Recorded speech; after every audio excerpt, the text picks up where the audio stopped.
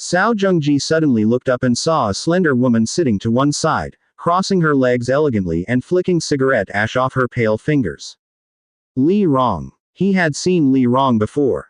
This type of strong, dominating woman had a presence so memorable that one glance was unforgettable. And now, Li Rong didn't look anything like a captive. She looked more like the young mistress of a household, waiting for reports from her servants. Wang Zuo, what are you playing at? Cao Zhengji asked sharply. Wang Zuo glared at him, then hurried over to Li Rong's side, bowed, and respectfully said, Sister Li, this guy brought more than 100 men, dozens of whom are special forces, level 5 pilgrim infantry. I've had them taken to the position we prepared earlier. Only then did Li Rong look away from her scrutiny, nodded her head, and said, well done. Wang Zuo smiled ingratiatingly, that's only right, only right. At that moment, Cao Zhengji could clearly see that Wang Zuo had turned traitor. His face turned exceptionally ugly, and he looked back. The door was blocked by infantry armed with heavy swords, making it obviously impossible for him to rush out alone. Wang Zuo, what are you doing? Cao Zhengji shouted again.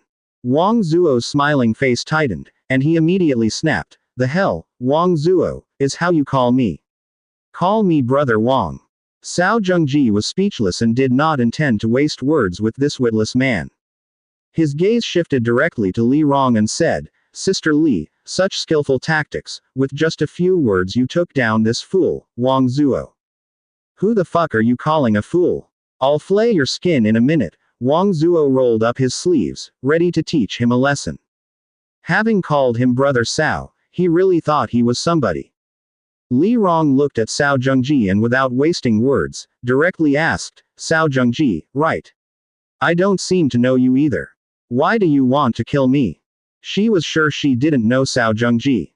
Neither Wang Zuo nor Cao Zhengji were in the same league as Li Rong. Li Rong could attend noble parties, which meant she had begun to move in high society circles, far beyond their reach.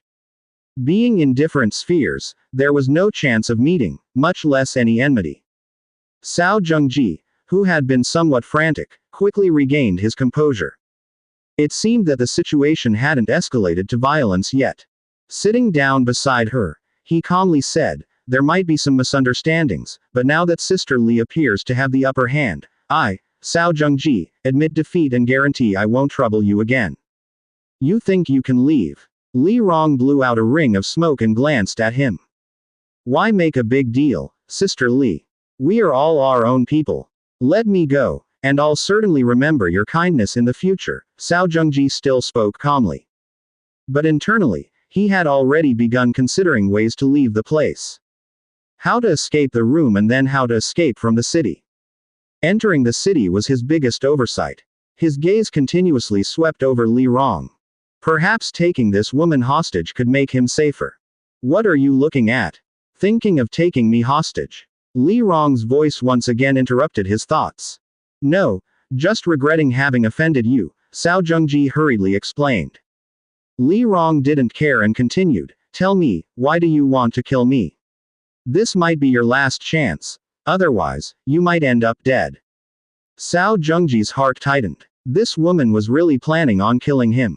Sister Li is intelligent. You might be able to kill me, but my men, knowing I'm dead, will fight to the death to kill you. Level 5 pilgrims can significantly enhance all their attributes for their faith, and in street fighting, you won't stand a chance. Cao Zhengji slightly raised his head. His face was full of confidence. Pilgrims, according to the game terminology, were akin to berserkers. Their faith kept them from feeling fear and pain, enhancing all their attributes significantly. In a frenzy, they really feared no one in street fighting. Cao Zhengji might not escape death himself, but if his subordinates were out of control, Li Rong and the others wouldn't stand a chance either. Oh, you think having drawn you in, we'd let your soldiers retaliate? Li Rong countered.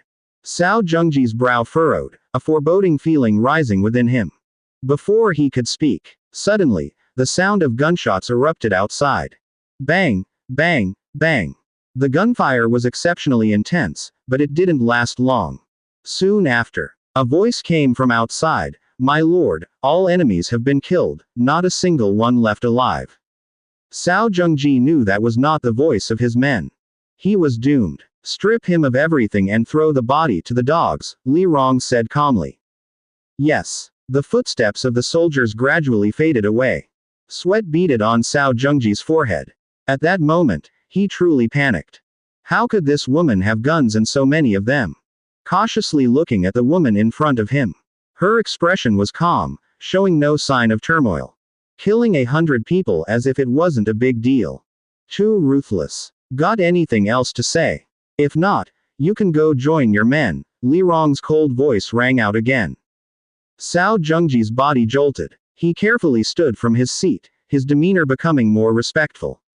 "Sister Li, please let me go this time." Li Rong scoffed, "Take him out and finish it." Immediately, the guards at the door advanced, and Cao Zhengji's face drastically changed. Panicking, he said, wait, I'll tell you. It wasn't my idea, someone wants to capture you." Li Rong stopped the approaching guards. With a look of surprise, she asked, "Were you sent by someone else too?"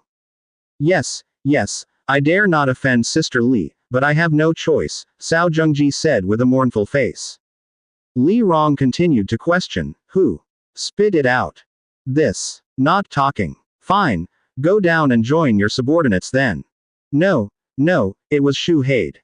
"He instructed me to target you," Cao Zhengji said hastily. Li Rong's brows furrowed instantly. Saint, Shu Haid. Shu Haid's name was known to every transmigrator in Silver Wing City. He was also the most successful transmigrator in Silver Wing City. Backed by the church, he had resources and people at his disposal, practically the protagonist of this world. Not everyone may have seen him, but everyone knew the name.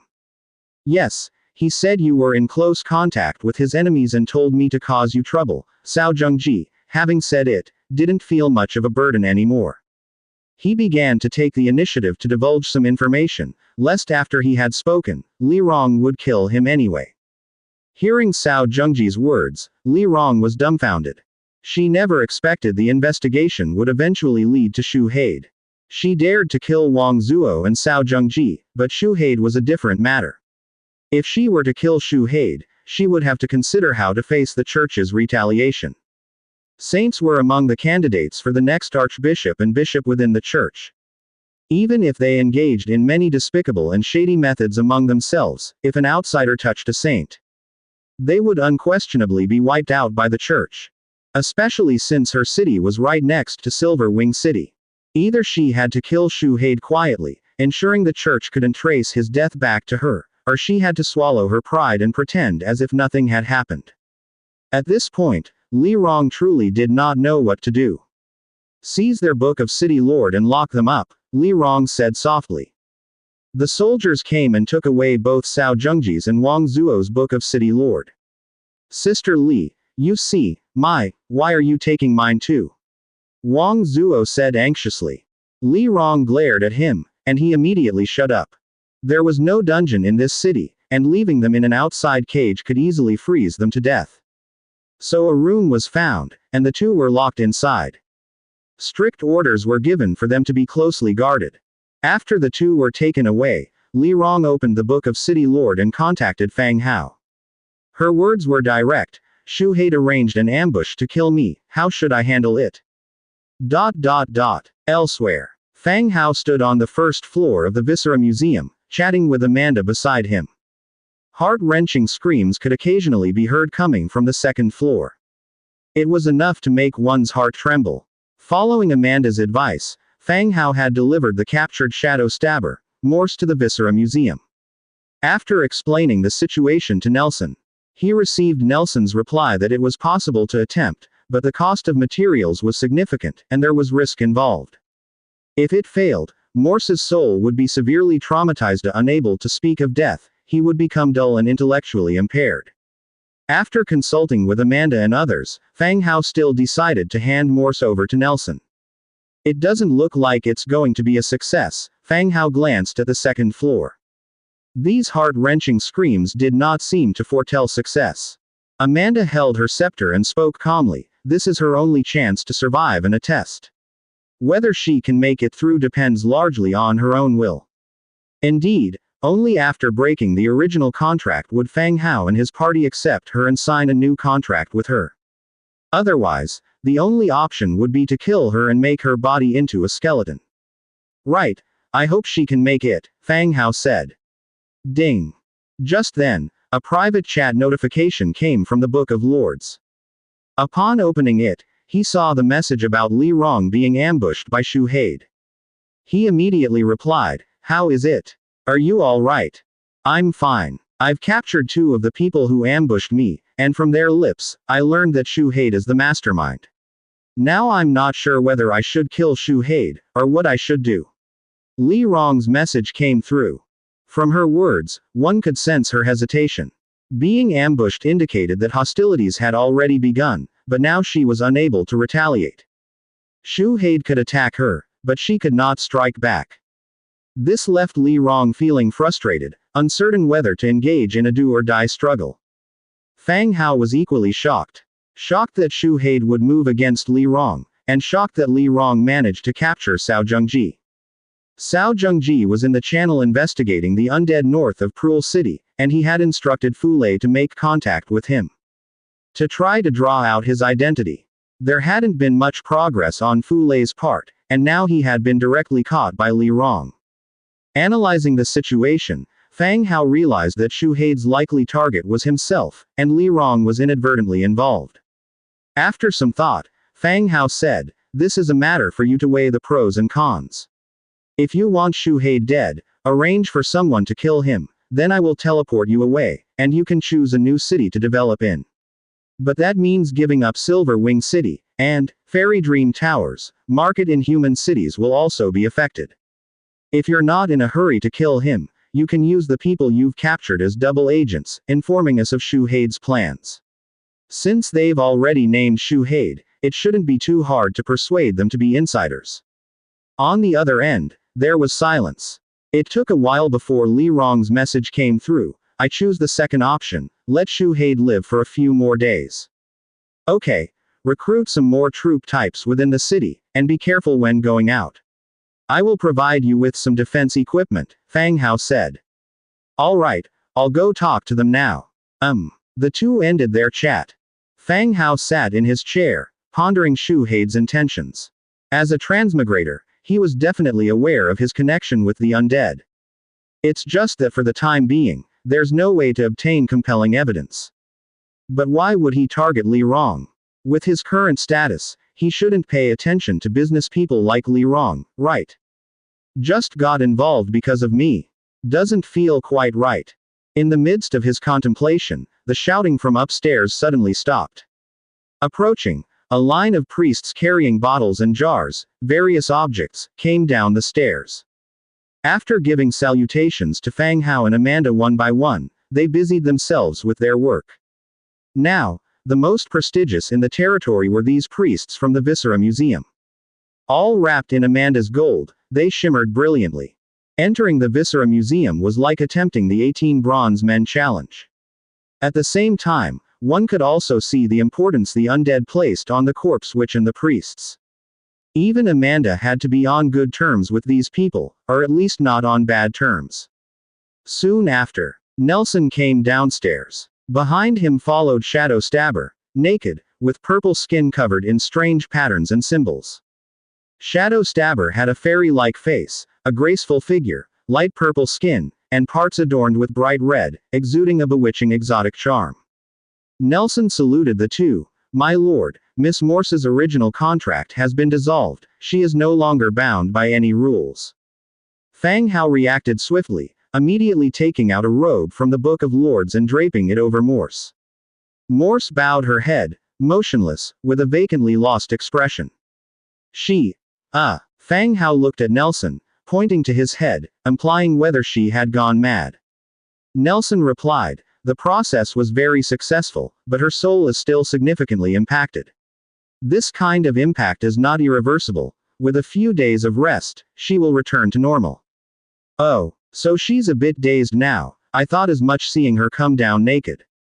So now, can I immediately sign a new contract with her?" Fang Hao continued. "Of course. Fang Hao immediately found a blank purple hero's contract from the Book of Lords.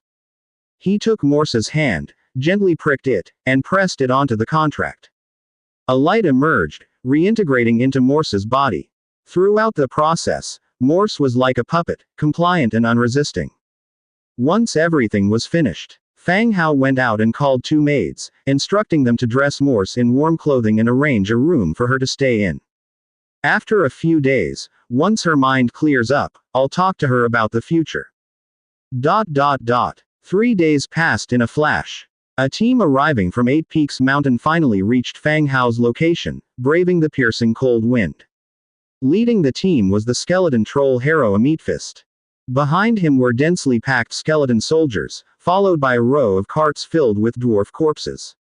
Luckily for the weather. Otherwise, the corpses would have stunk to high heaven on the journey from 8 Peaks Mountain. At the city gate, Fang Hao, dressed in warm clothing, was holding down his fur hat to keep it from blowing away. He greeted Meatfist and the throng of skeletons entering the city. Lord, after Belarga's confirmation, these are likely the corpses of dwarf heroes, but we still need Scholar Nelson to confirm. Meatfist stepped forward and said loudly. So many. Fang Hao glanced at the carts behind. Since when did dwarves have so many heroes? Meatfist hurriedly explained. The war is pretty intense, and many corpses are hard to distinguish, so we brought them all back. Okay. Fang Hao turned to someone behind him. Please call for Scholar Nelson. The bound spirit guardians left and upon returning, brought Nelson, the gold-eating Queen Amanda, and all the priests with them. After indicating that everyone didn't need to salute, Fang Hao went straight to the point. Nelson, identify for me which of these are heroes and which are ordinary dwarves. Of course, my lord. Backquote. Nelson began the confirmation process. The classification of corpses was not progressing smoothly. Due to the use of too many shells and detonators in the battle, the bodies were quite fragmented. Bruised and battered, the flesh was piled up, and with the cold weather at the time, it all froze into clumps. Fortunately, except for Fang Hao, everyone present was undead, so no one exhibited any adverse reactions. Fang Hao stood to one side, discussing with Amanda the subsequent city development and how to manage racial diversity better. Amanda, the former queen of a nation, had profound insights into governance. The methods she suggested all seemed very practical to Fang Hao. Previously, he would only discuss these issues with Nelson, but now he had Amanda to consult as well. The think tank had added another member. Nearly 2 hours passed. A group of funeral priests had completed the classification of all corpses. They obtained 5 hero corpses. The rest, which were ordinary dwarf soldier corpses, were carried away by other ordinary skeletons to the skeleton conversion field. For conversion, my lord, these 5 are the bodies of dwarf heroes, and their physical structures are still intact. Any missing parts can be restored with materials, Nelson said. Fang Hao nodded. Then I'll leave it to you, scholar. Yes, Nelson nodded, waved slightly, and the funeral priests lifted the bodies and walked towards the Viscera Museum. Ever since the number of heroes in the territory began to increase rapidly, Nelson was no longer as busy as before. Through the trade alliance, Nelson bought a large number of books and spent his days in the Viscera Museum reading. Occasionally playing a game of bone tiles with others in the territory, he found it rather relaxing. Now that these hero corpses were being delivered, it was time for Nelson to get busy again. As the bodies were taken away, Fang Hao followed the other skeletons to the skeleton conversion field. Standing in front of the skeleton conversion field, he watched as the fine sand in the transformation pool slowly devoured the bodies. After this great war, the skeleton conversion field added several new types of skeleton soldiers. All of them were dwarves. Skeleton Unicorn, Tier 3, Skeleton Dwarf Miner, Tier 3, Skeleton Dwarf Warrior, Tier 4, Explosive Dwarf Miner, Tier 5, Skeleton Long-Bearded Warrior, Tier 5, Skeleton Dwarf Rider, Tier 6, Skeleton Thunder Gunner, Tier 7, Skeleton Engineer, Tier 8. I'll say, such a variety of new units added. Ranging from Tier 3 all the way to Tier 8. Being able to have a Tier 8 unit really shows the depth of a race's foundation. Like trolls, inherently strong and high tier at birth, Once they enter the battlefield, they are uniformly infantry. Once you find the right method, they are actually not hard to deal with. Those races with a complete heritage and a variety of professions are the tough nuts to crack. Skeleton unicorns have no special properties and serve as jungle mounts. They can maintain high speeds in the jungle and rugged terrains. Continuing to look at the dwarf units. Skeleton Dwarf Miner, Tier 3. Faction. Undead. Racial traits. Undead, hollow skeleton, weak to light element. Skills. Safe mining, earth pulse sensing, rapid mining. Innate abilities. Intermediate mining mastery, intermediate firearms mastery. Safe mining, this unit has extensive mining experience, increasing mining safety by plus 20%. Earth pulse sensing, this unit can vaguely sense the location of ore veins. Rapid mining, plus 20% efficiency in mining ores. Note: skeleton units transformed from corpses still retain the characteristics and attack methods they had in life. Well, now, that's a pleasant surprise for Fang Hao.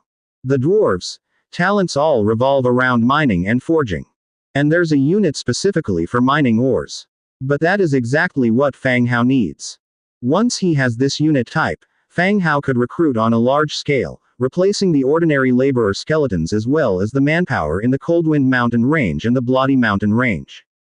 Swap out all the mining trolls and orcs for other types of labor. Skeleton workers, with their efficiency in mining, are a lord's dream come true. No need for food, drink, or rest. They can work day and night in the mines, a true cotton-padded jacket for the lord. Suppressing his excitement about the information, he continued to read on. The second one, Skeleton Dwarf Warrior, is a Tier 4 combat unit. Skilled with one-handed axes, these are the heavy axe-wielding, heavily armored infantry units. The attributes aren't bad, but for Fang Hao, there won't be any special effort to recruit them using materials. Because there are too many substitutes for them, their presence or absence does not make a significant impact. The third one, Explosive Dwarf Miner, Tier 5. Explosive Dwarf Miner, Tier 5. Faction. Undead. Racial traits. Undead, hollow skeleton, weak to light element. Skills. Safe mining, earth pulse sensing, rapid mining, detonator blast. Innate abilities. Intermediate mining mastery, intermediate firearms mastery, intermediate blasting mastery. Detonator blast, use detonators to blast a specific area. Note: skeleton units transformed from corpses still retain the characteristics and attack methods they had in life. An upgraded version of the Dwarf Miner. With the additional skill of detonator blast and the mastery of intermediate level blasting. The blasting of the mineshaft played a significant role. Continuing to read further. Skeleton Longbeard Warrior, Tier 5, also a heavy infantry unit, is proficient in heavy armor and two-handed battle axes and has a charge skill in its abilities. It shares the same effect as the Tauren's frenzied charge, knocking back enemies along the way and charging directly into the enemy ranks. Skeleton Dwarf Cavalry, Tier 6, the Dwarf's Unicorn's Cavalry, skilled in riding, light armor, and saber. It can ride unicorns, traveling quickly through forests and rugged mountain roads. It also has its very unique characteristics. Skeleton Thunderous Gunner, Tier 7. Faction. Undead. Racial traits. Undead, hollow skeleton, weakness to light. Skills. Precision aiming, rapid reload, thunderous shot. Innate abilities. Intermediate firearms mastery.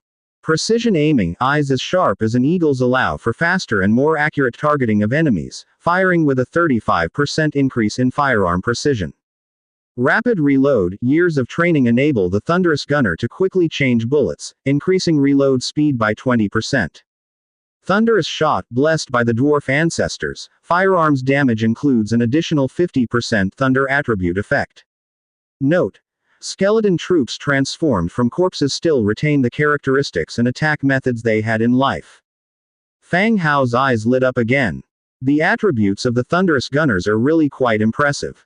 They are far better than his own skeleton archer's attributes. They could be considered as a reserve choice for shooters when large-scale battles occur needing more shooters. Then it would be possible to recruit these Thunderous Gunners. Next is the last one, the highest tier of dwarves, Tier 8. Skeleton engineers, Tier 8. Faction. Undead. Racial traits. Undead, hollow skeleton, weakness to light. Skills. Ballistic calibration, rapid repair, mechanical engineering. Innate abilities. Advanced mechanical mastery. Ballistic calibration, extremely high proficiency in shooting precision, rate of fire, and positioning. His presence significantly enhances the combat capability of war machines, increasing mechanical precision by 35%. Rapid repair engineers have their tricks. They can get damaged machinery up and running quickly, increasing repair speed by 20%. Mechanical engineer, knowledgeable about the structure and assembly of various machinery, capable of assembling and repairing from scattered parts, increasing assembly by 15% and durability by 10%. Note: skeleton troops transformed from corpses still retain the characteristics and attack methods they had in life. A Tier 8 engineer is indeed a fine profession. In large-scale battles, discarded machinery has already piled up like mountains. The damaged machinery causes people to pick out all usable and recyclable parts to be used again. But most parts, like metal, are remelted. Wood, on the other hand, is simply discarded. Now, with engineers, machinery can be repaired and maintained, greatly extending the usability of the machinery, and ensuring that losses in machinery are not greater than the gains after a battle. Secondly, if the territory plans to sell firearms in the future, there could also be maintenance services. In any case, the territory's engineers can be recruited. Having reviewed all the newly unlocked troop types at the conversion site, Fang Hao's mood was still very good. Among them, the dwarf miner and the dwarf engineer, one the lowest tier and one the highest tier, were the troop types he needed most. After finishing his reading, Fang Hao had no intention of delaying further. He returned to the Lord's mansion and had Era help him change into a set of warmer clothes. Then he called for Demetria and directly activated demon teleportation, targeting the troll city in the Bloodlands, North Town. This troll city, originally a fortress of the Bloodthroat tribe, had been renamed North Town after being taken over by Fang Hao.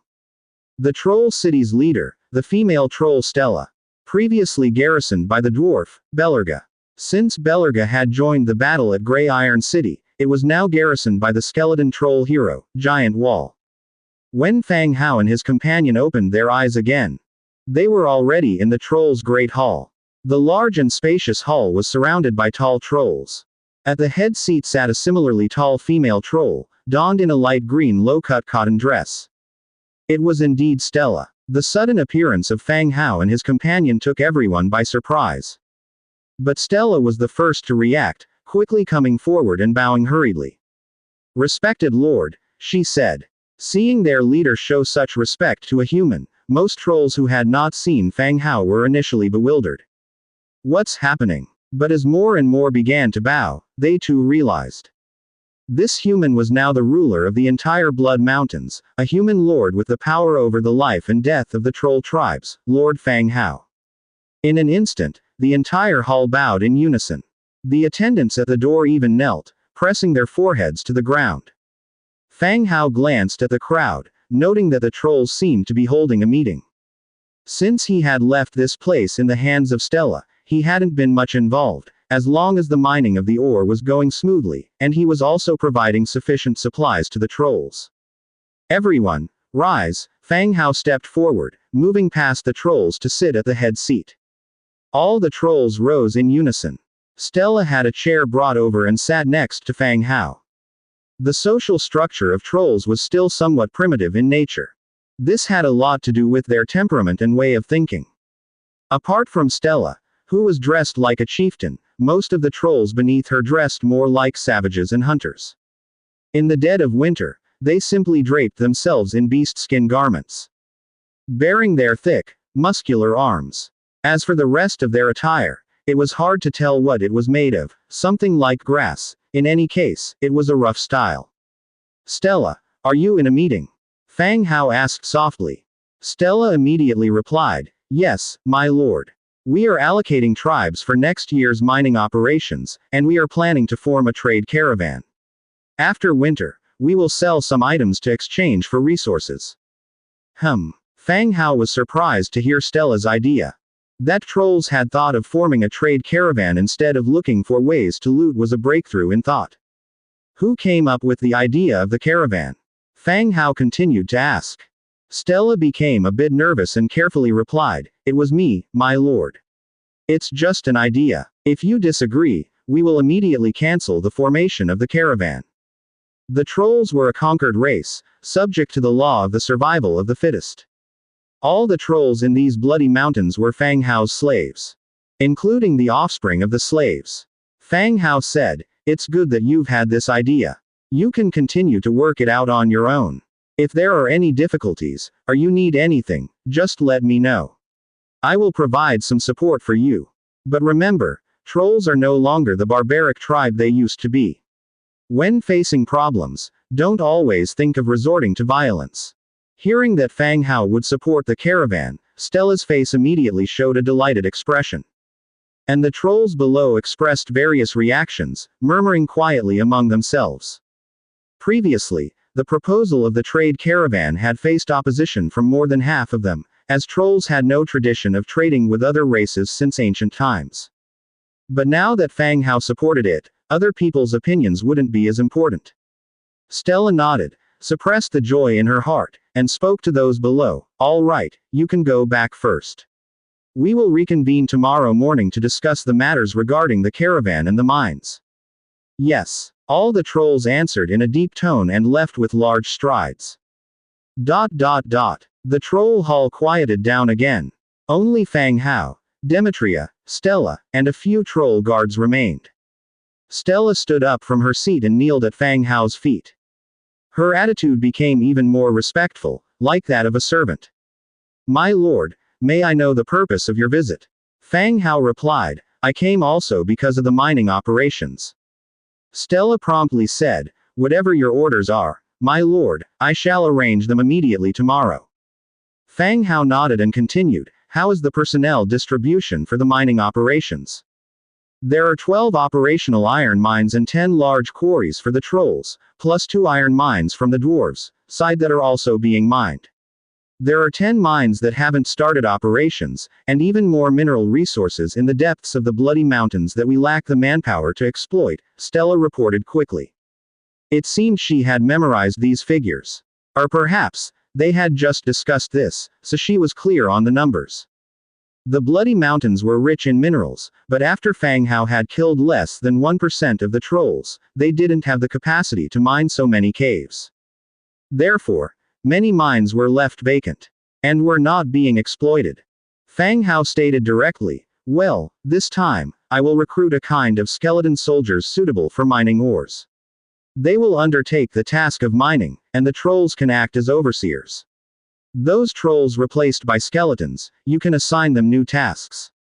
"Really? That's wonderful, thank you for your mercy, my lord," Stella asked with joy, her eyes filled with hope.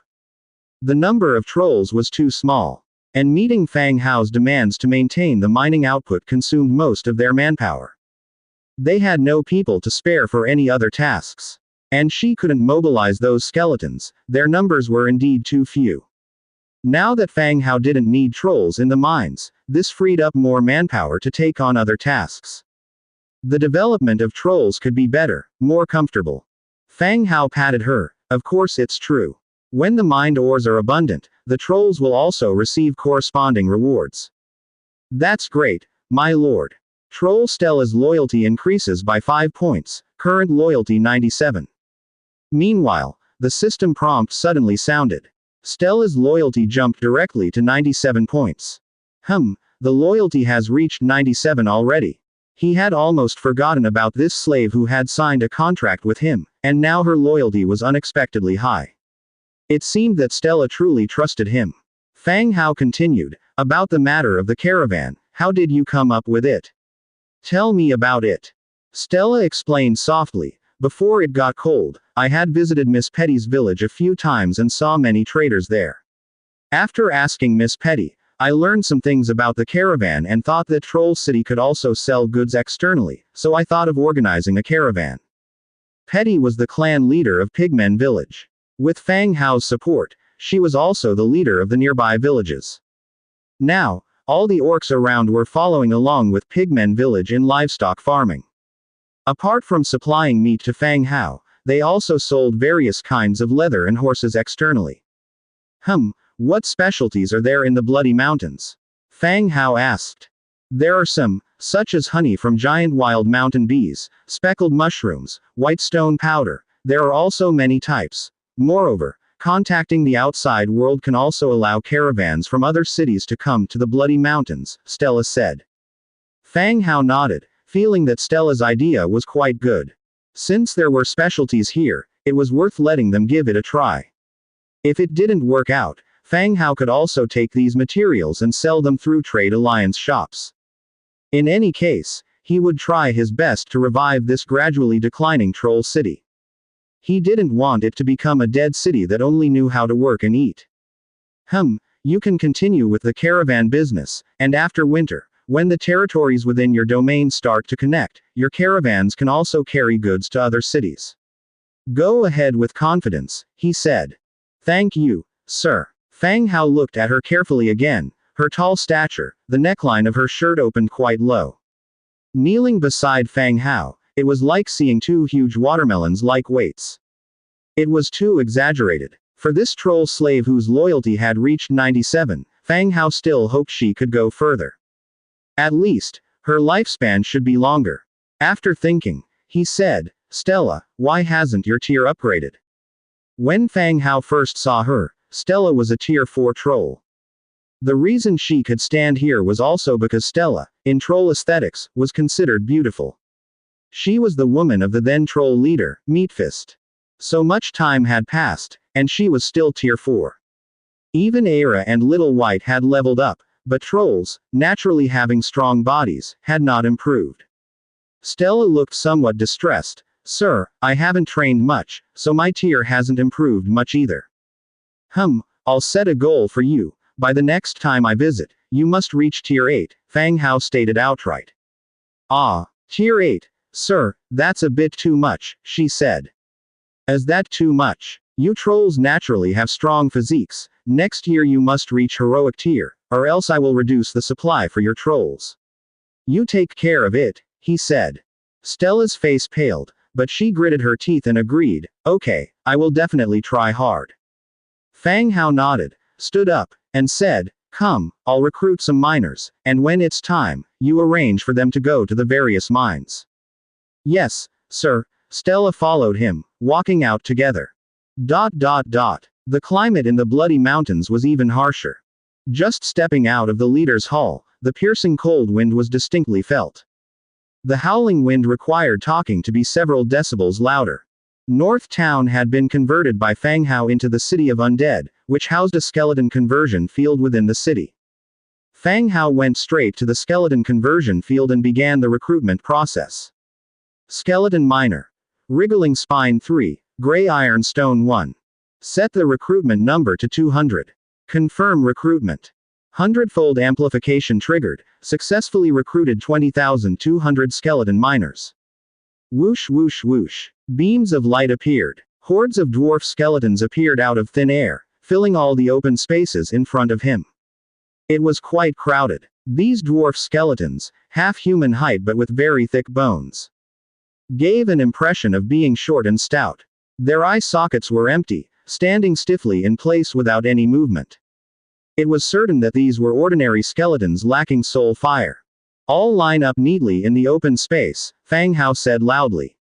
Rustle rustle. The dwarf skeletons began to move, those on the roofs came down, and those in the ditches also climbed out. They started to line up in the square in front of the barracks. Fang Hao continued to make mining tools. Leather-wrapped white steel ore draft. Cast iron block 3, white steel ingot 3, metal parts 2, thick leather 1. Adjusted quantity to 400. Confirm production. Hundredfold amplification triggered, obtained 40,400 leather-wrapped white steel ore drafts. Then, Fang Hao shouted loudly, one for each person, pick up an ore draft. The skeletons moved, bending down to pick up an ore draft, then returning to their original positions. After all the skeletons had taken theirs, Fang Hao continued to make other items. Hundredfold amplification triggered, Obtained 10,100 white steel mine tracks. Hundredfold amplification triggered. Obtained 5,050 white steel mine carts. Tracks and mine carts appeared in large numbers, clanging as they fell to the ground. These were obtained from the conquered dwarf blueprints, now fully produced. This would also increase the efficiency of mining. Stella, let people use the mine tracks and mine carts in the mines when the time comes. Store the extras in the warehouse for now, and replace any damaged ones, Fang Hao instructed. Understood, my lord, I'll take care of these matters, Stella said. Then, she gave a couple of commands to a nearby troll. Soon, a group of trolls came over and began moving all the items that had been made to the warehouse. As for the newly added miner skeletons, a team needed to be assembled to take these skeletons to the mining tunnels in the Blood Mountain Range. After all, the Blood Mountain Range was not that easy to traverse. All right, I'll leave this place to you, I have to go to another location, Fang Hao said. I will handle the tasks you've given me, Stella bowed slightly again. But her towering stature seemed more like she was looking down on Fang Hao. Don't forget to train, Tier 8. After speaking, he released the teleportation screen and stepped into it. When the screen shattered, Stella finally raised her head. She took a slow breath and immediately said to a troll nearby, please summon the wall commander here, and tell him I need some training guidance. Yes, clan leader. The next stop of the teleportation screen was Frostwind City in the Frostwind Mountain Range. They had also recruited enough dwarf miners to carry out the excavation of the mines. After leaving Frostwind City, Fang Hao then went to the webweaver camp that held the mithril mine. As soon as he appeared, there was a rustling noise around his ears. Upon opening his eyes, he found himself in a huge house woven from white spider webs. Upon the webs, basin-sized, patterned spiders incessantly crawled about. The entire webweaver camp was wrapped layer by layer in spider silk. The sun shone through the silk, casting a faint light. Fang Hao stepped out and saw a spider warrior, with a spider's body, passing by nearby. Seeing Fang Hao and Demetria suddenly appear, the warrior instinctively reached for his blade. Fang Hao said, I am Fang Hao. Where is Domina? Fang Hao. A look of confusion appeared in the spider warrior's eyes. But he knew his leader was Domina, so he immediately said warily, don't move, I'll call for the leader. With that said, he had a spiderling soldier keep an eye on Fang Hao and went to find someone. Before long, the spider form Domina arrived with a few spiderlings. When she saw Fang Hao, a smile of joy appeared on her normally expressionless face. My lord, Domina descended from the web canopy above, transforming into human form in midair. Nearly 2 meters tall, with black chitin encasing her slender legs and hips, extending to the upper body, which covered most of her ample chest. The 4 pairs of spider legs on her back still reflected a dangerous black sheen. Domina, it's been a while, Fang Hao said. Please come inside, my lord, Domina greeted warmly. She led Fang Hao into a suspended spider nest, where 3 plump spiders crawled beneath Domina and Fang Hao, along with Demetria. Domina settled herself directly onto the belly of one of the spiders. She then gestured for them to sit and talk. Fang Hao looked at the colorful bellies of the spiders and took out 2 chairs from his storage space, giving one to Demetria. My lord, what instructions do you have for me this time? Clearly, Domina was quite happy with Fang Hao's visit. Domina, how's the mining going lately? Fang Hao began. Domina said, the mining operation in the mithril mine is going well. The human slaves we acquired recently have filled the gap left by the gnolls and increased the mining progress more than before. Human slaves. Referring to those bandits from the Life-Taker camp. A large number had been captured at the time. Fang Hao felt it a pity to kill them, so he had Lan Yong escort them here to fill the gap left by the gnolls. Those bandits had been plundering villages, slaying and selling both men and women ruthlessly. They did not deserve pity. After thinking for a bit, Fang Hao also said, in the next few days, I'll send over a batch of skeleton miners. You make sure they join the mining operations as well. Understood, my lord. After a simple exchange, the arrangements were made. do you need anything else here? Fang Hao asked. Thinking for a moment, Domina said, I would like some warm clothing, and also, one of the spider warriors has reached tier 10 and needs to undergo the hero trials at your place. Already. Fang Hao was a bit surprised. He remembered that the last time a tier 10 Domina herself had gone to the main city for the hero trials. So quickly, another spider form hero had emerged. At the Bronze Bull's place, several who had been tier 8 before were now only at tier 9. Yes, my lord, under your protection, the Webweaver camp has welcomed peace and development.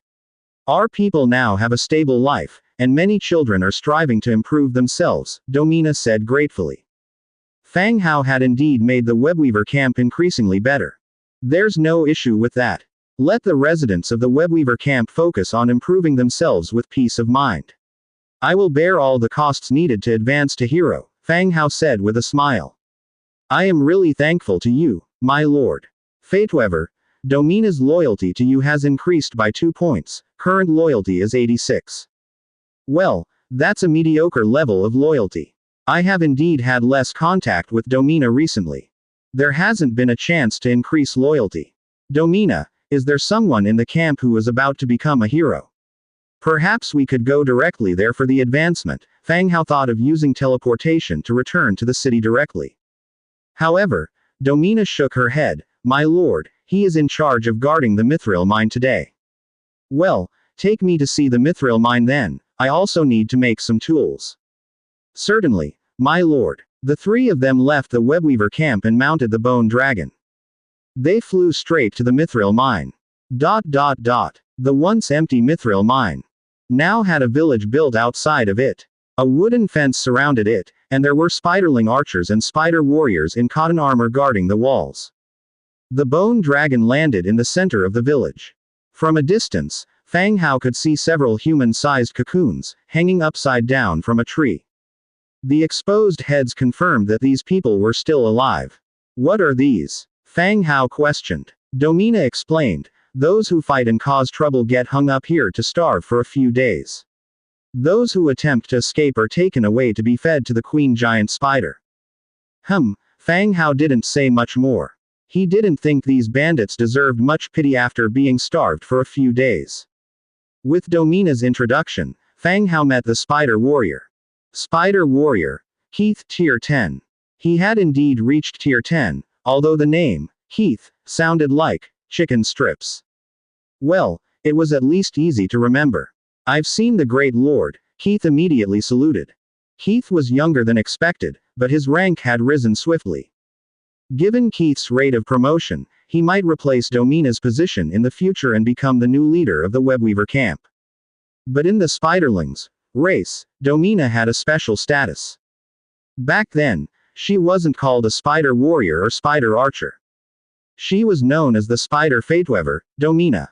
If one were to understand it in human society's terms, it would be equivalent to a noble bloodline. Yes, very good. In a few days, let Domina take you to the main city for the hero trial, Fang Hao said with a smile. Spider warrior, Heath's loyalty to you has increased by 5 points, current loyalty is 55. The loyalty isn't high. That's not surprising. Spiderlings are loyal to Domina, not to me.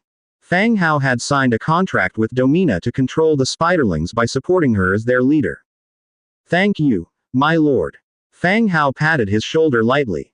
Then he made a large number of mine drafts, tracks, and carts in the village.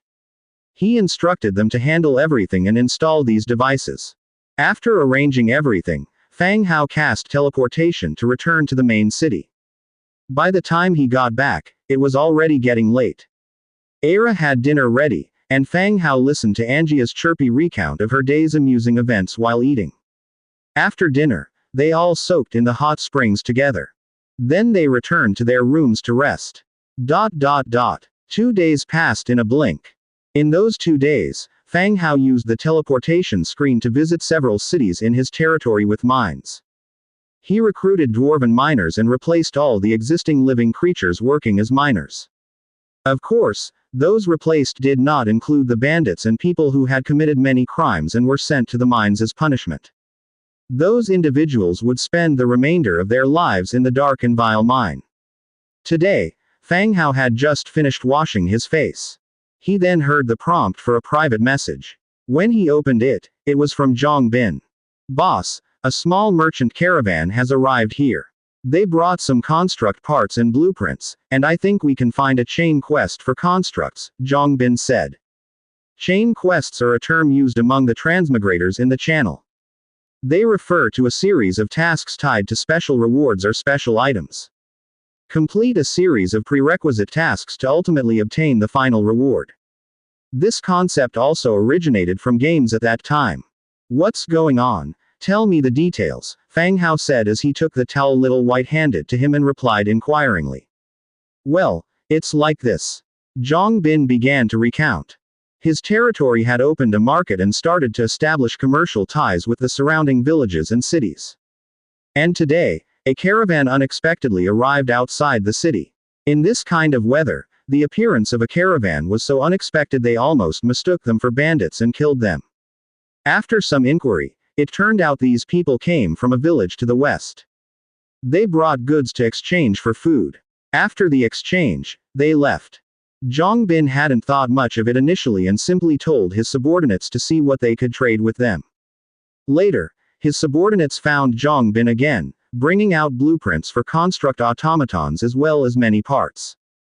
To ordinary people, even to most city lords, these things were no different from trash.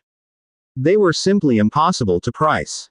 But when Zhang Bin saw them, his heart started pounding, and he immediately thought of the chain quest for construct automatons. He immediately contacted Fang Hao. After looking over the message Zhang Bin sent, Fang Hao was likewise interested.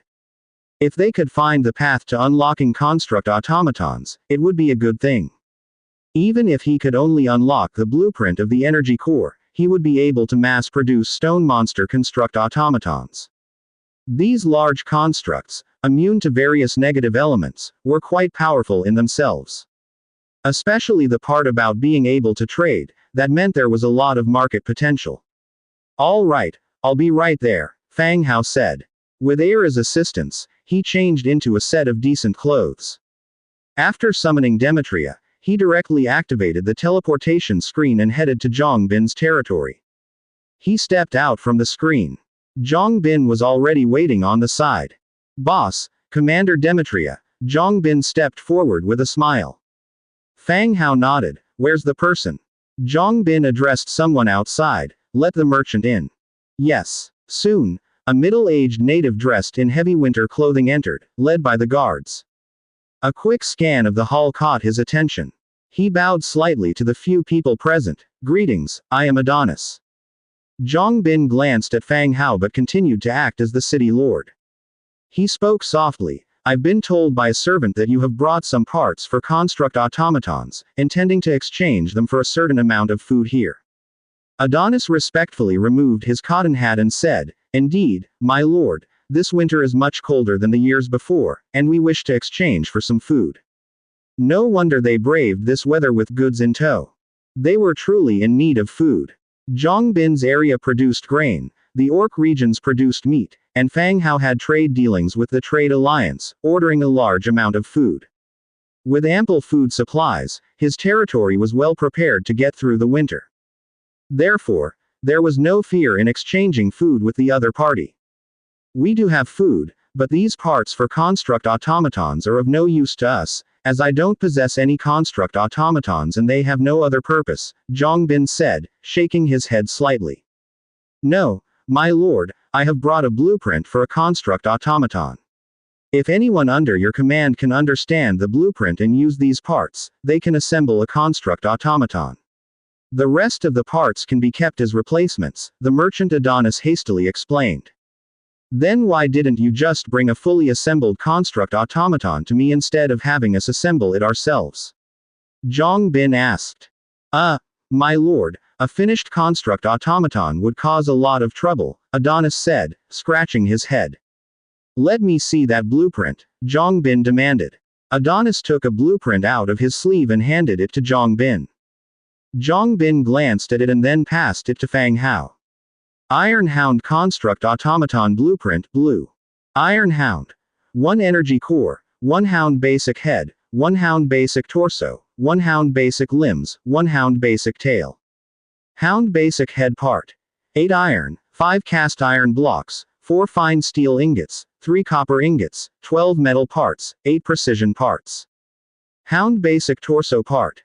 15 iron, 10 cast iron blocks, 8 fine steel ingots, 5 copper ingots, 18 metal parts, 15 precision parts. Hound basic limbs. 12 iron, 8 cast iron blocks, 7 fine steel ingots, 5 copper ingots, 22 metal parts, 18 precision parts. Hound basic tail. 5 cast iron blocks, 5 fine steel ingots, 5 fine iron, 25 metal parts, 22 precision parts. Description. A small construct automaton skilled in hunting. Its compact size allows it to move swiftly through dense forests, tracking targets and capturing prey. Well now, it really was a complete set of construct automaton blueprints.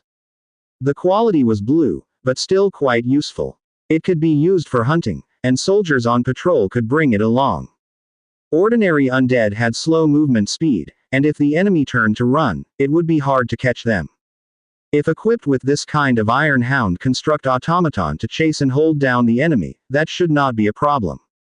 But there was still an issue. Without the energy core blueprint, they couldn't manufacture them in bulk. Fang Hao inquired, "Don't you have the energy core blueprint?" Adonis looked at Fang Hao, maintaining a smile. "I do not have the energy core blueprint, but this time I brought 2 energy cores. If you need them, I will try to bring more energy cores next time." Fang Hao didn't speak but handed the blueprint back to Zhang Bin. Zhang Bin then returned it to the merchant below. "Sorry, we're not interested in your construct blueprints and those parts. For the rest of the items, we will pay you with the corresponding amount of food at the agreed price. You should take these parts back with you." The smile on Adonis's face froze. After pondering for a while, he spoke up, "My lord, these are blueprints for constructs. Even in the Human Federation's Silver Wing City, they are rare. Are you sure you don't want to keep them? The constructs are indeed decent, but what you've brought isn't what I need and would instead become a burden. A bunch of disparate parts, the consumption of energy cores, and future maintenance would mean buying them would be nothing but a hassle." Zhang Bin directly pointed out the drawbacks of these constructs.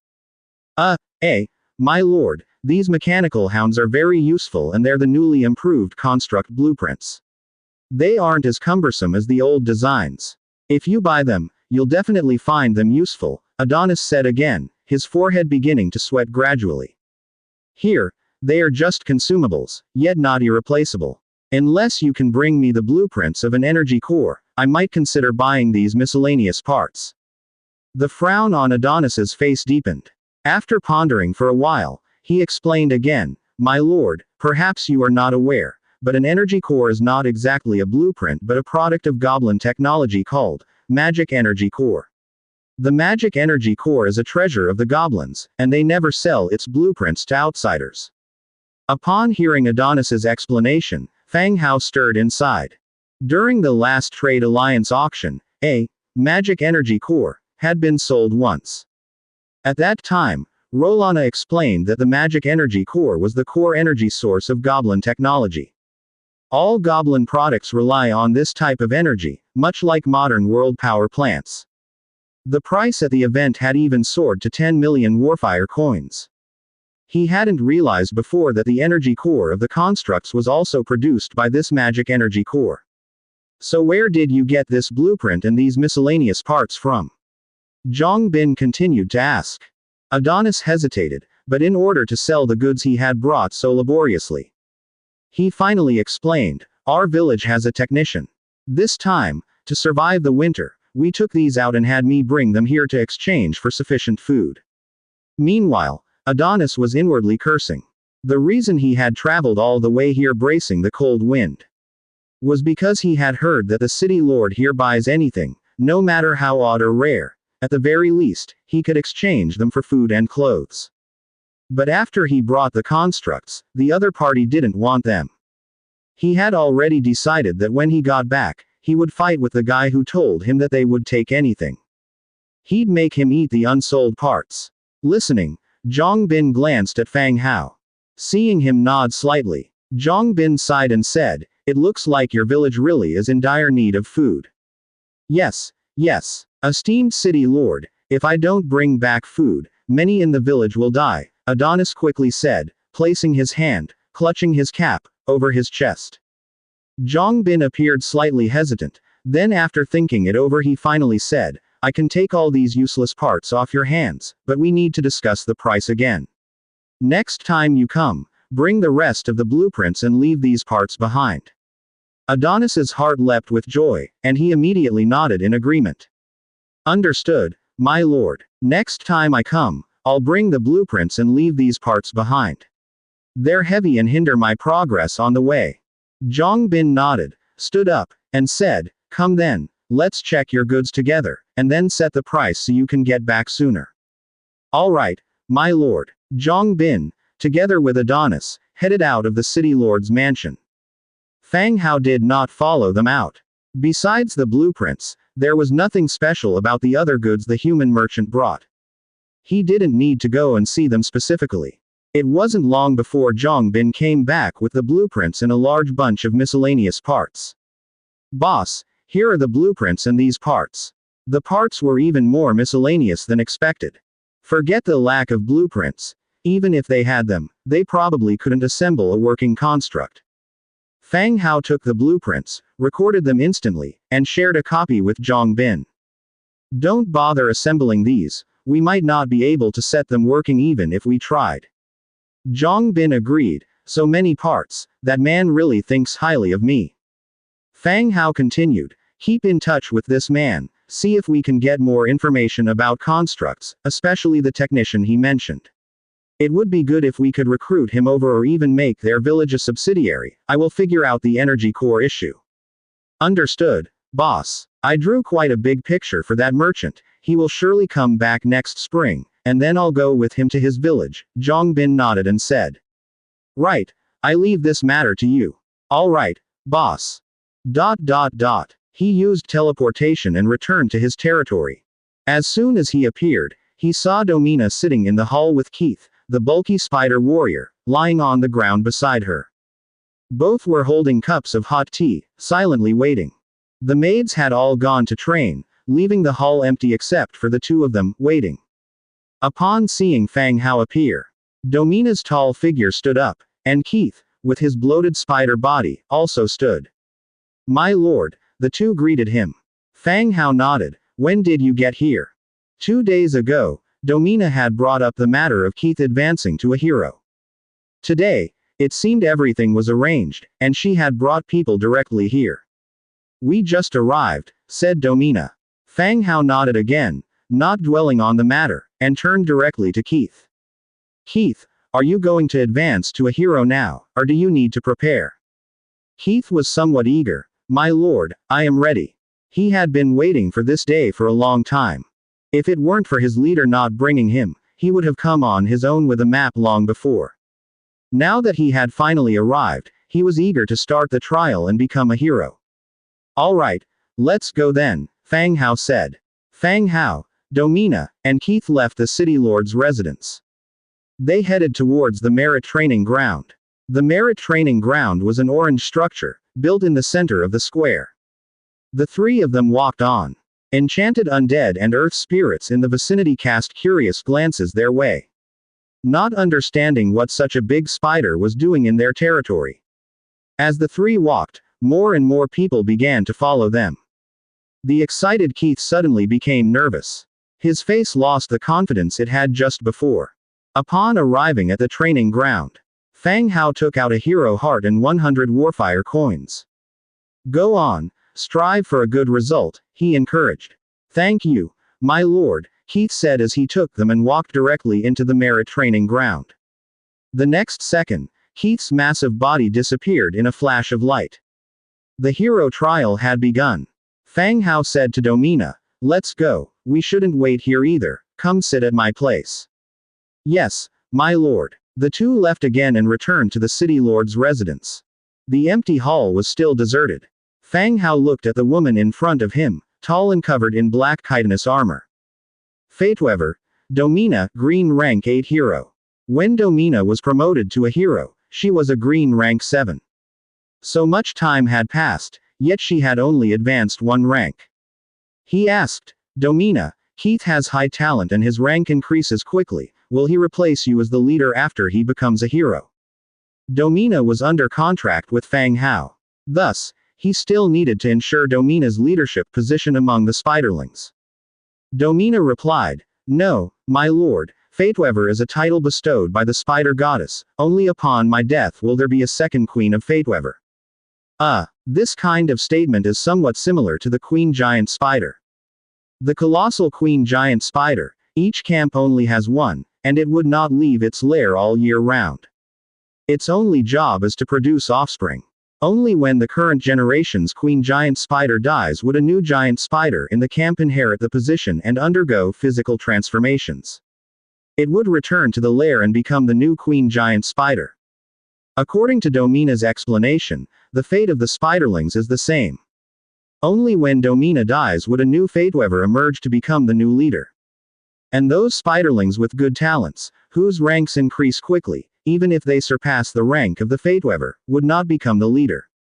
At most, they would be considered generals, similar to the tribe's first warriors or the like. Having understood Domina's explanation, Fang Hao also felt relieved. That's good, Fang Hao nodded. Domina's expression did not change, as if she did not grasp why Fang Hao would worry about such matters. She just picked up the hot tea by her side and took a light sip. She continued, Lord, it's very warm here. If the nests in the camp could reach this temperature, it would certainly be very suitable for the growth of the Spiderlings. The webweaver's camp, spread over the forest, was already wrapped in giant spider webs.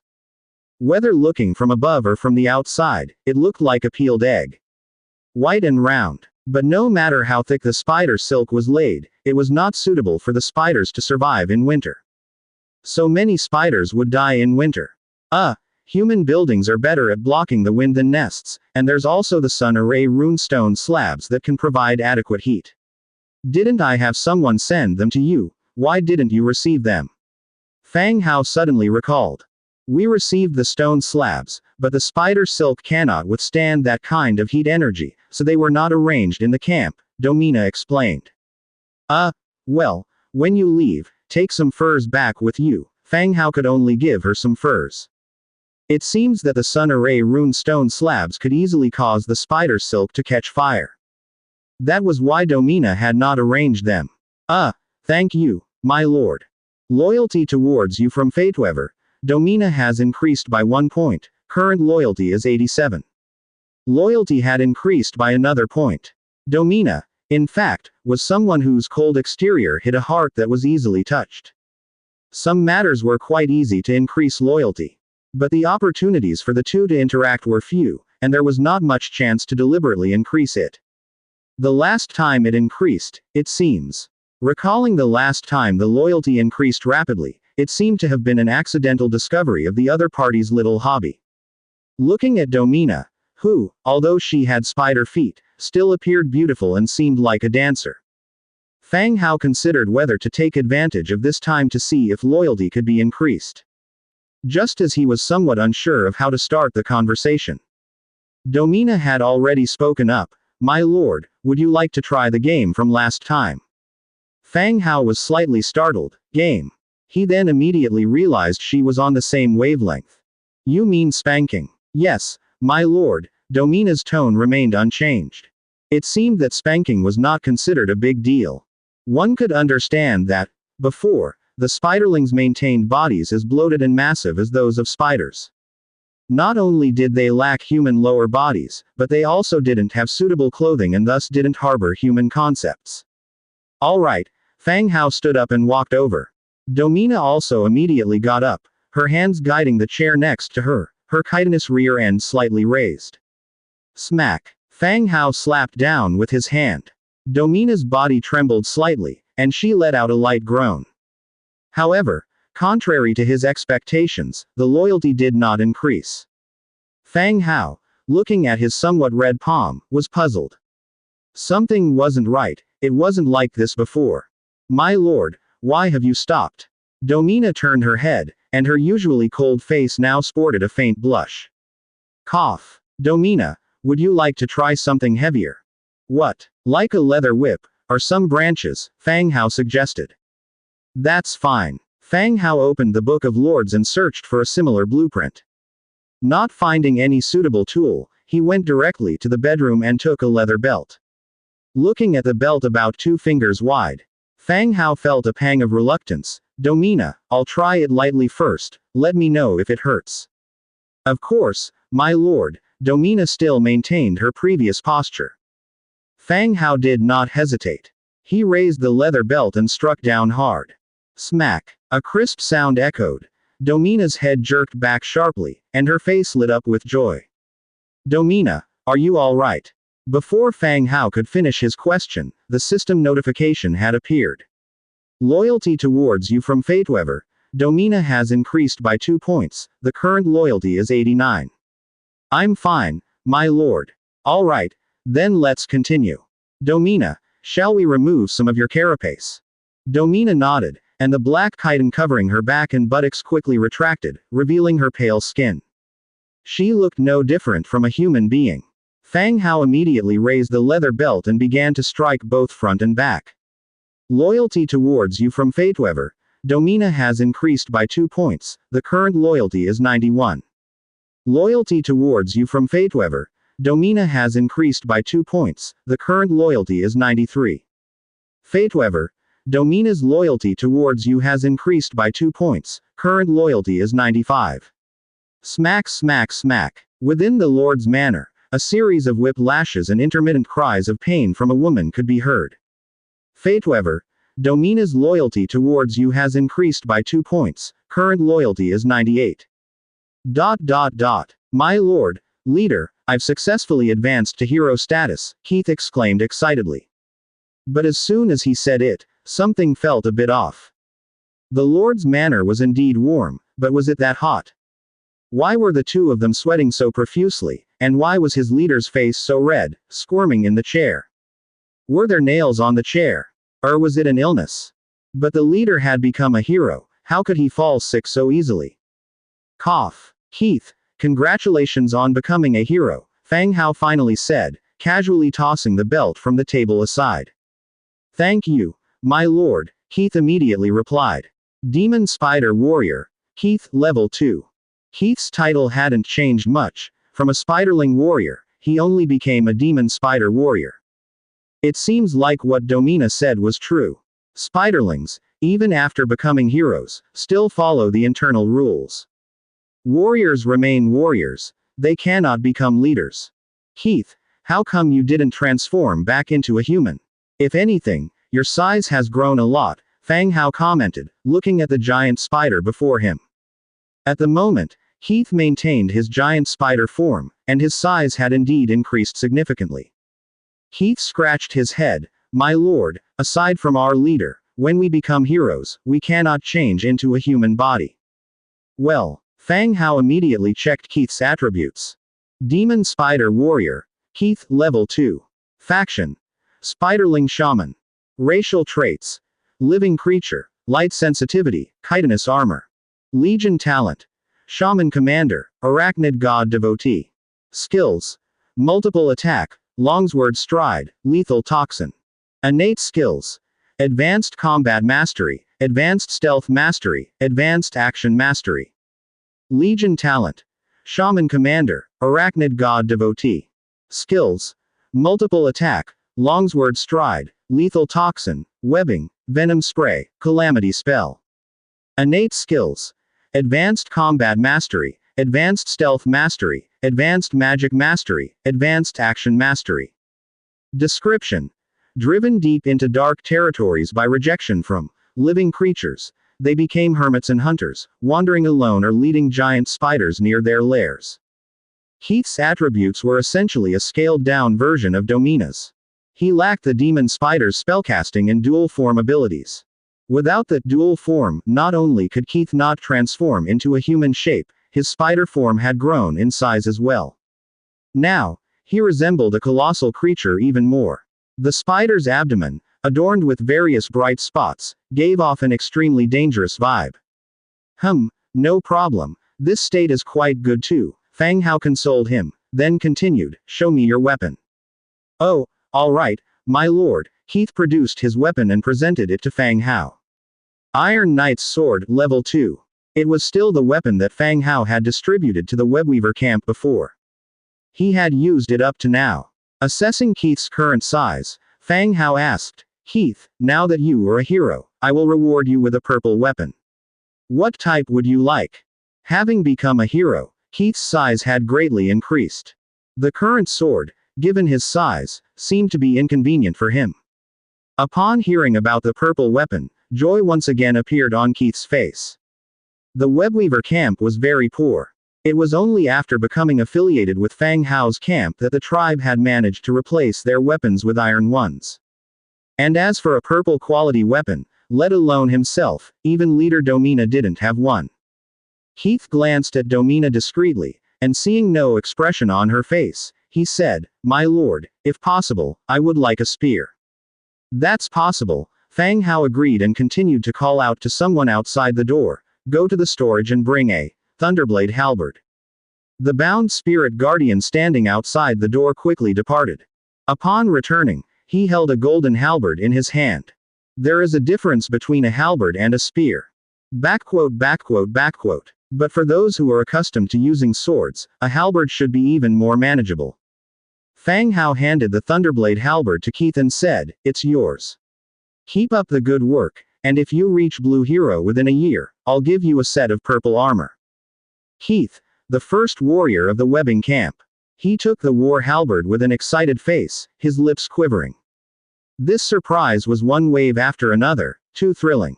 Thank you, sir, thank you, leader, Keith said, his spider body prostrate on the ground as he shouted loudly.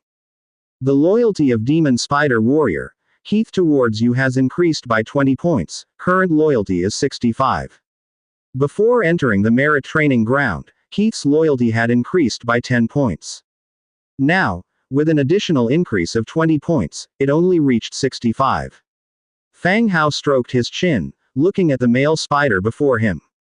He pondered whether to try him out, wonder if he's useful.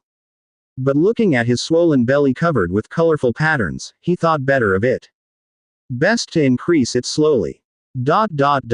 After chatting with the two for a while, the sound of hurried footsteps and maids, laughter and banter came from outside the door.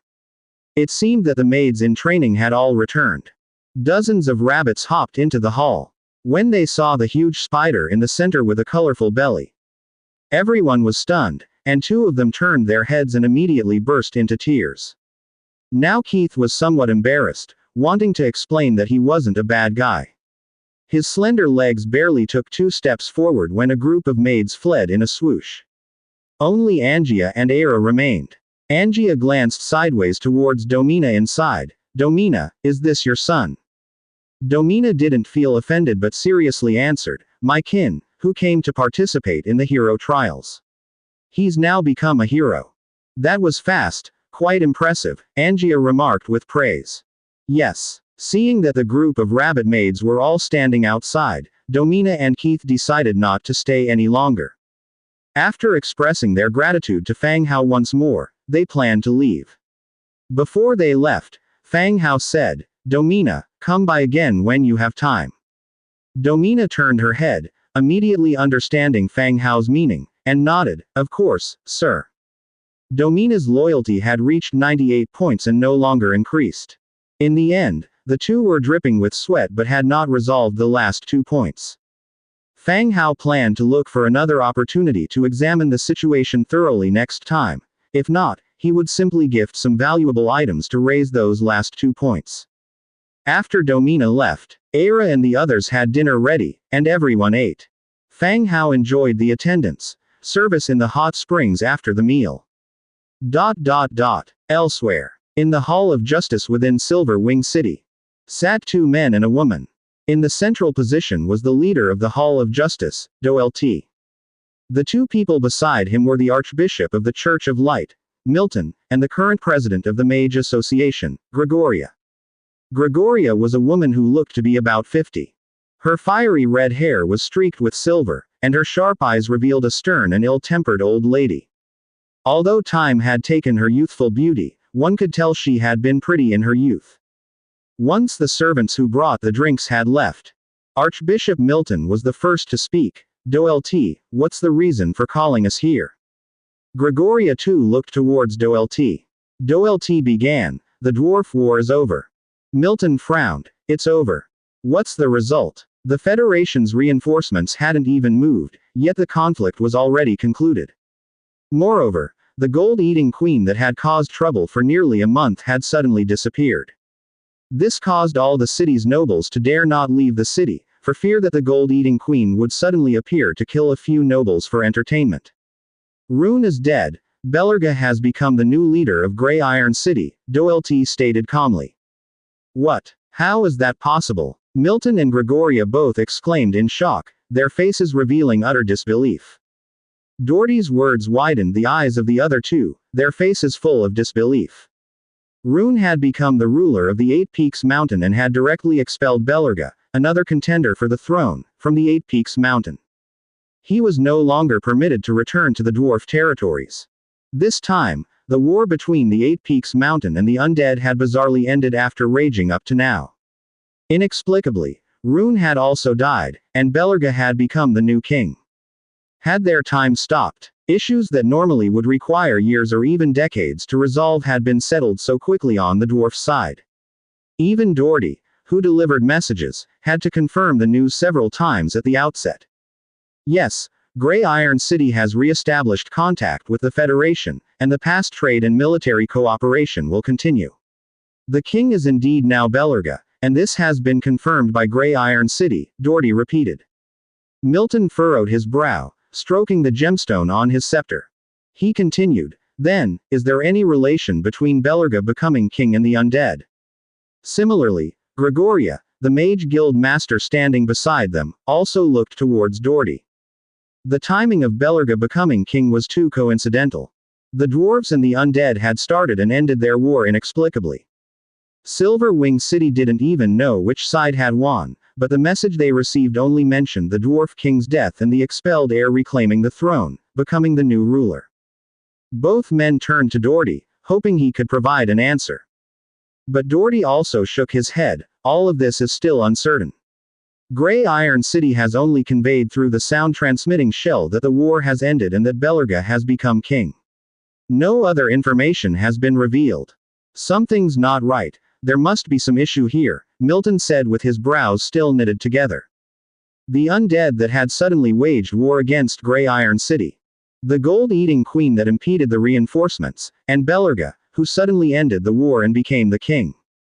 By the time the Federation confirmed that the gold-eating queen had departed and was about to send aid, Grey Iron City's message came through. The war had ended, and trade would continue. All these events had occurred with alarming speed. One event was linked to another. It was as if all of these occurrences were part of a well-orchestrated scheme. Everything was unfolding according to this laid-out plan. The faces of Doherty and Milton were turning progressively uglier. If all of this had been calculated by someone, it was truly terrifying. Gregoria, seeing the two men turning paler and more solemn, said, we shouldn't always think the worst. It's also possible that the dwarves won the war, and after Rune's death, they had no choice but to retrieve Belerga to become the new king. That was a possibility, but it seemed far-fetched. Doherty took a deep breath and continued, the reason I've called both of you here is to discuss the future relations with the dwarves and the security around Silver Wing City. Whether it's a coincidence or not, the gold-eating queen's reappearance is a dangerous matter for Silver Wing City. The federal conference couldn't be convened at just any time. Now, such matters could only be first deliberated by the Hall of Justice, the Church, and the Mage Association before notifying the various cities. The other two contemplated this and then Milton spoke first, since we're not certain about the situation with the dwarves, we can maintain our current relations. For Silver Wing City's security, we can increase the patrols around the city. Gregoria nodded, our association can arrange for some mages to join the patrols to enhance their safety, but the remuneration has to be provided by the Hall of Justice. The Mage Association is a platform for mage communication and regulation. They cannot demand that registered mages undertake responsibilities, they need to motivate these mages through remuneration for missions. So, the payment is to be provided by the Hall of Justice. Doherty was silent for a moment before speaking again. That's all we can do for now. The church and the association will send additional personnel for patrols, and I will also inform the troops stationed at the border with the Eight Peaks Mountain to bolster their forces, to prevent any issues. Both men nodded, with no objections. At that moment, Milton spoke up again, quietly saying, "There is a saint in the church who often mentions the undead to the north of Cruel City. He says that their numbers are constantly growing, and they have reached a terrifying magnitude. It's highly probable that this is related to the happenings in Grey Iron City." The two looked towards Milton. They knew which saint he was referring to. After all, for a transmigrator to become a follower was a rare occurrence in the church. Doherty said, "City Lord Twick of Cruel City did provide an explanation, stating that some wandering undead had indeed appeared to the north, but their numbers weren't large. City Lord Twick had made explanations at the time. Undead movements had indeed been detected to the north of Cruel City, but they were scattered, ordinary undead. Such undead, born of dark powers, were not uncommon and posed no significant threat. Additionally, since the area where the undead were found was Orc territory and their numbers were small, Cruel City did not report it." Milton shook his head. "The number of undead far exceeds what he mentioned, and not just in Cruel City, even Liss City is experiencing issues. I can feel the faith in the gods waning." "So, Archbishop, what do you mean?" "I believe we should assemble a team to investigate the area north of Cruel City, and the same goes for Liss City." Milton's tone was grave. "At this time?" "Yes, at this time. We don't need many people, just some physically strong individuals, as this weather is not insurmountable." Doherty glanced at the howling cold wind still outside the window. He indeed thought that the area north of Cruel City should be thoroughly investigated to avoid a sudden massive assault by the undead, similar to what happened with the dwarves. But this weather, going out would be suffering. The team might very well freeze to death outside. "How many people do you think would be appropriate, Archbishop?" Doherty asked. Milton thought seriously for a moment before giving an answer. 50 people in total from the Hall of Justice and the church would be good. Choose those who are trustworthy and physically robust. "Should the Mage Association send people?" Doherty asked the woman beside him. Gregoria shook her head with a smile. "You conduct the investigation. However, if you can reduce the number to 10, the association can provide teleportation scrolls to save the time on the road." The two immediately were pleased. That would be wonderful. Even if the mages did not send anyone, providing such scrolls was still a boon. "Then the Hall of Justice and the church will each select 5 people, and we shall set out directly to Liss and Cruel City in 2 days, Doherty confirmed. "All right, I'll arrange for people to depart once I'm back." "Good." Afterward, the three discussed the issue of city defense construction. While the city walls of Silverwing City were tall, they were not as sturdy as those in Grey Iron City. They also lacked powerful machinery. Should they face the same undead assault, they would probably not endure as long as Grey Iron City. Thus, they planned to purchase a batch of dwarven machinery during the period of Belerga's ascension to the throne and city reconstruction, to enhance the defense of the city walls. There were also plans to increase the number of troops and to develop new weapons. The recent battle of the undead against the dwarves had given Silverwing City a considerable scare, prompting a focus on the city's defense and the combat power of the armies. The three talked until late into the night before they each returned to their accommodations. The next day, snow had begun to fall outside the window. Goosefeather-like snowflakes swirled down, blanketing the entire city with a layer of silvery white overnight. Fang Hao sat in the lobby on the ground floor, his eyes fixed on the Book of Lords. Sounds from outside, the laughter of rabbits and foxes playing and making snowmen, reached his ears. In the local channel, everyone was discussing the snow. Some were even selling homemade ice carts and sleds, the discussion lively and animated. Just then, from the corner of his eye, he saw a maid escorting a tall woman with pale purple skin walking towards him. Fang Hao closed the Book of Lords and sat upright. "How have you been recovering these past few days?" he asked. The shadow stabber, Morse, was dressed in a fur cold-resistant outfit tailored by a craftsman. The snowflakes that lingered on her head and shoulders made her skin tone even more striking. For some reason, Fang Hao didn't find her skin color unusual, he actually thought it looked quite nice. Morse stared, wary as she scrutinized the man before her. A human, commanding an undead army and having taken over a dwarven city. Had she not seen it with her own eyes, even if the person she trusted most told her, she wouldn't have believed it. Hearing him ask about her, Morse snapped back to reality and said cautiously, "What do you want me to do?" Since regaining consciousness, she already knew her situation. She also knew that the man who had conquered the dwarven city had become her new master. And the contract level had even increased, from verbal secrecy to a hero's personal contract. It was like coming out of a wolf pack only to be pinned down by a fierce tiger. She was very afraid of the man before her. After all, the undead was never a kind or merciful race. "Sit down. Let's talk," Fang Hao gestured. Morse sat down beside him, but her gaze still fixed on him. Fang Hao continued, "The territory is expanding rapidly, and I need powerful heroes. Amanda and Dong Jiayu have told me about your situation. From now on you'll work for me, and naturally, I won't make things difficult for you." "What if I don't want to?" Morse asked solemnly. "Why are you reluctant, when the development of the territory will benefit us both? You, too, want a better life for yourself, don't you? Otherwise, you wouldn't work for the faceless ones, who are much worse than I am." Perhaps it was because Morse had always been treated as a prisoner. Even now, Morse was extremely guarded around Fang Hao. There was even a sense of stubborn defiance. "HMPH. Undead and demons, is there any difference?" Morse sneered coldly. "Demons. Were the faceless ones connected to demons?" Fang Hao's expression changed, but he didn't pursue the question. Clearly, she was sulking, and if he asked, she would probably refuse to answer. He simply smiled slightly. "It's okay, take your time to adapt to the environment here. All heroes here have their own private residences, and we even have a rejuvenation hot spring. I'll build one for you immediately, you can move in and get to know everyone."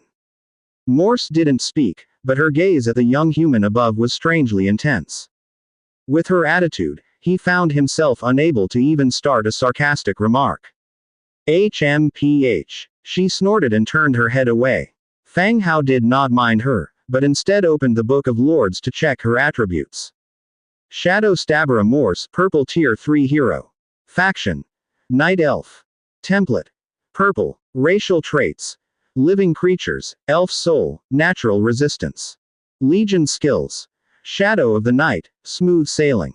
Skills: Killing Proficiency, Shadowmeld, Hard to Track, Scorpion Tail Fang. Innate Skills: Advanced Strength Mastery, Advanced Stealth Mastery, Advanced Tactical Mastery, Advanced Assassination Mastery. Elf Soul, upon physical death, transforms into a small fairy, movement speed increased by 50%. Natural Resistance reduces chances of being hit by natural spells by 10%, resistance to natural spells increased by 20%. Shadow of the Night reduces the enemy's chance of scouting units under her command during the night. Smooth Sailing reduces the impact of terrain for units under her command by 20%, movement speed increased by 35%. Killing Proficiency passive satisfies the desire to kill, enhancing her proficiency in killing, increasing attack by 20%, and movement speed by 35%. Effect starts upon killing enemy, lasts for 30 seconds. Shadowmeld active can meld into shadows, reducing enemies' scouting chances, with the effect increased by 50% in the dark, cooldown 2 minutes. Hard to Track passive, when in the shadows, reduces presence, making her hard to detect. Scorpion Tail Fang active uses skills, increases damage by 50%, 100% poison effect, cooldown 10 minutes. Description: The Shadow Stabber is the blade of the Night Elves, protectors of their race. They concoct deadly poisons, applying it to their bodies and blades, killing enemies by every means possible. Morse's attributes are typical of an assassin unit. All her skills are coordinated with assassination. She can hide in the darkness, completing her assassination. In this aspect, she is actually quite similar to Little Yu.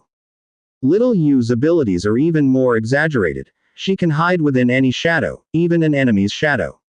And there are no specific time effects. As long as she doesn't come out on her own, or the shadow suddenly disappears, she can hide within it. Looking for the right moment to strike. Previously, Fang Hao had left Little Yu in Lis City to protect Rebecca and to search for the remaining Swords of Absolution. It's been quite some time now. Now, with Rolana sticking around Rebecca every day, he wasn't too worried about her safety and could let Little Yu return. After checking Morse's attributes, he then opened up her loyalty score. Shadow Stabber Morse, current loyalty towards you, 25 points. Damn, what a number. She has surpassed Rolana. Finally someone has surpassed Rolana. 25 points, huh? No wonder. Morse is probably thinking about whether to kill him, and strike back. A mutual destruction scenario. But Morse's threat was much less compared to Rolana's. Morse belonged to a contract hero, her life bound together with Fang Haosha. If he died, so would she. Whereas Rolana, a dark gold level hero, didn't have a corresponding contract at the time, so killing Fang Hao wouldn't have any serious consequences for her. Therefore, Fang Hao wasn't really worried about what Morse might do.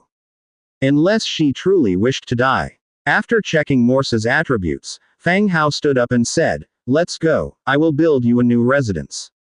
Morse did not speak, but got up and followed him as they left the Lord's residence. He took her out of the city Lord's mansion.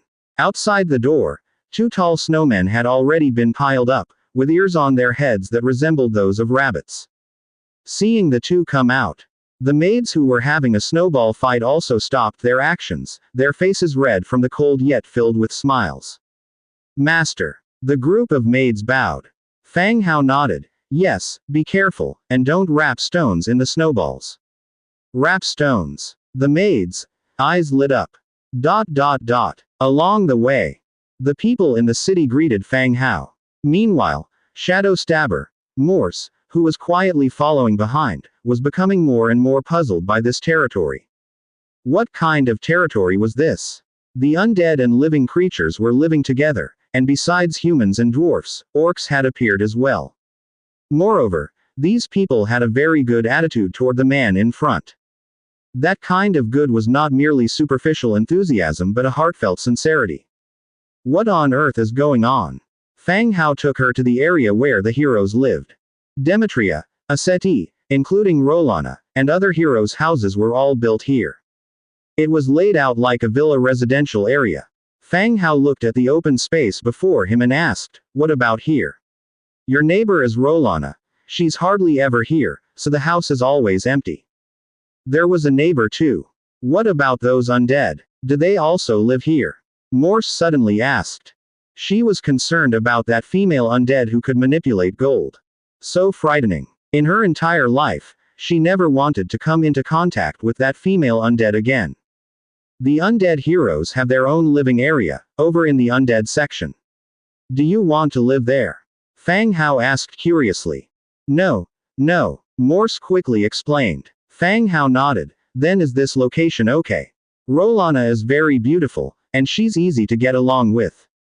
"Okay." Morse agreed. Fang Hao nodded, opened the Book of Lords, and began construction. Soon, a 4-story building rose from the ground, with courtyards in both the front and back. Following that, Fang Hao didn't ask her any more questions. In the front courtyard, he built a flower bed and a fountain for her, and in the backyard, he constructed stone tables and chairs and a hot spring. A white mist rose up, resembling the immortal realm. Morse's eyes widened. This was the first time she had seen a transmigrator's methods. And to receive a separate house and hot spring just upon Erevala, weren't these amenities reserved for nobility? Were all these hers now? Morse found it hard to believe. Once the building was completed, Fang Hao continued, "You can go to the warehouse and move anything you need. Oh, just command the skeletons to move it, they won't attack you." "Oh, okay, thank you," Morse instinctively said, thanking him. Shadow Stabber. Morse, your loyalty increased by 10 points, current loyalty is 35. A system prompt appeared following her thank you. Indeed, giving gifts was the fastest way to boost loyalty. Even though her face still bore a cold expression, her loyalty still increased by 10 points. Fang Hao was in no hurry. There was plenty of time, and her loyalty would gradually increase. He wasn't going to exploit or oppress the heroes. There had never been an incident of decreasing loyalty. Alright, the rest you need to arrange yourself, whether you want to live on the first floor or the second floor, just set it up as you like. If you have any questions, you can ask me or just anyone else. Fang Hao finished explaining and then turned around to leave. Morse stood in the heavy snow, looking at the small building and the hot spring in front of her, wondering what was on her mind. After settling Morse, Fang Hao walked back alone. The snow continued to fall gently.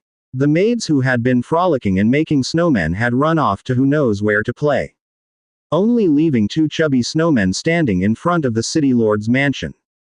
Fang Hao entered the city lord's mansion, poured himself a cup of hot tea, and sat down beside the stove. Finally, there was nothing to worry about. Drinking tea, warming himself by the fire, it was indeed comfortable. It would have been even better if there had been a cat to pet. Enjoying the rare comfort, the Book of Lords dinged and came to life again. Fang Hao jolted upright and opened the Book of Lords to check. It was a private message from Li Rong. Fang Hao, there is news from Cao Zhengji, saying there has been new activity from Xu Hade. Cao Zhengji, Xu Hade. Fang Hao made himself clear and quickly sorted out the relationship between the two. Previously, Xu Hade had instructed Cao Zhengji to ambush Li Rong. After Li Rong counterattacked, Cao Zhengji became a mole placed by Xu Hade's side.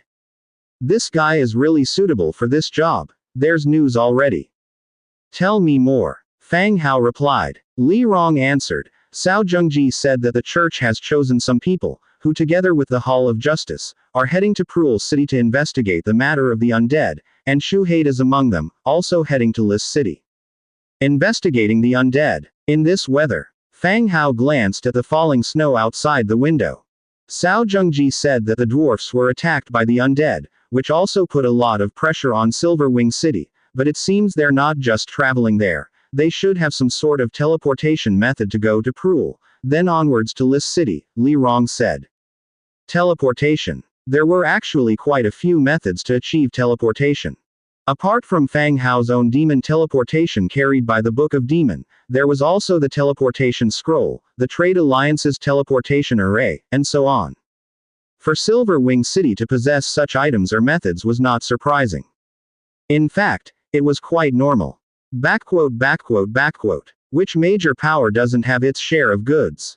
When Grey Iron City was taken, many dwarf nobles found various ways to flee, with half the ministers gone. Fang Hao once again edited the message and sent it over. Do you know the number of people, and when will they set off? But such props or teleportation screens have their requirements. The number won't be too many. The number isn't certain, but it won't exceed 10 people.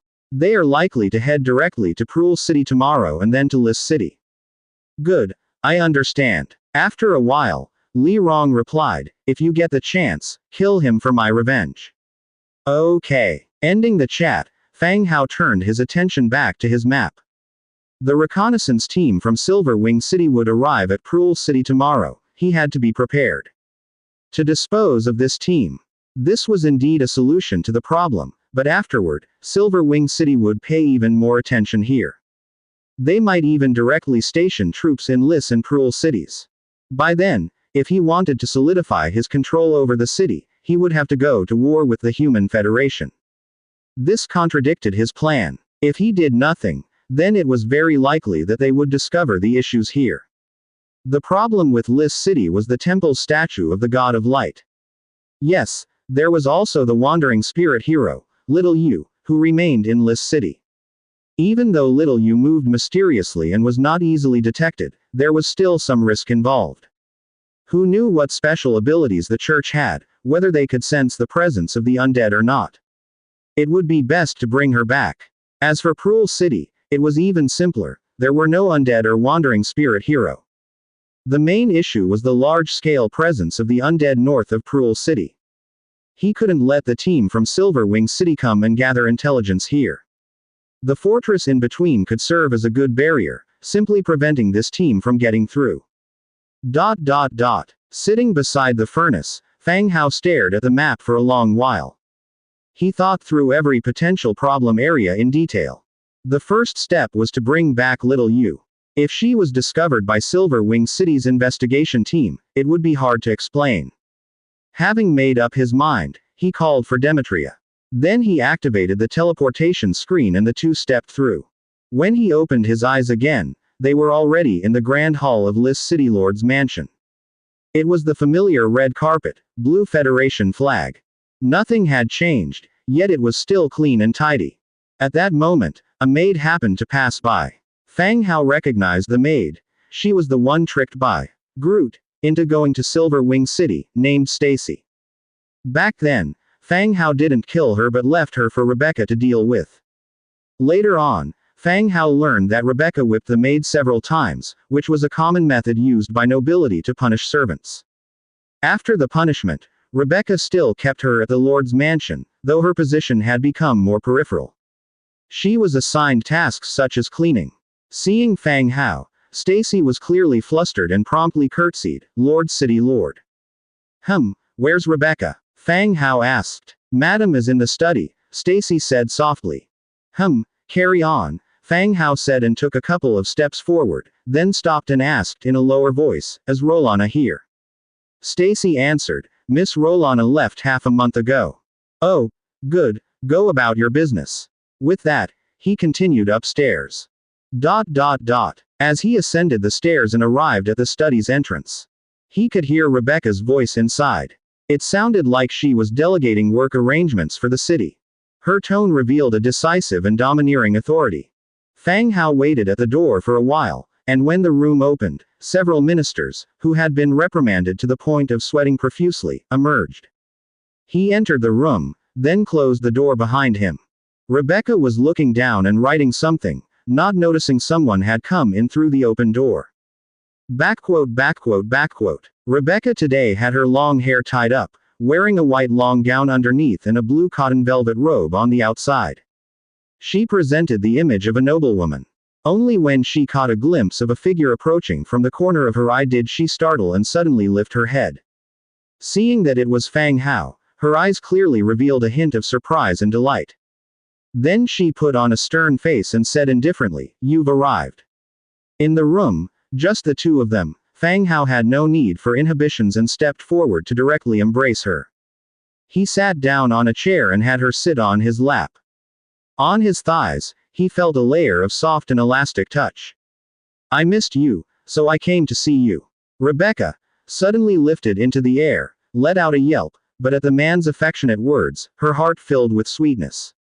Keeping a stern face, she pretended to be a bit angry, lightly smacking his arm. "Stop it, I still have some things to write." It had been some time since Fang Hao had seen her and he missed her too.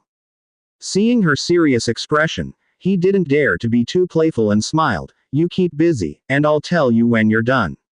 Rebecca pursed her lips and continued to sit on his lap, returning to her writing on the desk. But as she wrote, she suddenly felt a coolness against her chest. A large hand had already made its way inside. Rebecca's hand hesitated with the pen, and her body began to squirm restlessly. After finishing the several documents on the desk, Rebecca finally looked up again, her gaze landing on her lover whom she had not seen for a long time. Catching his wayward hand, she chided him, "What are you doing? You can't behave the moment you arrive."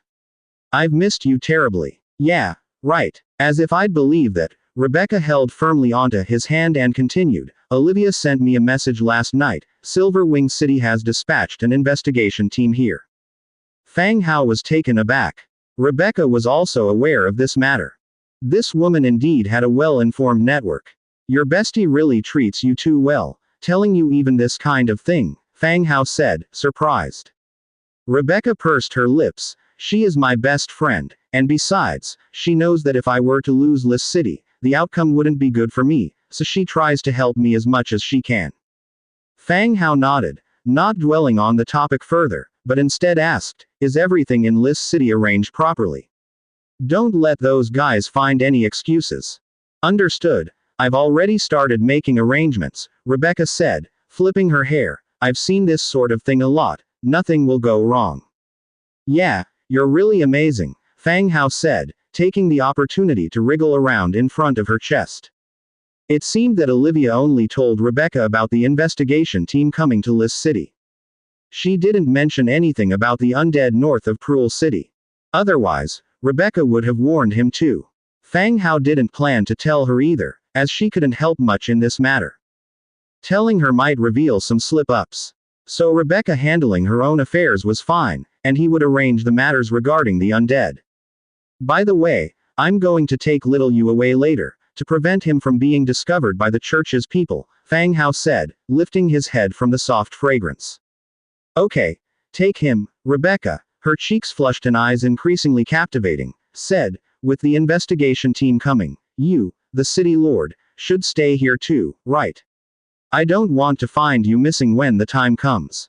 Oh, right, he was the city lord of Lis City, having sworn oath in front of the council. Of course, that would be great, I'd love to stay here every day, Fang Hao replied. You're sick. Fang Hao smiled and began to move his hands up and down, becoming mischievous. The two didn't linger long in their intimacy. A maid's voice announcing her presence soon came from outside the door. Rebecca quickly adjusted her clothing, casting an angry glare at the man who was still misbehaving. Opening the door again, they both walked out together. Meanwhile, several guards emerged from a neighboring room, saluting Fang Hao before falling in behind Rebecca. These men were personal guards recruited by Rebecca after returning from Silver Wing City. Among them, Fang Hao was quite familiar with one. The leader of the Flame Mercenary Group, Angus. A female leader with a strong and straightforward personality, now recruited by Rebecca as one of her trusted aides. The two in the front walked, with a group of trusted aides following behind. As they walked, Rebecca said softly, I've arranged corresponding jobs for the residents in the city, and the supplies you sent have also been distributed. This winter is better than previous ones, with no homeless outside the city and no frozen corpses to be seen. It was clear from Rebecca's tone that she was relaxed. The fact that not too many people had died this winter was indeed a cause for celebration. That's good, with you as such a responsible city lord, Lis City will only get better and better, Fang Hao immediately followed with a compliment. Rebecca glared at him. Also, what favors did you grant the priest, Miriam? She's been praising your contributions to the city dwellers in the temple every day, you haven't done anything to her, have you? Rebecca asked in a lowered voice. Fang Hao was speechless. What does she mean by doing something to her? Miriam could be her grandmother. He cleared his throat and said, praising me is only right, haven't my contributions to Lis City been significant? Really? Because of what? Rebecca knew priest Miriam quite well. A person with a somewhat austere and unapproachable character, even she had to be mindful of the priest's feelings. She couldn't command her with a tone of authority to do anything. Yet she spoke so highly of Fang Hao, it made one wonder what exactly had happened. After thinking it over, Fang Hao felt there was no need to keep such matters secret. Especially since Rebecca's loyalty towards him had reached 100 points. He cleared his throat and said, it's nothing, Priest Miriam has a son, his situation is a bit special, I promised to grant her son the status of an ordinary citizen in the future. A son? Has Miriam been married? How come I don't know about this, your illegitimate child? Are you sick? Her son is even older than me, is your illegitimate child born before you were? Fang Hao retorted and discreetly pinched her buttock with force. The firm touch sent a thrilling sensation through him. Startled by the sudden attack, Rebecca shivered and glared angrily. She then stealthily glanced back at her trusted aides. Seeing that they had maintained distance from her, with servants and lizardmen in between. Her racing heart finally began to settle a bit. There was reproach on her face, yet also a sense of excitement from the brazenness of public daring. She bit her lip and continued to walk outwards. Upon reaching the great hall, Rebecca went to attend to her affairs while Fang Hao ascended another staircase. Following the staircase, he arrived at a room on the second floor. Standing before the room's door, he knocked lightly. The door opened, and Fang Hao entered with Demetria. The room was dimly lit, the curtains all drawn, with only a faint light seeping into the chamber. My lord, you've arrived. The murky shadows began to stir, gradually revealing a slender figure. It was none other than his ghostly hero, Little Yu. Yes, Little Yu, I came to see how you are doing lately, Fang Hao said with a smiling. Disaster Song Hilda Purple, Tier 4 Hero. Little Yu had astonishingly reached Purple and had even climbed to Tier 4. Fang Hao once again opened her attributes. He discovered that Little Yu had completed the task of the 12 Swords of Absolution. No wonder she had directly advanced to Purple.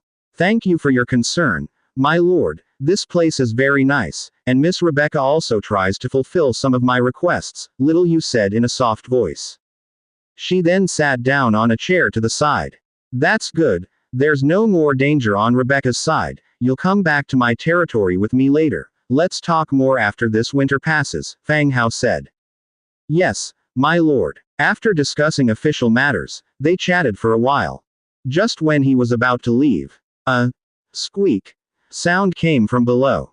Looking down, he saw a cranial rat holding a folded piece of paper in its little paws, staring up at Fang Hao with big eyes. Cranial rat. Fang Hao took the paper, unfolded it. It listed the resources the cranial rat needed this time, food and some items for keeping warm. In exchange, Fang Hao could have it provide information at any time. Or ask it to go inquire about some specific matters. Fang Hao didn't refuse. He took up a pen and wrote that he would deliver the necessary resources to the entrance of the sewer by the afternoon. After writing, he folded the paper back up and stuffed it into the cranial rat's paw. The cranial rat squeaked twice more, then turned and scurried into a hole in the floor beside. In the afternoon, Fang Hao went to the entrance to the sewer.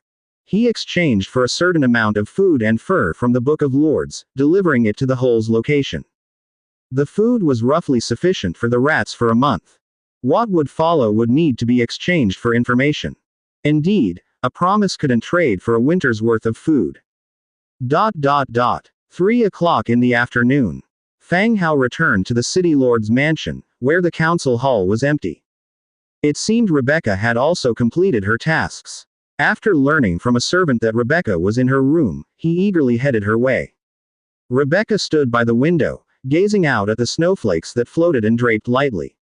Upon hearing footsteps behind her, before she could turn around, she felt a tightness around her waist. A warm breath hit her side. The rich scent of a man enveloped her, both above and below caught by his hands. Rebecca was taken aback. She glanced sideways, and upon seeing Fang Hao, her body immediately softened. Her legs became somewhat unsteady, and her eyebrows furrowed lightly. In a hushed tone, she said, Fang Hao, what are you up to now? As Fang Hao wrapped his arms around her pliant body, his hands lingered, and he whispered in her ear, Dear sister, it's been more than 2 months since we've seen each other. Rebecca's face flushed, her body went limp.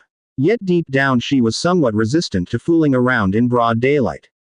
She suddenly and tightly clenched her legs, prying his fingers away. Stop being silly, it's still daytime. Fang Hao pressed his cheek against hers, gently nibbling on her earlobe, and whispered, Don't you miss me? Rebecca certainly missed him, especially since she had been annoyed that Fang Hao had been away for so long without coming to see her. If it hadn't been for the sudden snowfall, she would have planned to go find him. Let me go first. Rebecca struggled. Helpless, Fang Hao could only release his hands and then said, I came to find you as soon as I took care of the issues at 8 Peaks Mountain.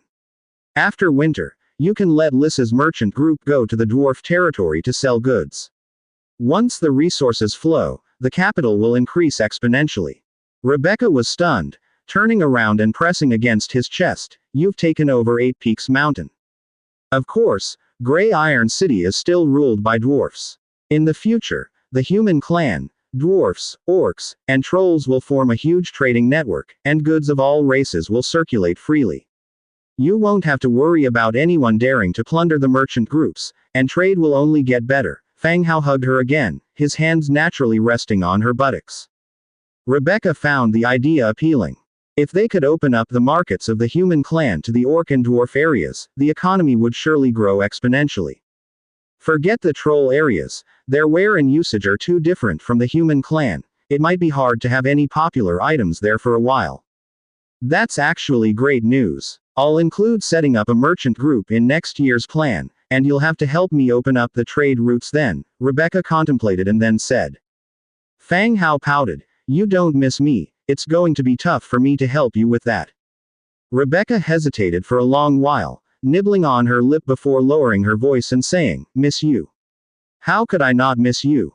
I would have come looking for you these past few days if you hadn't shown up.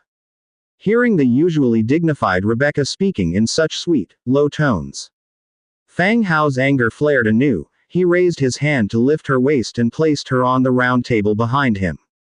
Rebecca was startled, her hands bracing on the table, and said hurriedly, what are you doing? I told you it's broad daylight. Fang Hao moved close to the table, looking down at Rebecca from above, nobody's coming over, I've already seen to that. Rebecca's eyes darted away, glancing at the nearby bed. Just about to suggest moving there, her mouth was already sealed. Whimper. Rebecca tried to struggle, but it appeared feeble and only more enticing. Having been apart for 2 months, it was hard to contain the emotions, and even the composed Rebecca didn't hold back anymore. What would it matter if someone found out? It's not shameful when with one's own man. Even though initially, he was only a man in name. She struggled briefly, then was tossed about into a daze, her eyes growing hazy, her struggling weakening, her hands shifting from hitting to clasping around his neck. The pulling and pushing soon turned into cooperation. Her light blue flannel robe was undone, the hem falling at the edge of the table, cotton boots dangling from her toes, swaying back and forth. In her dizziness, her clothes were soon scattered all over the floor. Time passed. In the quiet room, the intensity of their voices rose dramatically. Next to the stove, Rebecca's pale body turned slightly red from the reflection. Her body covered in sweat beads, lying on the table, her head tilted to one side, her eyes slightly squinted, softly humming in rhythm. At this moment, the sudden soft alert from the sound transmitting shell by the stove startled them both. Someone sent you a message, Fang Hao paused, handing her the shell. Seeing the shell, Rebecca's gaze was still slightly blurred as she instinctively took it and held it to her ear. A gentle female voice immediately came through, Dear, what are you doing? Huh. Hearing the voice, Rebecca quickly sobered up from her daze. Rolana. The two of them, feeling guilty as if caught in the act, were startled.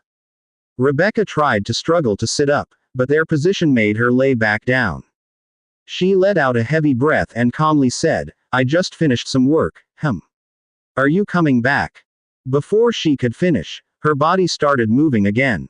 Startled, she immediately covered the shell, but the message had already been sent. This sound transmitting shell wasn't like making a phone call that you could keep open.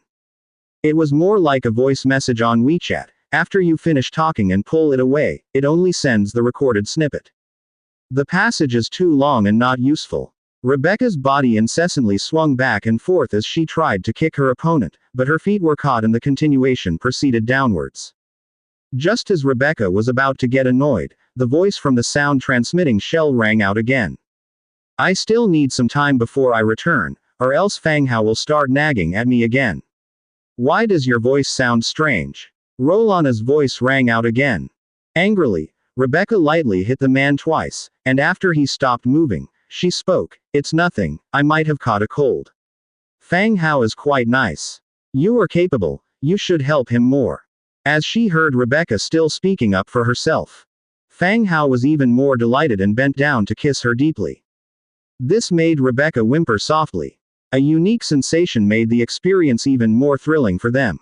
Their movements and extent grew bigger and more intense. What's with you, speaking up for him? I tell you, men are not good things, Rolana continued. Rebecca lightly slapped Fang Hao's shoulder and moved her mouth away. She continued, All right, I have things to attend to here. We'll talk tonight. Let me know in advance when you're coming back. Okay.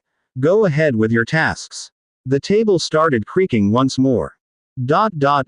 Leaving Rebecca's side, Fang Hao also looked refreshed and fetched Demetria and little Yu from the next room. They once again activated demon teleportation and appeared in the city lord's mansion of Cruel City. By that time, it was already evening. The city lord's mansion hall was empty, with not a soul in sight. Calling over a nearby guard, they were led to the area where Tavok resided. Just as they entered the building, they saw Tavok hurrying over. Lord. Yes, Tavok, how has the city fared this winter? Fang Hao and his companions sat down on chairs nearby. Immediately, Tavok responded, as per your instructions, we've created many temporary positions, providing clothes for the cold and food. There was no trouble from bandits in the surrounding villages either. This year has been the best in many years. Are there any refugees? Previously, there were some homeless people, but they have been placed in temporary positions. As long as they are willing to work, surviving this winter is no problem. That's good. Yes, my lord, thanks to you, the residents are now praising your kindness and virtues. Tavok, a merchant by trade, did not skimp on his praise. Of course, Fang Hao also hoped to be a good leader. It sounded pleasing to hear. All right, I came here to tell you that an investigative team from Silver Wing City will be here tomorrow. Be prepared and make sure they don't uncover anything, Fang Hao quickly stated. Tavok had just been calmly sipping tea. Upon hearing this, he spit out his tea. After coughing several times, he said in surprise, an investigative team. Investigating what? In the Federation of the 100 Cities, each city governs itself, unless something illegal is done. Otherwise, no one interferes. The suddenness of this investigative team made Tavok very anxious. They're investigating the undead to the north. I think it will be done quietly. Just pretend you don't know anything, be cautious and don't give them anything to go on. You don't need to worry about the north. I'll handle it at the fortress, Fang Hao instructed. Oh, understood. Tavok breathed a sigh of relief. Investigating the undead, whatever they sought, it didn't involve him directly. Fang Hao would handle the situation with the undead. All right, I don't have anything else. Tavok once again bowed. Fang Hao nodded and reactivated demon teleportation, taking Demetria and Little Yu back to his main city. The next day, early morning. Pruel City was still enveloped in the drowsiness before dawn. Snowflakes drifted down from the sky, and the city was silent. In a dirty corner, on the snow-covered ground, a golden magic array rapidly formed. When the magic array was complete, the light of the array faded, and several figures appeared where the array had been. Ah, ghosts, there are ghosts. The crouched beggar in the corner, drawn by the scene before him, rubbed his eyes and, seeing the figures that had suddenly appeared, let out a scream. He then turned and fled toward the other end of the alley. In his mouth, he kept shouting about ghosts. Standing on the snow were 5 people of imposing stature, draped in gray cloaks. Through the cloaks, one could see the armor and weapons inside. Watching the beggar shouting as he ran away, the nearby residents began to curse and light up candles. One of them said, "Let's go, let's leave here so as not to attract others' attention." 5 people nodded and then left towards the distance. After walking a distance, one of them said, "Captain Baccarat, what's the next plan?" This 5-person squad was an investigation team sent out from Silver Wing City. The original plan was for 10 people, but to minimize the target, they directly reduced it to 5 people. 3 from the Hall of Justice, and 2 from the church. The Hall of Justice was led by Baccarat, while the leader of the church team was Saint Shu Haid. Baccarat, pulling a green parrot from his bosom and placing it on his shoulder, began to speak. "Wait till daylight, book a few rooms at the inn first, then go straight to the north to investigate the undead. Catch the thief, don't run." The parrot just brought out, promptly shouted. Clatter clatter clatter. Again, noisy sounds came from the surrounding houses, shouting about a thief. Baccarat pinched the parrot's beak. "Let's go, switch to another place." The group switched locations several times. Finally, daylight arrived. The silent city seemed to come alive suddenly, with pedestrians starting to appear on the streets. Workers heading to their jobs, shops opening for business. The city became noisy. Rose Tavern, the only place that appeared clean and also offered lodging and food. Upon pushing open the door, there was a somewhat portly middle-aged man behind the bar. "Got any rooms?" Baccarat stepped forward and asked the owner. The owner looked up, then glanced at the 4 people not far away. Yes, how many do you want? 3, for 5 days. Baccarat looked at the price list nearby and directly paid the corresponding price. Okay. The owner took the money, handed them a wooden tag with the room numbers written on it. Baccarat took it and also ordered breakfast for 5 people. After a quick bite, they turned and left the tavern. No sooner had they left than the owner sneakily ran out and headed to the lively hotpot restaurant across the street. The Silver Wing City investigation team walked around the town. This not particularly large, even slightly small border city seemed to be developing quite well. Everywhere, one could see crowds busy with various jobs, even the screaming beggar from last night was now part of a work crew. The group followed the North City gate out, trampling the snow-covered ground. They began heading north. Saint Shu-Haid, walking in the middle of the group. He held the Book of Lords, looking at the map that had generated on his own. Walking while discerning their direction. The world was covered in silver and white. Without the map in hand, it indeed would have been difficult to ascertain if their direction was correct. They walked until noon. They finally saw a river with its surface sealed by ice. On the other side of the river, a tall fortress stood erect. This is the boundary line between humans and orcs. On the other side belongs to the orcs' territory, Baccarat said, looking at the tightly closed fortress. Shu-Haid frowned. This wasn't matching the intelligence he had received. Where was the promised mass of undead to the north? Were they perhaps invisible, blending in with the snow and bones? Captain Baccarat, could there be undead appearing in the orc region? Shu-Haid whispered cautiously. Baccarat glanced at the tall city walls. Turning to his subordinates, he said, "Call at the door." One of his subordinates nodded, stepped forward, and shouted loudly, "We are a team from Silver Wing City. Whose fortress is this?" The sound traveled far in the open area. Soon, horns appeared on the city wall, followed by Tauren heads peeking down.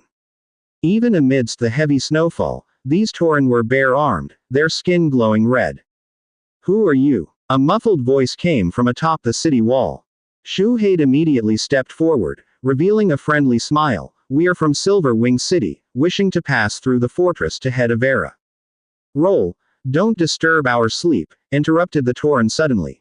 Shu-Haid's smile froze, and the rest behind him were also stunned. In Silver Wing City, whether it was the Hall of Justice or the church, those were figures who could strut around the city. In the presence of the cow folk, encountering individuals from these two factions meant addressing them respectfully as, "Sir." When had they ever been treated like this? They were cursed right as they started talking. "You're being quite unreasonable now. We just have some things to check, that's all," Shu-Haid, restraining his smile, called out loudly. The Tauren paid no attention to these. Still loudly yelling, "Stay within your own territories, don't come to ours." Shu-Haid was about to step forward to argue further. However, seeing bow and arrows protruding from the wall, they had no choice but to retract their steps. They could only curse under their breath, crude humanoid beasts. Baccarat assessed the situation. "Let's go, let's follow the river and see if there's another way around."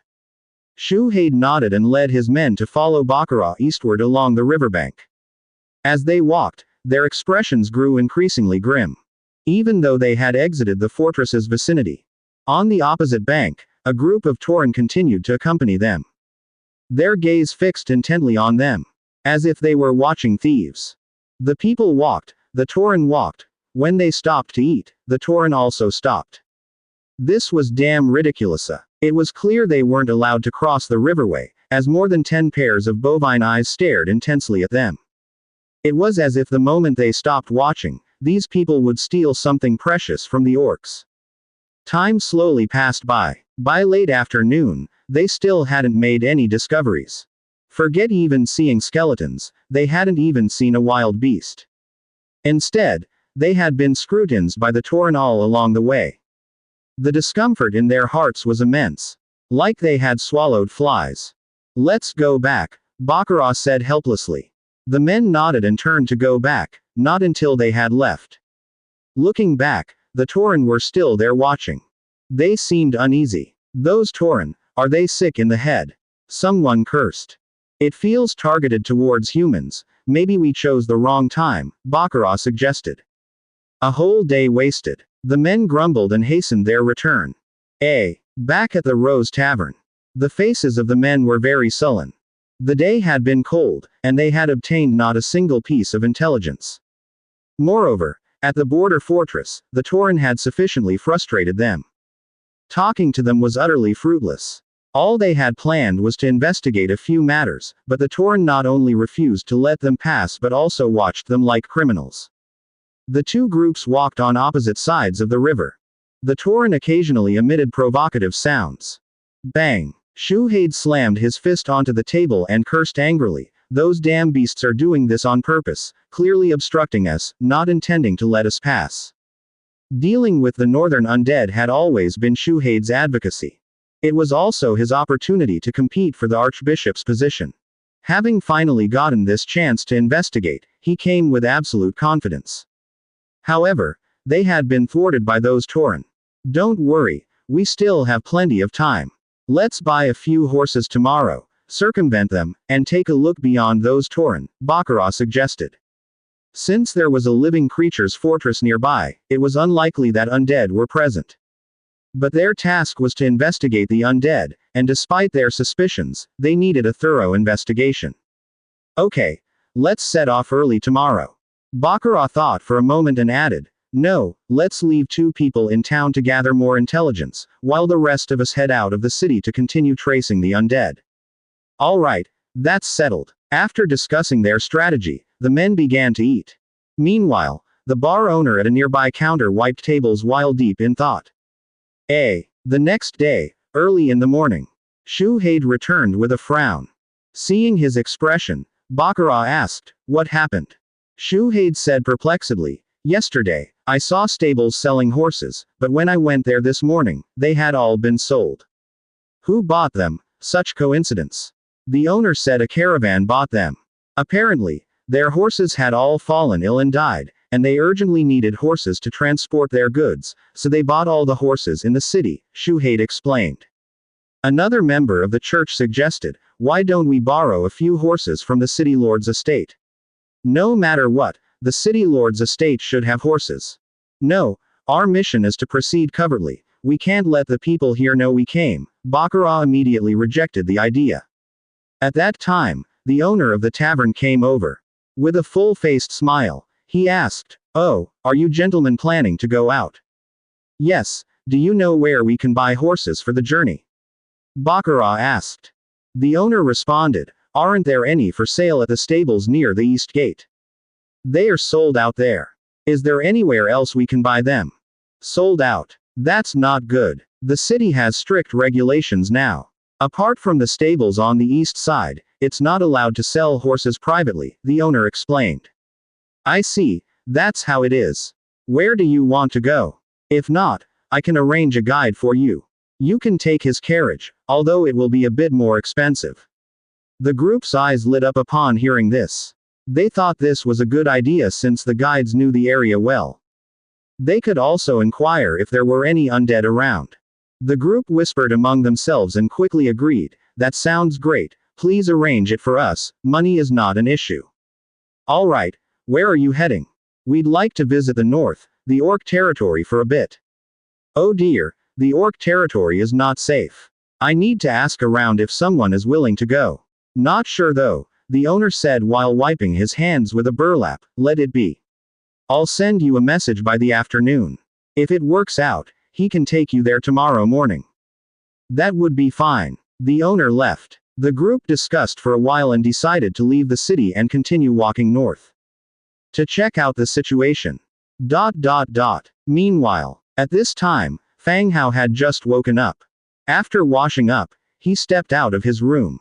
He had just descended the stairs. When he saw the gold-eating queen, Amanda, already sitting in the lobby waiting. Undead, needing neither sleep nor rest, always had ample time. She sat there holding her scepter, silently staring ahead, giving off a sense of loneliness. Hearing the sound of someone coming downstairs, Amanda looked up. Lord Fang Hao. Amanda stood up to greet him. Fang Hao felt that she was especially polite today. Good morning, Amanda. Good morning, my lord. Fang Hao walked down and sat beside Amanda. Amanda, is there something you need? Amanda straightforwardly said. Dujin brought back news from the great cemetery of Oddies last night. Dujin is the captain of the skeleton merchant team. Amanda had been very concerned about the current situation in the Anglina kingdom. So, Fang Hao had Dujin use the trade alliance to gather some information about the situation there through trade routes. It appeared they now had some valuable information. Otherwise, Amanda wouldn't have come to him directly. What's the situation over there? Fang Hao poured himself a glass of water. Just as I suspected, the former Anglina kingdom no longer exists. Oddies has turned commoners completely into slaves, implementing a harsh bone tax. This tax caused living creatures to not live past 30 years of age, after which they are forcibly transformed into undead soldiers and enlisted into the army, Amanda explained.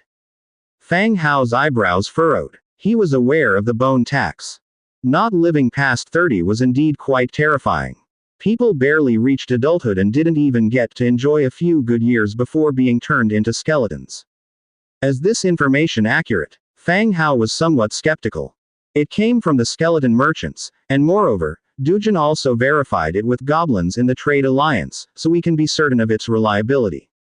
Goodness, the skeleton king Oddies truly is a ruthless figure. The people living on his side couldn't even make it to 30. But Fang Hao was also curious why Oddies was so eager to convert his troops.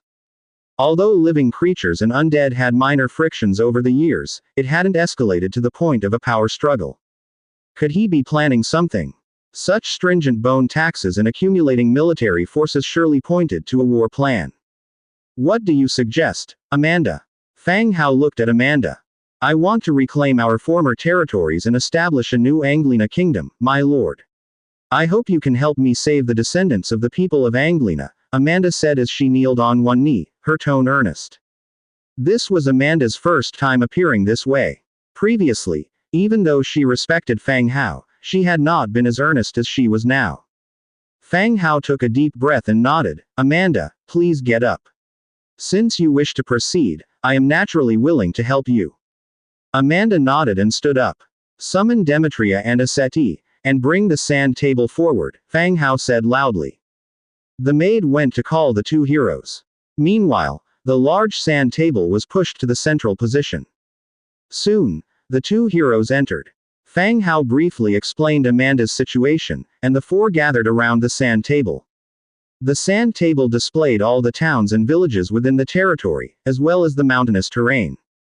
In the past, Fang Hao always used the map from his Book of Lords. This sand table was rarely used. Amanda, where is the great cemetery of Oddies located, or in which direction? Fang Hao asked. Amanda gently pointed. A golden liquid slowly flowed onto the sand table. It was in the southeast of the main city, adjacent to Rolana's residence at Crescent Heights. Gradually, a golden area was filled in.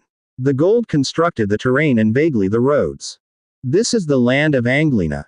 It's been too long, and my memory has blurred somewhat, but I can roughly remember the past terrain, Amanda said softly. Fang Hao looked at the new section on the sand table. This golden power, is it really that practical? It even filled in the missing parts of the map, and both the scale and shape were quite similar. Having determined the location of the great cemetery of Oddies, the task became easier. Bordering Crescent Heights would make the attack much easier.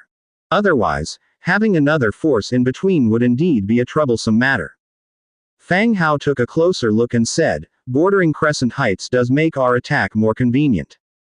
Demetria and Aseti also looked down at the map. These two heroes, summoned by Fang Hao using a scroll, held very high loyalty. Fang Hao said they were attacking Oddies, and they had no objections. Moreover, when they learned that Oddies had raised the bone tax to the age of 30 for humans, they too showed surprise and anger.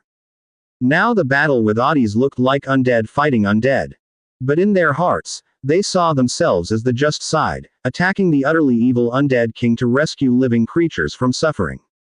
What we lack is intelligence on Odessa MTHE number of troops, military deployments, and a clear road map. Rushing in would only waste time and delay our progress, Aseti spoke up.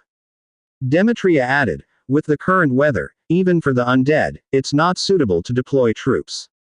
The two pointed out the current conditions they lacked: intelligence and weather. They had virtually no contact with Oddies, and thus no concrete intelligence. And the current weather indeed made it difficult to wage war. Amanda understood these circumstances as well. She said, "I'm not intending to attack the great cemetery of Oddies right now. We can use this time to gather intelligence on the enemy's area. After the snowy season, we can consider an attack." Fang Hao nodded, agreeing that Amanda's idea was good. He continued, I still have one question." The three cast curious glances, and Fang Hao continued, "Oddies, by imposing such a harsh bone tax, could he be making preparations for something?" The three were immediately struck by the thought. "Do you mean," Demetria immediately said, "that Oddies is amassing forces to launch a war?" "Yes, I suspect that's the case. Otherwise, what's the point of his doing so? Only someone eager to accumulate troops would continuously increase the bone tax to gather more skeleton soldiers," Fang Hao said, his hands bracing the edge of the sand table. "It's quite possible," the other two agreed. As the ruler of a powerful undead faction, Otis's actions certainly had their significance. Amassing troops definitely meant preparing for a war. Fang Hao's gaze returned to the sand table, looking at the area covered in gold. He murmured, "Next, we need to analyze whom he plans to attack: a humans, or the Blood Clan at Crescent Heights. Or perhaps another area bordering Oddies." The other four also silently watched. After a while, without any better ideas, Fang Hao directly said, "Let's go directly to Blood Castle. It's also good to discuss this with Rolana." Having said this, he activated a teleportation light screen, and the four stepped into the screen. When they reappeared, they were already in a dimly lit ancient castle. A cloud of dark clouds enveloped the sky above the castle. The heavy snow continued to fall, and even during the daytime, little sunlight entered. The castle's great hall was empty and unadorned, with few people around. Fang Hao looked at the map again to make sure they had arrived at Blood Castle and not been teleported somewhere by mistake. Tap, tap, tap. Just then, crisp footsteps echoed through the corridor. In the dim corridor, a slender figure, with long legs, approached step by step. Rolana wore a purple robe embroidered with red patterns at the collar and cuffs. Below her knee-length robe were black stockings on her legs, and she wore a pair of black leather boots. She exuded the aura of a queen. Given the weather, she was still in the mood to wear black stockings. "Aren't vampires afraid of the cold? You could have at least said something before coming. I'm quite grouchy when I wake up," Rolana's cool voice resounded. She walked in from the corridor, her hands caressing her hips as she took a seat on a stone chair to the side. "Grumpy after waking up? More like grumpy after rising from a coffin, since you don't sleep in a bed." Watching Rolana take a seat, Fang Hao also spoke softly, "Rolana, this is Amanda, a new hero who has joined our territory." Amanda said, "Rolana, long time no see." Rolana's somewhat drowsy eyes instantly widened. After staring for a while, she exclaimed in surprise, "Amanda, is that really you?" "Yes, it is," Amanda replied. Looking at the two of them, Fang Hao recalled that Amanda had already shown familiarity with Rolana back in the underground palace. After all, they had both lived for several hundred years. Now, judging by their tone, they used to be on good terms. They might even have been close friends. As for a romantic relationship, that should be impossible back then. Rolana still fancied men. "Amanda, it's really good to see you," Rolana said sincerely. "Yes, Lord Fang Hao rescued me. I am now a hero of the territory," Amanda added. "You were also rescued by him," Rolana remarked subconsciously. An undead, typically void of emotions, expressed a note of confusion. Seeing that the two of them seemed eager to continue their conversation, Fang Hao couldn't help but interrupt. "Amanda, let's discuss the official business first," he said. Amanda nodded and cleared the way. Fang Hao spoke softly, "Rolana, how much do you know about the Great Cemetery of Oddies?" "Great Cemetery of Oddies. I seldom stay in Blood Castle and don't know much about that place," Rolana said as she crossed her legs leisurely. Before she went into a deep sleep, the great cemetery of Oddies was still known as the Anglina Kingdom, which had been dismembered by the Red Duke, leaving her to sleep for 100 years. After waking up, she hadn't paid attention to these affairs. Instead, she went to Liss City and spent all her time glued to Rebecca. Guessing she would know who Oddies is would probably be giving her too much credit. Fang Hao continued, "We've received information that Oddies is amassing a large force. We suspect he might be preparing to wage war on the neighboring powers." War. Crescent Heights. It's unclear. It's possible, but unlikely. Crescent Heights is not large. Conquering this place wouldn't require so much effort. Rolana glared at him, somewhat dissatisfied with his remark about Crescent Heights' size. "What do you want to do?" she asked. Fang Hao went on, "After winter, we plan to use Crescent Heights as a base to wage war against the great cemetery of Oddies and help Amanda rebuild Anglina." Surprise flickered in Rolana's expression. She was aware of Amanda's attachment to the Anglina kingdom but hadn't expected her determination to remain so strong. And she certainly didn't expect Fang Hao to be swayed into launching a war, inciting a conflict between powers. After pondering for a moment and considering the impact on herself, she eventually nodded in agreement. "I have no problem with that on my end." Fang Hao nodded. "Then Amanda, Rolana, starting now, you will be responsible for gathering intelligence on the great cemetery of Oddies. Collect as much relevant information as possible. I will also gather some on my own through my channels." "Thank you, my lord," Amanda replied, accepting the task. Rolana had no objections and even seemed quite happy to hear Amanda would be staying. Having more people in this desolate ancient castle might actually be a good thing. After giving them both another set of instructions, Fang Hao then reactivated the demon teleportation and returned to his main city. Reconnaissance and map collection were now in their hands. After all, that place also had a force of 1,000,000 soldiers. Back in his main city, Fang Hao lay on the bed and opened the Book of Lords. After some thought, he composed a message in the territory channel and sent it out. "Who has information on the great cemetery of Oddies, or knows a transmigrator from there, contact me." As soon as the message was sent, the previously quiet channel erupted with responses. "The great cemetery. Doesn't sound like a place of the living, does it? Boss, are you planning a tomb raid? The Grave Robber Corps reports for duty. If it's a tomb raid, can I tag along? Count me in too, I'll light the candles." Messages popped up one after another, none of them helpful. It was normal since the transmigrators in this place had joined gradually from the surroundings of the territory. Not being familiar with the great cemetery of Oddies was expected. If Fang Hao wasn't himself part of the Undead faction, he probably wouldn't have heard of Oddies, much less known what the great cemetery of Oddies was. As he watched the messages keep popping up, Fang Hao typed another one: "Useful information will be rewarded." Before he could send it, a private message notification appeared. It was Xu Yang, who had previously acted as a middleman for him in trade with the trolls. Lately, Fang Hao had sent him to serve as a lord in Yu Tianpeng's territory. In the channel, Xu Yang seldom spoke and rarely contacted Fang Hao directly. Opening the private chat, "Boss, that great cemetery of Oddies you mentioned, is it ruled by the undead?" Xu Yang inquired. Fang Hao's brow furrowed. He knew about it. His original territory was near the trolls, so how did he even come by this information? Fang Hao replied, "Yes, it's an undead realm. Do you have some news?" Xu Yang responded, "Boss, I know someone who brought up this subject once. He said he was ruled by the undead. If you need information, you could ask him." Well, a wave of excitement surged through Fang Hao, and he was about to agree.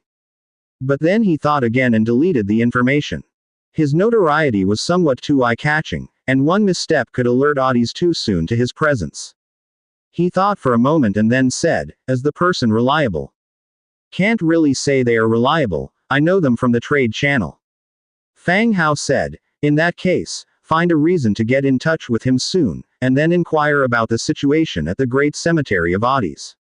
It would be best to understand the opposing forces' military strength, as well as the layout of the area." Upon seeing Fang Hao's message, Xu Yang's heart began to beat violently. Military strength. Map. This method seemed so familiar. When Fang Hao had planned his attack on the Bloody Mountains, it was these pieces of intelligence that he had sought from him.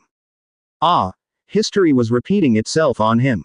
He was certain that there was a very high chance that Fang Hao was planning to go to war with the undead. Undead fighting undead, that bone-crushing imagery would certainly be spectacular. He immediately agreed. Understood, boss. I will complete the mission. Keep me informed of any news, and if necessary, make him some promises. Okay, boss. I will continue to barter resources with him shortly. He is quite short on food, so exchanging some for information shouldn't be difficult, Shu Yang continued. Good. After ending the message, no one else messaged him privately. In the territorial channel, the discussion had already moved to the techniques of tomb robbing and coffin lifting. The topic had strayed somewhat far afield. Fang Hao saw that there were no new messages and immediately shut down the Book of Lords to go inspect his territory. The next day, early morning. Cruel City, Rose Tavern. Baccarat and Shu Haid, among others, had gotten up very early. Yesterday, they had still achieved nothing, having been frozen all day without obtaining any useful information. Last night, they had meticulously assigned work duties again. The two team leaders took separate actions. Baccarat led a soldier from the Hall of Justice, staying in the city to gather intelligence.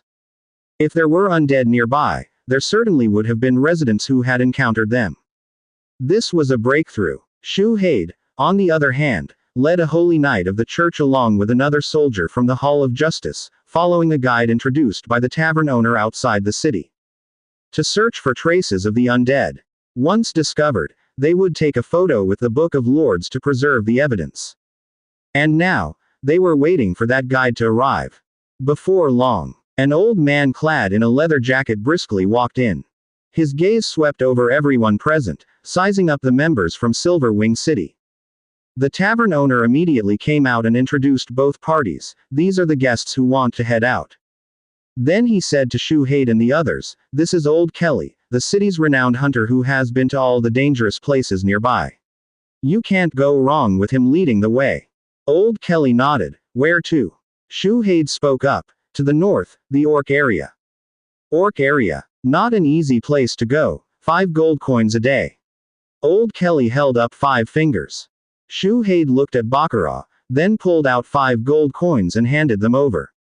Old Kelly pocketed the coins. Let's go, out of the city. The group paused at the door and curiously asked, what about the carriage? Didn't you say there was a carriage?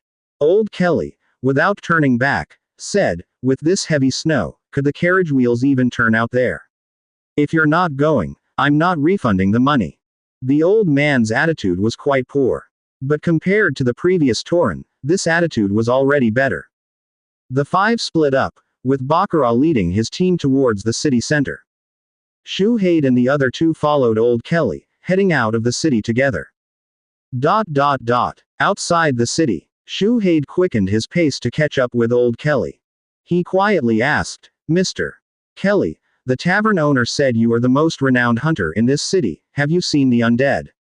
The undead. Old Kelly looked back at him. You're looking for the undead. By the tone of the old man, it appeared he had seen the undead. Shu Haid quickly responded, haven't seen them, thought of coming over to broaden our horizons, can we see them? A few people were walking through the snowy field. Their footsteps crunched on the snow beneath them. Old Kelly looked back at the group and adjusted his hat that had been blown askew by the cold wind. You want to see the undead? Those skeleton frames. From Old Kelly's words, it could be heard. There must be the presence of the undead around Cruel City, otherwise a hunter like him wouldn't be so certain about the undead and skeletons. And in the hearts of the investigation team, they felt both delighted and somewhat worried. They were happy because this trip had not been in vain. Being able to find news about the undead meant that both the Hall of Justice and the church would award them some merit. For Shu Haid, it was an even more significant accomplishment, a feat he could use in his competition for the position of Archbishop. At the same time, they worried about the real possibility of unidentified undead appearing around the human clan territories. Could it be that, like the dwarf's 8 Peaks mountain, they would also face an attack from the undead. Yes, we just want to take a look, Shuhei said. Old Kelly nodded. It's not close from here, make sure you're ready. No problem, we've prepared everything we need, just as long as we can see the undead. All right, Old Kelly agreed, his stride not stopping as he led the group through the snowy grounds. Shuhei spoke a few words in a low voice with the others. They quickened their pace and continued asking Old Kelly, Mr. Old Kelly, when did these undead appear? The cold wind was biting, and Old Kelly obviously didn't feel like talking. But when Shuhei took out a gold coin and placed it in his hand, he finally spoke. About half a year ago, a merchant caravan discovered the undead. Half a year ago, Shuhei nodded. Half a year ago coincided closely with the time when the transmigrator arrived. It was very possible, just as he had surmised, that the undead were related to Fang Hao. Finding the location of the undead could be considered a great achievement upon his return. If the scale of the undead was large enough to pose a threat to both the Federation and the Church, and he resolved the issue, becoming the next Archbishop would be his for the taking. In just a moment, Shuhei had thought of much. He had already envisioned himself becoming Archbishop, sitting on the highest seat of the Church. A smile couldn't help but appear on his face. Are there many of the undead? Do they have any special characteristics, like quarrying or logging or anything like that? Shuhei continued to inquire. Old Kelly, holding his hat, continued on his way. He answered, there aren't many of them. Logging. What do they need to log for? To build houses. Those things don't feel the cold. Not many. That can't be right. You hope there's more. If there were many, there would have been chaos by now. These kinds of undead are easy to run into around here. It's only you nobles who find it exotic. We hunters come across them often. They're not dangerous and they don't attack the surrounding villages. They are much easier to deal with than bandits, Old Kelly continued. The others listened silently and didn't say anything further. They weren't real nobles, and they had fought the undead head-on. They naturally knew that places tainted with darkness were prone to the emergence of the undead. But what they were looking for were not these stray, wild undead. Shuhei and the others stopped talking and simply followed behind Old Kelly as they continued their journey. With this old hunter leading the way, the journey was indeed much smoother. They followed the easier paths. They traveled until they arrived at the gates of the Tauren fortress. One by one, Tauren stuck their heads out from the wall above. They glared with wide eyes, staring down at the group of humans below. When they saw Old Kelly leading the way, the tightly shut gates slowly opened, and a group of tall Tauren with exaggerated muscles, clad in plate armor and holding huge double-bladed axes, came out. It's you guys again, are you looking for death? The leading Tauren snorted white breath from his nostrils and said in a deep voice. The faces of Shuhei and his companions immediately turned sour. Old Kelly, however, stepped forward and pulled the leading Tauren aside, whispering to him. The Tauren frequently glanced in their direction, seemingly confirming something. After a short while, the two returned. Old Kelly said, give me some money. Oh, Shuhei produced several gold coins. Old Kelly took them and handed the money to the Tauren. The Tauren weighed them in his hand and said, all right, they're not a threat, open the gates and let them through. The gates were fully opened. Old Kelly led the group through the gates, into the territory of the orcs. Shuhei and his companions followed behind in a daze. So that was it, they had just passed through. Last time you were so fixated, we thought there was some major issue inside. And now a few gold coins get us through. If it was about money, why didn't you say so earlier? Along the way, from morning until afternoon, they encountered nothing on their way, just endless stretches of white snow. The group was exhausted in body and spirit, hungry and cold. Frozen snot hung like icicles from their noses. At this point, no one thought it was a worthwhile task anymore, and they all hoped to return as soon as possible. If they continued to freeze like this, someone might actually die. We're here, that's the group of undead over there, Old Kelly called out, pointing ahead. The group's spirits were instantly lifted, and they quickened their pace, looking in the direction Old Kelly indicated. In the distance, there was a ruin covered with broken stones. The snow had buried many traces, but it was still evident that this place was once a manor. It was unknown why, but the buildings of the old site had been dismantled. Even the surrounding walls were left with only a short section standing. Amidst the ruins wandered hundreds of skeletons. The skeletons were draped in tattered armor, rotting like strips of rag hanging from their bodies. Their weapons were also covered in rust, seemingly incapable of inflicting any damage. A few of them made a rough count. There were about 300. Is this all? Shuhei asked curiously. Old Kelly wiped his nose. Ah, how many did you expect? Do you really think this is some sort of mass burial ground with endless skeletons? No one spoke, merely observing the undead in the distance. From the undead's shabby equipment and their aimless wandering, it was certain that they were just a group of wild undead. Not to mention being a threat to the human federation, these bone structures might get cleaned up by a passing herd of beasts any day. Scattered undead of low rank represented little threat, especially in small numbers. All right, we've seen enough. There's really nothing much to look at. Let's head back, Old Kelly urged from the side. However, the others still did not reply, but continued to silently watch the skeletons ahead. Looking left and right, the number remained small, with nothing out of the ordinary. Hey, guys. Old Kelly continued to be ignored. Shuhei pulled the others close and began to whisper among themselves.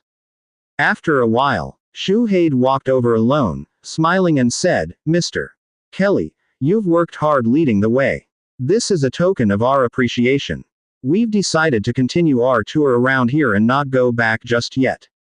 2 more gold coins were pressed into Old Kelly's hands.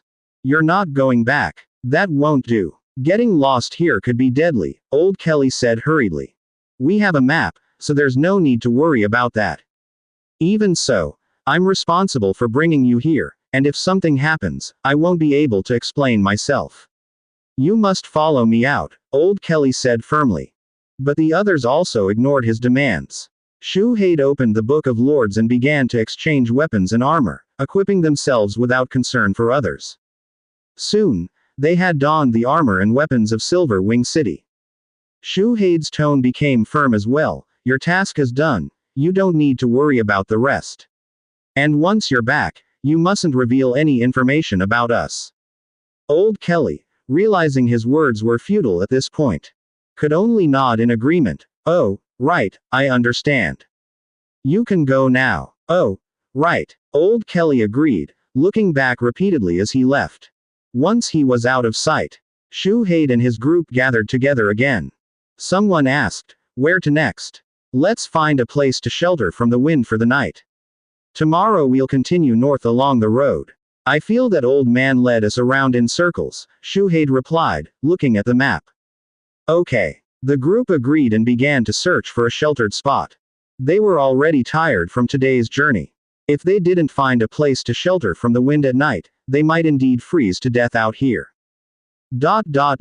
Elsewhere. In the Lord's mansion of Cruel City, Fang Hao sat in a chair, chatting with City Lord Twick about the day's events.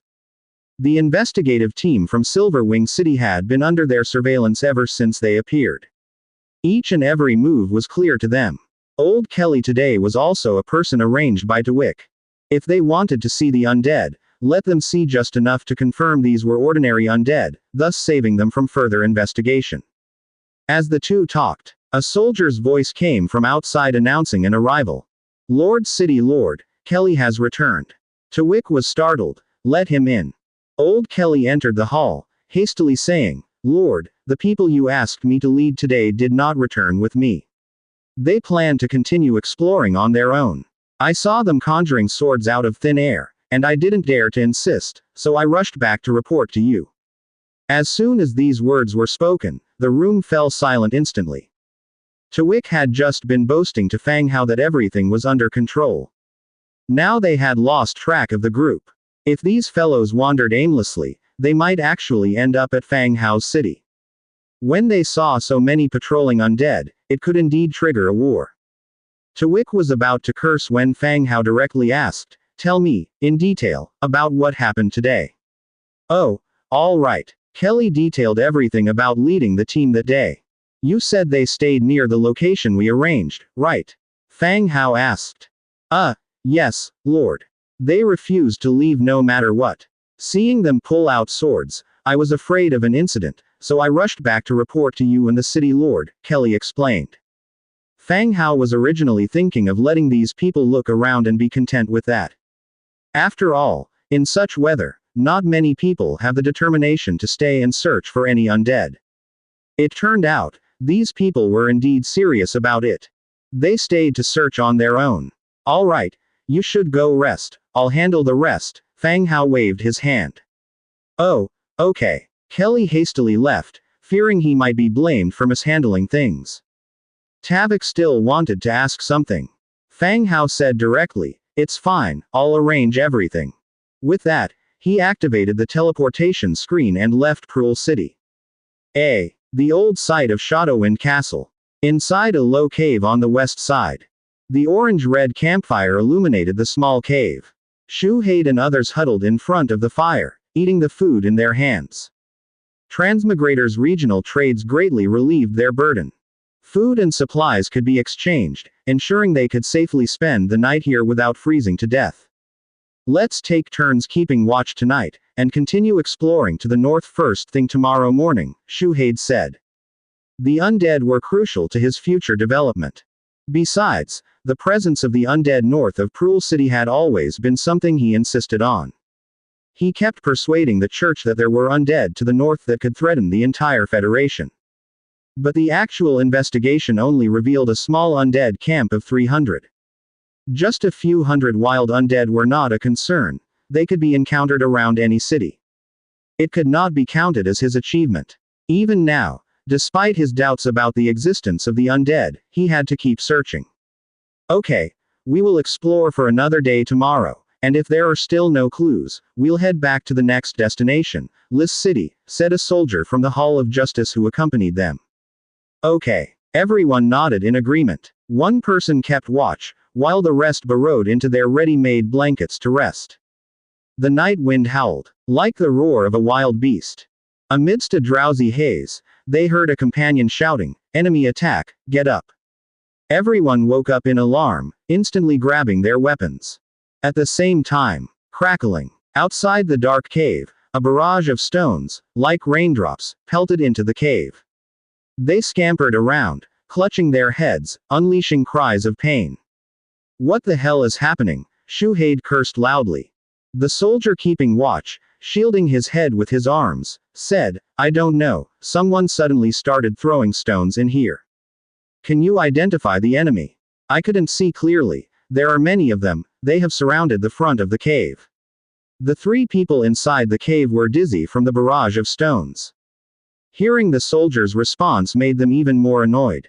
Why was this journey so fraught with trouble, encountering various issues wherever they went? "What do we do? Fight our way out?" someone roared. Shuhei moved to the innermost part of the cave and opened the Book of Lords for a glance. "Let's first see who the enemy is and where they are," Shuhei said, pulling out a scroll from his chest and opening it. A small bird made of blue energy appeared on the scroll. "Go outside." The small bird of blue energy flew out of the cave with a flap of its wings. At the same time, the scenes from outside the cave began to appear in Shuhei's mind. In the snow-laden dense woods. Little orcs with animal ears. Hundreds of them gathered outside, ceaselessly pelting stones. Behind them, more orcs pushed carts, transporting carloads of stone fragments over. "Damn it, where did so many of them come from?" Shuhei cursed. The next second, the energy-formed bird shattered and the scroll in his hands disappeared. "What do we do?" the person beside him asked. After thinking for a moment, Shuhei said, "Get ready to break out, we can't stay here." At once, he exchanged for 3 more shields. "Good. Follow my lead. Get ready, charge." Armed with shields, they charged out into the barrage of stones pelting down like rain. Stones clattered against their shields, the sound truly frightening. Shuhei took the opportunity to look outside. Those little orcs closely followed behind them. They kept picking up stones from the carts, relentlessly throwing them at their fleeing forms. Moo. The survey team had been escaping all night. Just when they thought they had shaken off the enemy, a series of cow moos came from the nearby woods. Several strong and hefty Tauren charged out, heads lowered. Bang, bang, bang. They collided solidly with them. Thrown through the air, they landed in a dazed heap. Shuhei shook his slightly dizzy head as the Tauren, wielding battle axes, approached. Fear had already seized his heart. There weren't many of them, and they simply couldn't fight against the orcs here. He immediately shouted, "Don't attack, don't, we're from Silverwing City, we've given you money before." But no matter how much he yelled, the Tauren didn't pause for a moment. They reached him and started smashing their fists down. The physical condition of orcs is far superior to that of the human clan, and they had the upper hand. With each punch, several humans were battered, bloodied, and ultimately knocked unconscious. Saint, Saint. Urgent calls sounded by his ear. Shuhei barely opened his eyes to see the Temple Knight looking at him with a worried face. The Temple Knight was dressed in thin clothes and had several bruises on his face, standing out starkly. "Saint, are you all right?" Seeing Shuhei open his eyes, the Temple Knight quickly asked. I'm fine, just a bit numb in the face." "Why is it so cold?" With assistance, Shuhei sat up.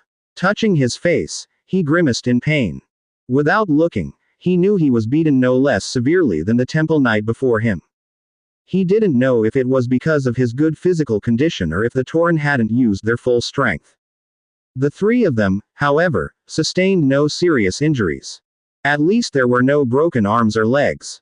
The environment around them resembled a dungeon. Their padded armor had already been stripped off. The cold air made them shiver all over, turning their lips purple.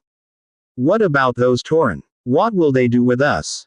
Now awake, Shuhei felt somewhat terrified. The orcs here simply didn't listen to what they said. Even after mentioning Silverwing City and the church, those crude Tauren still beat them severely. At this moment, he even wondered if those creatures would just kill them outright. After all, the deaths of their small group wouldn't necessarily lead to a war between Silverwing City and the orcs. At most they'd negotiate diplomatically.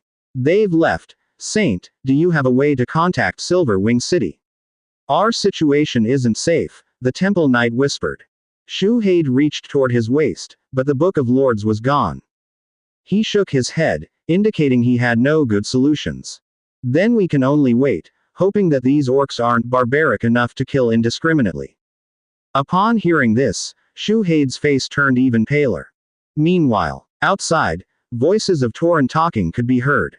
"What do you think? How should we cook them to make it tasty?" One Tauren voice said. "How about soup? Boil the flesh until it's tender, and the soup can also warm us up." "That works too. Let's boil some water. I'm getting quite hungry." Immediately, the sound of flames crackling and water boiling came from outside. The three inside the dungeon heard everything clearly. At that moment, they turned even paler with fear. Among the orcs, some races were cannibals, a fact known to all. Yet they had never imagined that this fate would befall them. Shuhei's mind went blank. He had come to earn glory, not to be food for others. His legs trembled, and he deeply regretted coming to investigate the damned undead. Wasn't it better to show off as a saint in his own territory? Time gradually passed. Fear grew rapidly, eating away at their last shreds of willpower. Just then, footsteps approached from outside the dungeon. The three of them huddled in the corner, their bodies trembling. Don't eat us. I can pay you ransom, you can buy more meat with the money." Shuhei sprang up like a spring, uttering the entire sentence in one breath. The door opened, and a middle-aged human, accompanied by a Tauren, walked in. Shuhei and his companions were slightly taken aback. This man, he had met him once in Silverwing City, the new city lord of Cruel City, Tavok.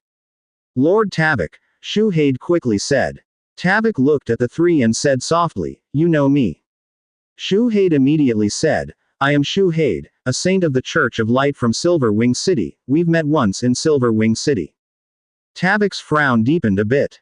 "Curious," he said, "I received a message from the orcs that some humans crossed the border. Was that you?" Shuhei looked embarrassed and coughed lightly, saying, Lord Tavik, could you get us out first? Once we're back, I'll explain everything to you in detail. All right, wait a moment.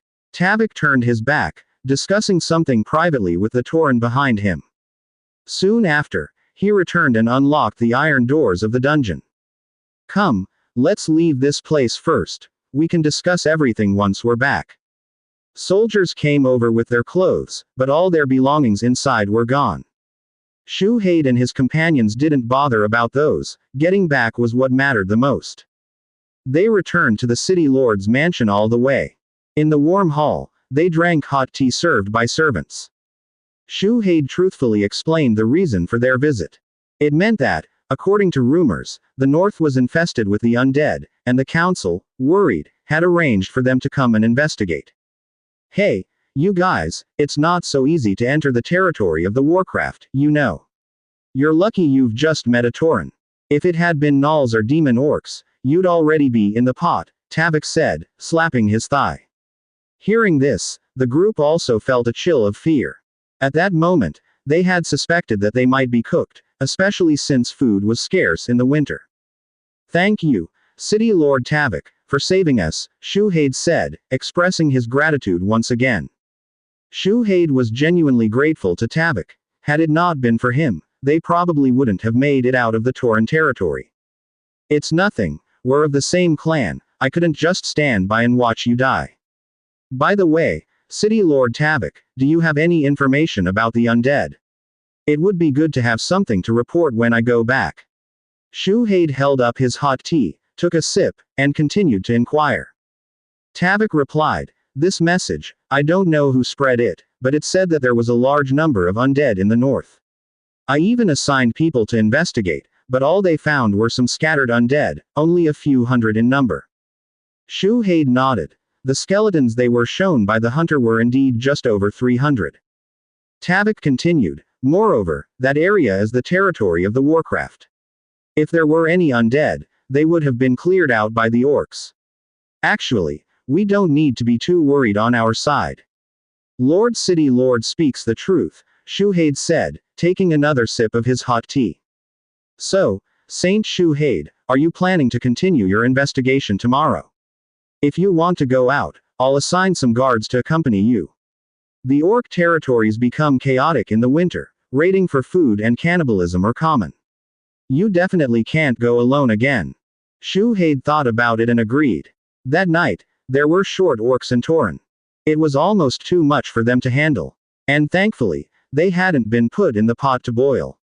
Oh good, if we need to, we will inform you, Lord City Lord. Shuhei stood up, it's getting late, we won't disturb your rest any longer. Won't you stay at the City Lord's manor? I can have the servants prepare a few rooms for you. No need, our companions are waiting for us at the tavern. Oh, all right then, but if there's anything you need, let me know in advance. You definitely can't go wandering off, Tavik insisted again. As if he were terribly afraid that these people might die in his domain and cause trouble for him. Oh, all right. After leaving the City Lord's manor, the three of them returned to the Rose Tavern. In the candlelit room, Shuhei, Baccarat, and a few others gathered around the table. Saint Shuhei, what happened to your wounds? Baccarat inquired. When they first came in, Baccarat and the others didn't recognize them and almost drew their swords. Shuhei touched the wound on his face. We were out looking for traces of the undead, and unexpectedly got caught by the Tauren, ending up like this. Then, Shuhei recounted their discoveries of the undead and how they were chased by the Warcraft and captured by the Tauren. You mean to say there were only a little over 300 undead? Baccarat asked. Yes, Shuhei said, while applying medicine to himself. What about the other areas, shouldn't we search them more thoroughly? I've spoken with the hunter and the city lord, and the chances of there being undead are slim. Besides, the different tribes of Warcraft are at war over there, plundering for food. If we went, we'd likely end up in the pot, Shuhei said immediately. Now, he was somewhat reluctant to go. If they were to investigate, they should wait until winter passed. It was just too dangerous. Well, okay, Baccarat nodded. Shuhei continued, did you find anything in the city? Baccarat replied, there wasn't much of an issue in the city, but in the city center, we saw a temple. A temple? Cruel City hasn't built a temple, Shuhei said, perplexed. There wasn't one before, but there is one now, without a deity statue inside, Baccarat explained. Then it is newly built, and they haven't had a chance to inform the church yet, Shuhei said nonchalantly. However, Baccarat shook his head slightly. We found traces on the pedestal where a deity statue had been placed, as if someone had removed it. Shuhei was taken aback. The goddess of harvest, right? In addition to the god of light, the human clan also worshipped the goddess of harvest. And since the goddess of harvest was not as strict as the god of light, establishing her statue didn't require notifying the church. So, in most places, there were statues of the goddess of harvest. Baccarat did not deny it. So, are we still investigating the undead tomorrow? I think we'll leave it be for now. Even if we continue to search, it's unlikely we'll find anything new, Shuhei decided. That's fine then. Tomorrow we'll set out directly for Lis City. Alright, you all should rest early. Shuhei and the others stood up and left the room. The next day, early in the morning, Fang Hao had not yet gotten up. From the downstairs hall came a series of energetic, ha, and ho, shouts. Ever since it started snowing outside, the maids' martial arts training had been moved to the Great Hall of the Lord's Manor. The reason it was held there, rather than just finding any warehouse, was because it was warm. Many sun-patterned stone slabs were placed around the hall, radiating heat like a radiator. Fang Hao walked down the stairs and saw a group of energetic young bunny and fox girls, dressed in slim-fitting training clothes, following Angia as they punched and kicked in unison. Actually, the scene was still quite pleasant to the eyes. Apart from the maids, Fang Hao also saw He Yue training with the group. Her baby, on the other hand, was left in the care of a skeleton, being rocked back and forth. Good lord, it seemed like the whole nation had started training in martial arts. Just as Fang Hao sat down, he heard a private message from the Book of Lords. It was Fu Lei. Boss, Tavok the City Lord has brought news. The investigation team from Silver Wing City has left Cruel City and is now headed to Lis City, Fu Lei said. Alright, I got it. Indeed, they had left. If they hadn't been given a thrashing, they really had no plans to leave. Last night, the attack by the Blackfoot Cat and the Taurens capturing them. Fang Hao used the skeleton sparrow to watch everything from the sky, crystal clear. It was a wonder what kind of willpower sustained Shuhei, letting this saint prefer to freeze in the wild overnight rather than give up investigating the skeleton issue. He had the Taurens beat them up. The next day they left, without any further thoughts of continuing towards the Orc region. As for Lis City, it really wasn't an issue anymore. There was no undead matter there. And in the temple, the statue of the god of light had been reinstalled. There were no flaws at all. After breakfast, after the maids finished their morning exercise, they started their own work. It seemed that with improved meals, Fang Hao suddenly noticed that the maids' figures were getting more voluptuous. The maid in front of him was wiping a curio cabinet, and her curves seemed to have increased a lot more than before.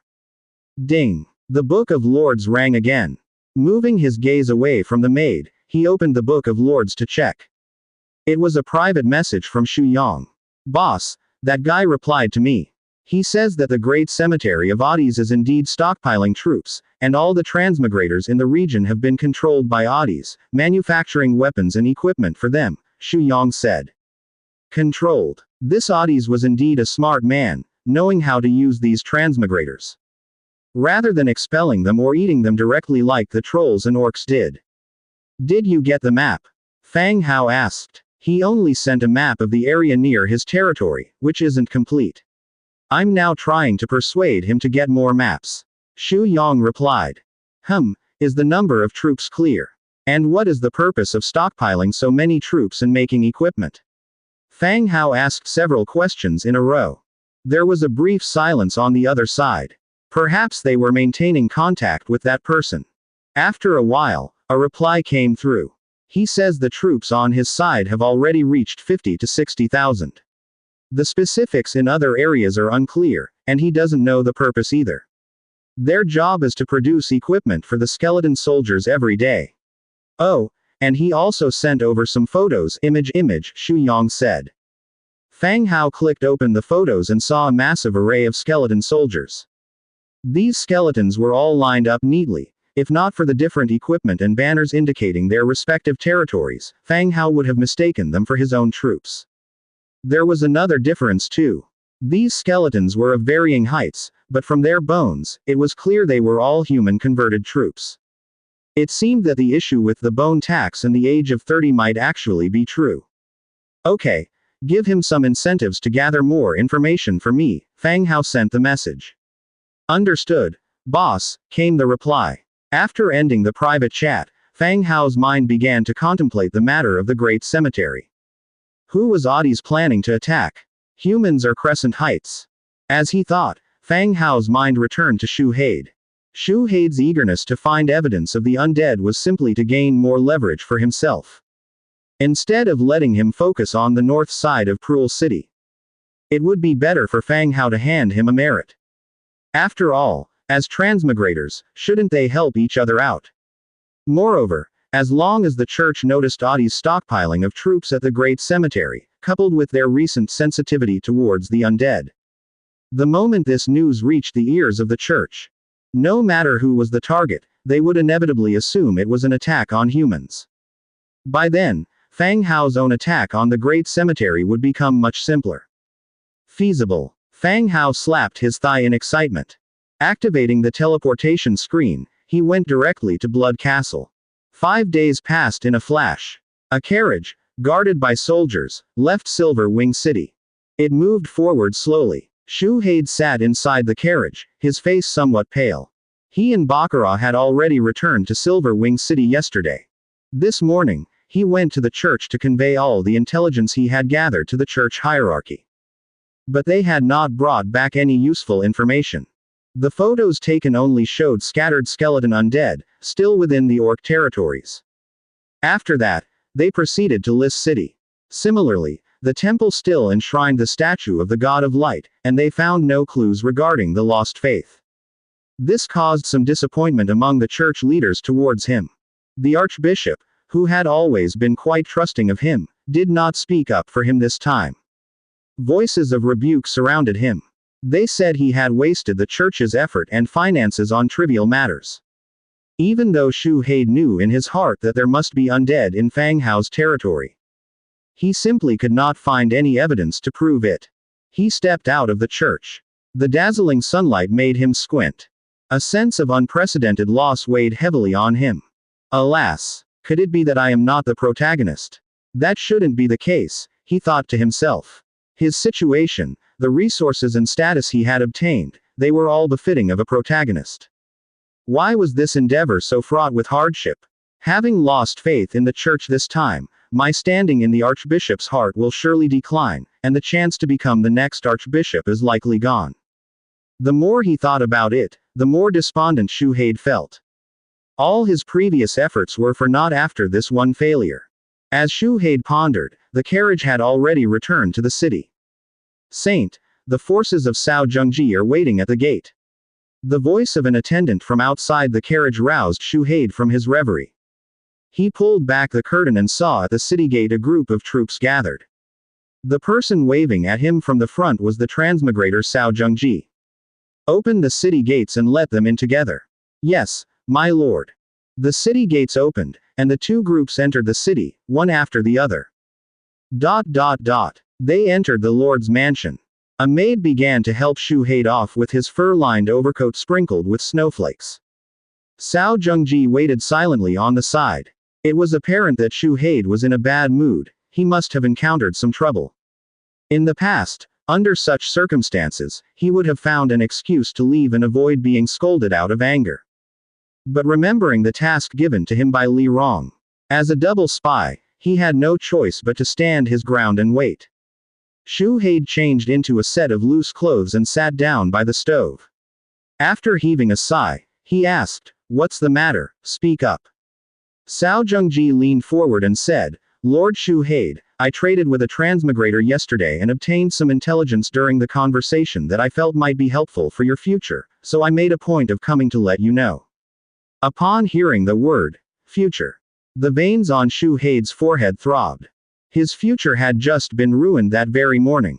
After this incident, other saints would likely climb above him, and the church's resources for him were expected to be reduced.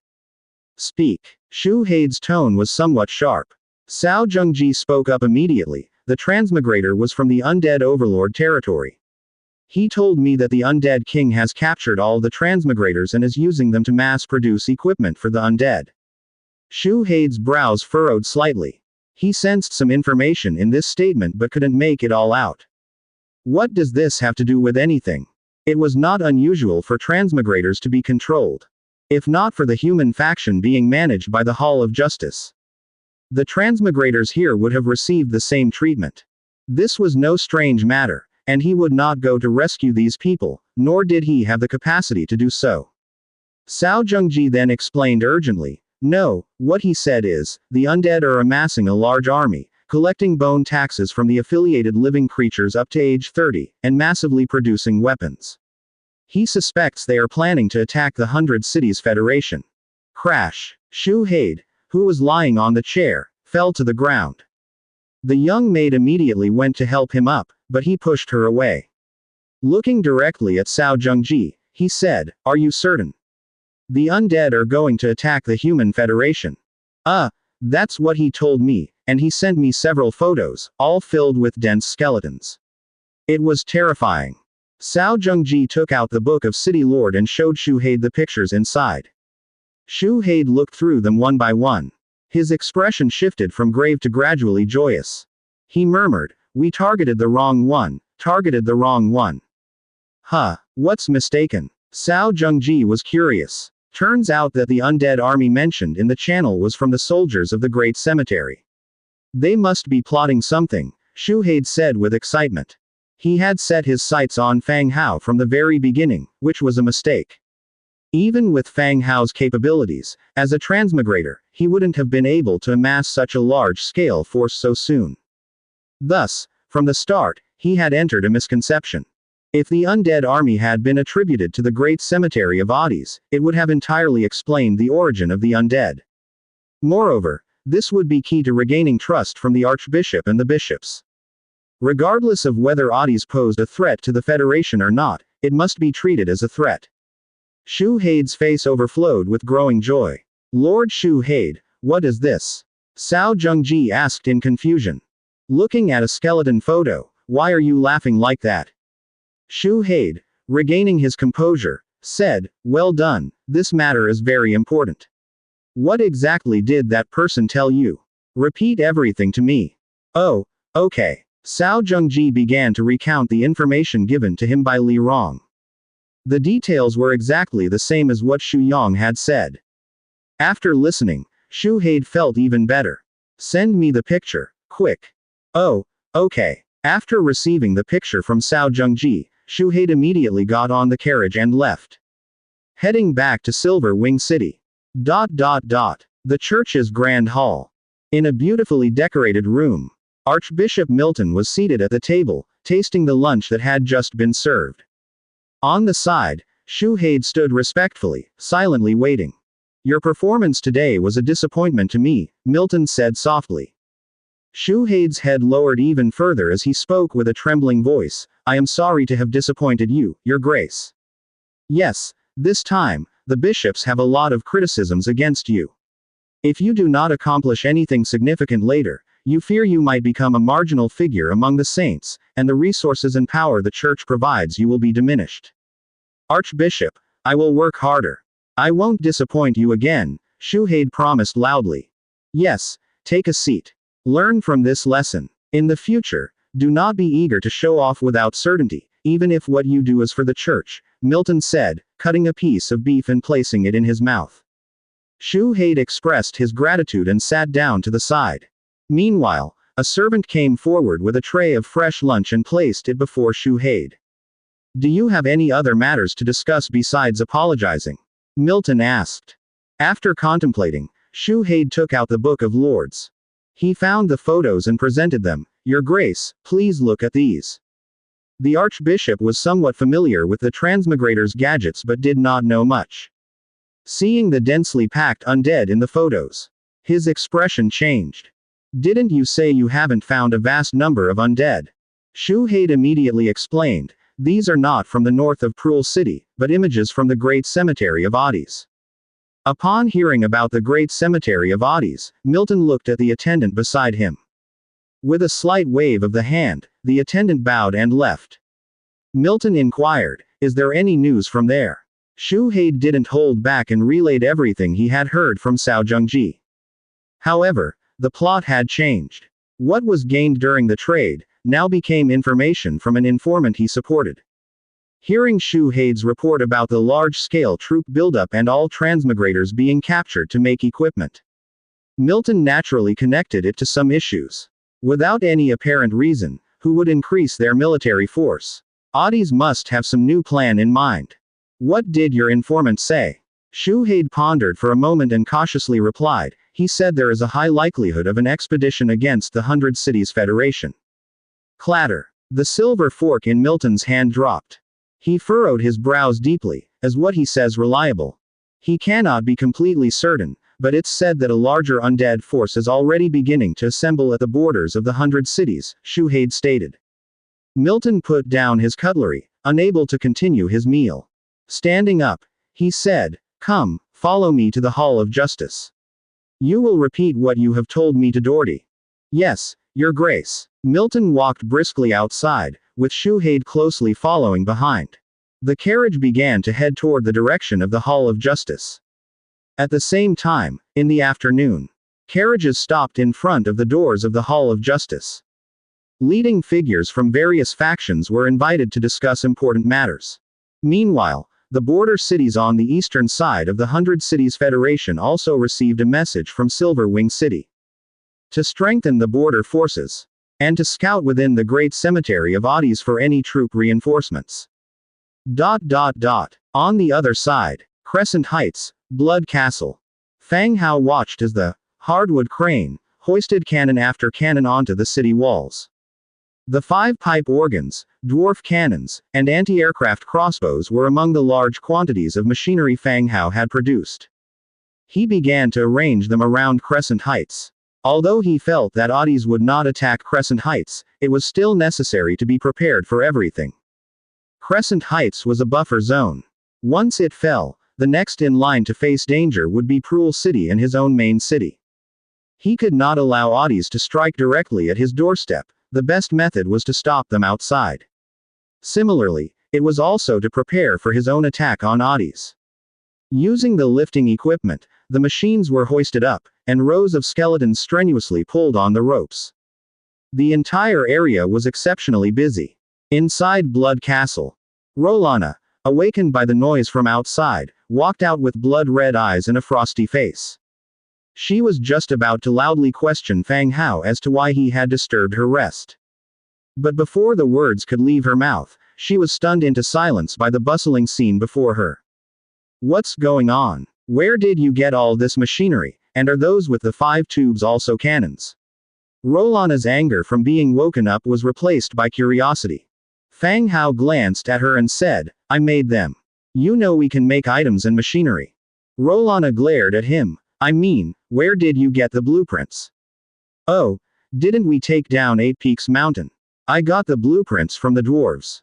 Oddies' intentions aren't clear right now, so I'm setting these up here to ensure your safety as well, Fang Hao replied.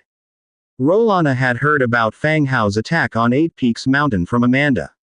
But at the time, it was just a casual conversation and did not mention any spoils of war obtained. Moreover, the spoils of war for a transmigrator, unless used, would not reveal anything since they were stored in the Book of Lords.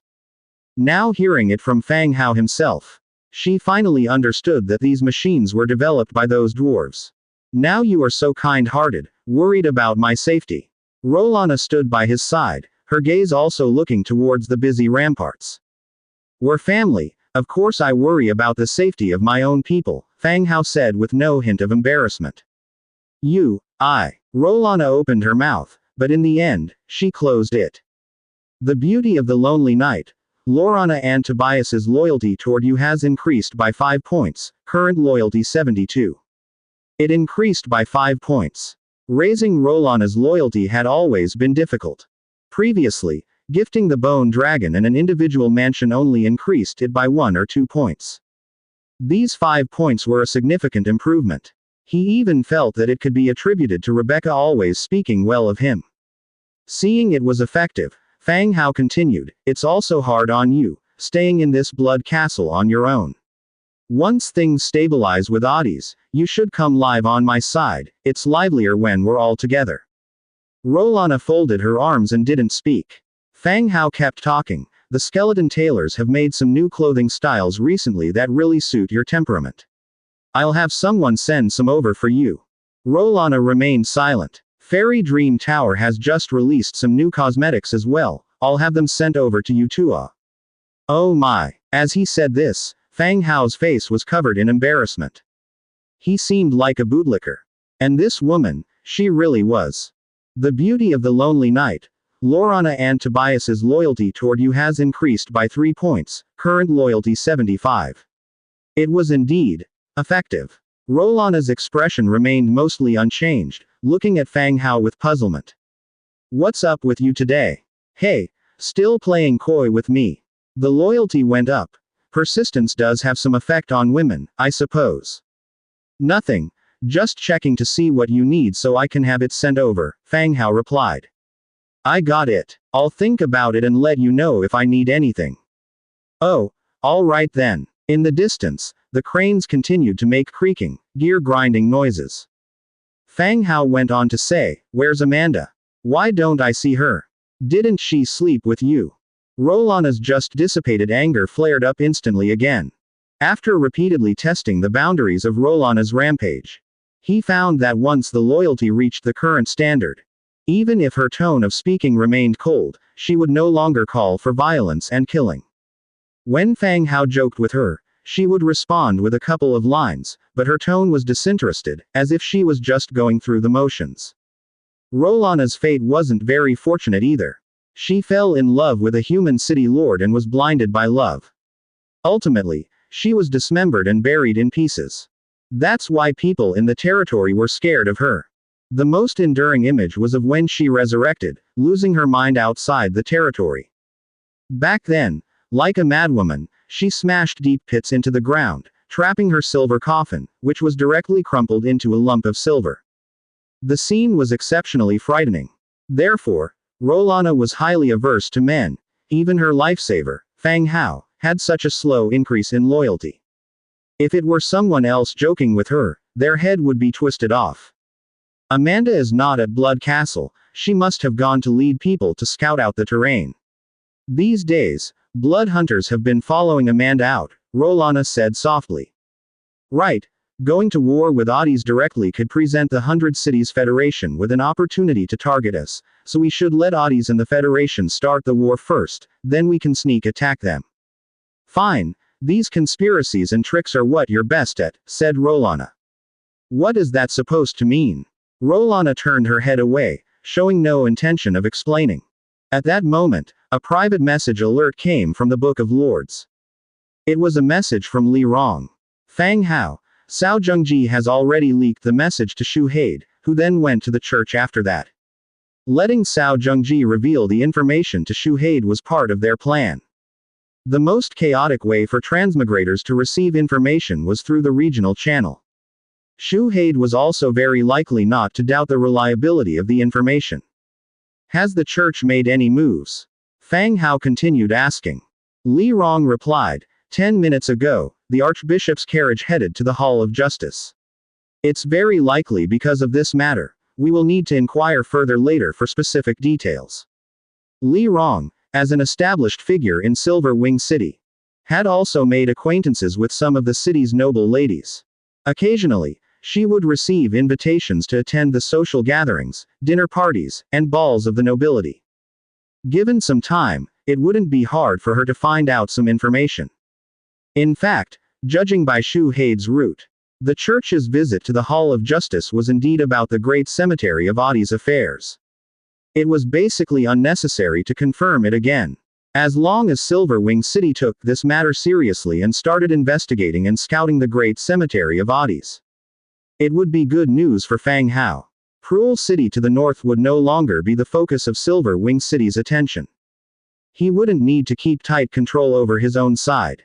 After conveying the church's message, Li Rong brought up a second matter. Li Rong said, "In Silverwing City, I have a way to learn magic spells. What do you think? Is there potential?" Mage Association. You know about it. I have a client from the Mage Association, and I'm thinking of joining the association and switching to the Mage class. The Mage class among the current Transmigrator forces really did not have many people who switched to it. Most had chosen physical strength potions. Indeed, a robust body is what allows someone to live longer before truly learning magic spells.